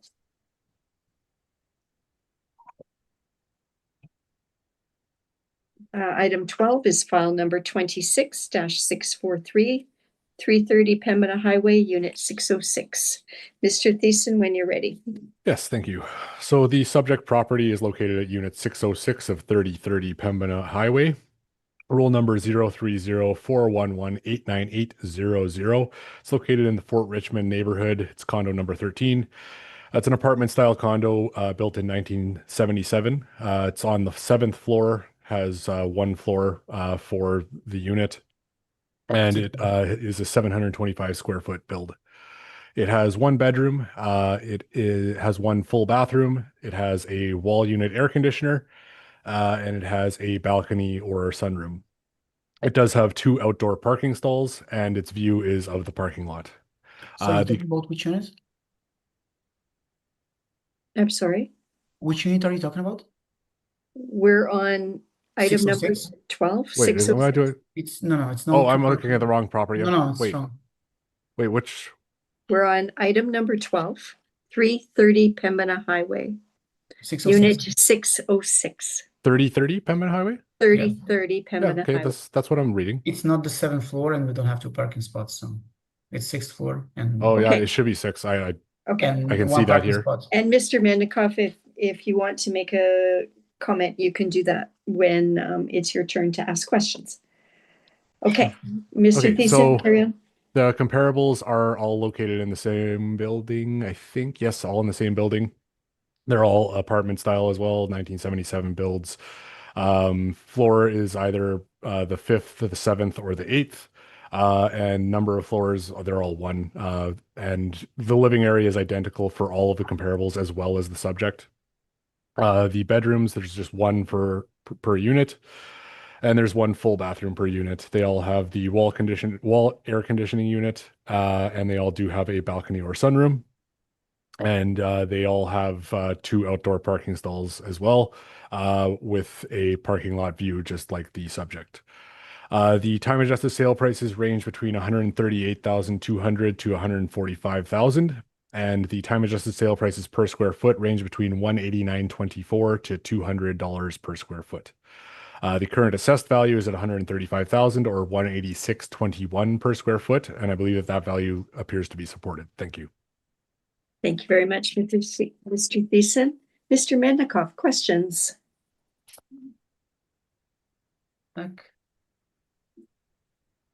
Yeah, again, I just looking at the comparables, and they've been picked to show a certain point, but again, we missed so my question will be, why have you missed the 506, which is right under my unit and right there, much cheaper, although much better? I did not prepare this report, so I don't know why, what the reasoning was for any sales that were or were not chosen. Okay. Yeah, no more questions, thank you. Thank you very much. Mr. Rickson, questions for the assessor? No questions, thank you. Thank you. Mr. Kraus? No questions at this time, thank you. Okay, thank you. Okay, I don't either. So Mr. Mendikoff, back to you. I understand you're using the same evidence as you used. Okay, if you could just take us through that again and just comment with respect to this item. Thank you. So first, I'll just kind of have to proceed from what I asked the assessor. Yes. It's not clear because when I prepare for this meeting, right, I see what the assessor comparing to. I see my comparables and try to explain. When I ask the assessor, why don't you include a specific comparable, which is, I think, great comparable right there, the answer is I haven't prepared that. So I'm not sure how all the process is done. If the person who is trying to explain the value not even know the other comparables, which is part of the file, which I provided, right? One of the reasons I provided ahead of time is to learn it. So I'm not by any means trying to. I just try to understand how it works, and I know how I get ready, but I don't understand an answer of I don't know, I didn't do it when it's the file you're working on. So just a comment. So I showed you intentionally the property that was sold right under my property, which had a better bathtub and bathtub like about 10,000 difference, and was sold for 125. And again, I already mentioned it was on the market for 48 days with asking price of 134.9, which is basically proposed to be my value. Haven't sold for 48 days, although it's a better unit, and sold eventually for 125. So I know there's different comparables. Again, like we mentioned, there are different views, the nice part about this comparable is that it's a bit lower than me, one floor, but it's have exact same view, right? Same direction. I think it's very good comparable. The comparable beside me is a good one, the 604. Well, sorry, it's not beside me, it's in front of me. So this is my mistake. It's looking the other side, right? Because it's, yeah. So here's an example, right? It's on the same floor, but have exact the other look towards the pond, I guess, and have better look. Units number 2, 3, and 4, sorry, comparables 2, 3, and 4 from the assessor have different items like remodeled bathroom, better vanity flooring and stuff. And I went over the photos. I'm not sure if you have them. I went over the photos when I was preparing for the meeting, and you can see they're definitely in a better condition. And this basically shows this 10, 15-ish thousand difference, because to put a new bathroom in this condo, it's about $10,000, 10 to 15, depends on the quality of the bathroom, right? Flooring, another 10 or so, because it have to be higher grade flooring, because it have to be soundproof. So stuff like that exactly bring me to the value I was thinking about, closer to 125. Okay, thank you very much. Mr. Thiessen. Yes, thank you. So you said that there's deficiencies with this particular unit, is that correct? No, I haven't mentioned deficiency. I just said that the shape is kind of it's tired unit. Okay, so what would be any different than the comparables that I used? Bathrooms. And I believe that you mentioned the one below you had deficiencies. No, sorry, I'll repeat. So the one below me, give me a second, I'll make them. The one below me have a better updated bathroom. Okay, this is Okay. the one below me that's sold for 125, although asking 135. This is the one below me. For example, comparable tree that you provided at 140. Because of the number 404, I think it's overlooking the pond, and it's a remodeled bathroom. So again, remodeled bathroom, we're talking about 15K. Right? Okay. So it's all bring back to this 125 figure. And you're discounting the time adjusted Yes. sale prices again. Yeah. Okay. I have no further questions. Thank you. Thank you, Mr. Thiessen. Mr. Kraus, questions? I have no questions at this time. Thank you. Thank you. Mr. Rickson? No, I have no questions. Thank you. Thank you. And I have no questions for you, Mr. Mednikoff. So thank you very much for your presentations. Appreciate your patience. Thank you for It's that. been Thank you. a Do not long forget day. about me. Thank you. Have a good weekend, everyone. We were not going to forget about you. Okay. Have a good Have a great weekend. Thank you. Bye-bye. Okay, bye now. Okay, that concludes item number 12. Moving on to item 13. Madam Chair, there was nobody present in attendance. Okay, so we'll move 13 to the bottom and we'll circle back to item number 9. Number 9. Item number 9, this is file number 26838, 323 Wellington Crescent Unit 1001. So, Mr. Thiessen, we do have no applicant present, but we will hear your evidence on this and ask questions if we have them. Okay, thank you. So the subject property is located at unit 1001 of 323 Wellington Crescent. It's roll number 120-225-44100, located in the Roslyn neighborhood. It's condo number 61. It's an apartment style built in 1971. It's on the 10th floor, has just the one floor per unit, and a living area of 1,350 square feet. Has 2 bedrooms, 2 full bathrooms, central air conditioning, a balcony or a sunroom, and 1 indoor parking stall. And its view is of medium traffic. The comparables are all located in the same building. 4 of the comparables, so that would be 1, 2, 7, and 8, do have some effective age on them. So they would appear to have had some sort of upgrades done. And then the living areas are all between 1,350 to 1,405 square feet. Slight variability in the number of bathrooms, but the bedrooms are all 2. They do all have central air conditioning. They do all have a balcony or a sunroom. Comparable 1 does have a in-suite laundry. And they do all have 1 indoor parking stall. The traffic view is present at all of the comparables except for comparable 5 and 6, which have river view. The time adjusted sale prices range between $216,300 to $367,200. Time adjusted sale prices per square foot range between $160.22 to $266.96. The current assessed value is $276,000 or $204.44 per square foot. I believe that value appears reasonably well supported. Thank you, Mr. Thiessen. Mr. Rickson, any questions for the assessor? Just looking at these last 4 sales here.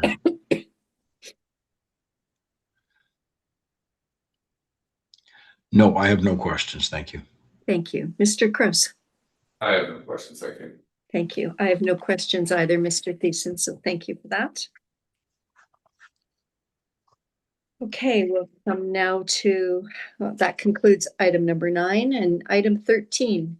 This is 26-649, 3069 Pembina Highway, Unit 210.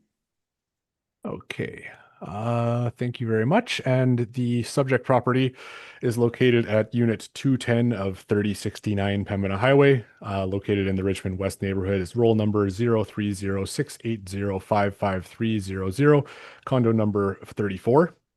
It is a garden style build, so it has exterior entry. built in 1978. It's on the first floor, and it has just the one floor per unit. It is 1132 square feet, has 2 bedrooms, has 1 full bathroom, has central air conditioning, has a fireplace, and has 2 outdoor parking stalls.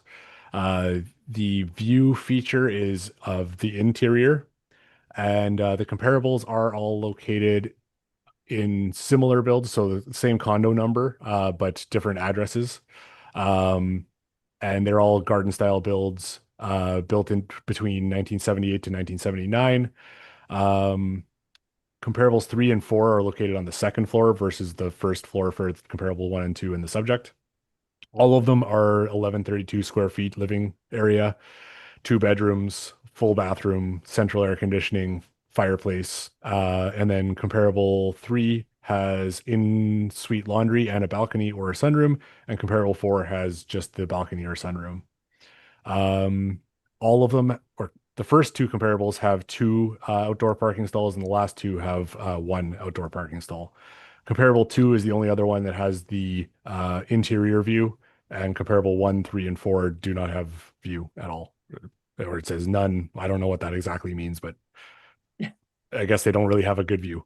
Whatever it means there's no view. Time adjusted sale price is between $202,800 to $272,800, and the time adjusted sale price per square foot is $179.15 to $240.99 per square foot. Current assessed values of $226,000 or $199.65, and it appears that value is reasonably well supported by the comparables. Thank you. Thank you very much. Questions, Mr. Rickson?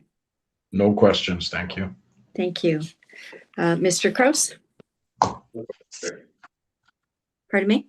No questions, thank you. Okay, thank you. And I have no questions either. So thank you, Mr. Thiessen. That concludes item number 13.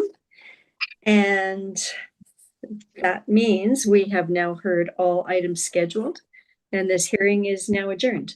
So thank you, Mr. Thiessen, for a long day of presentations. We appreciate it. Thank and you. Have a good weekend. You too. All right, bye now. Bye-bye.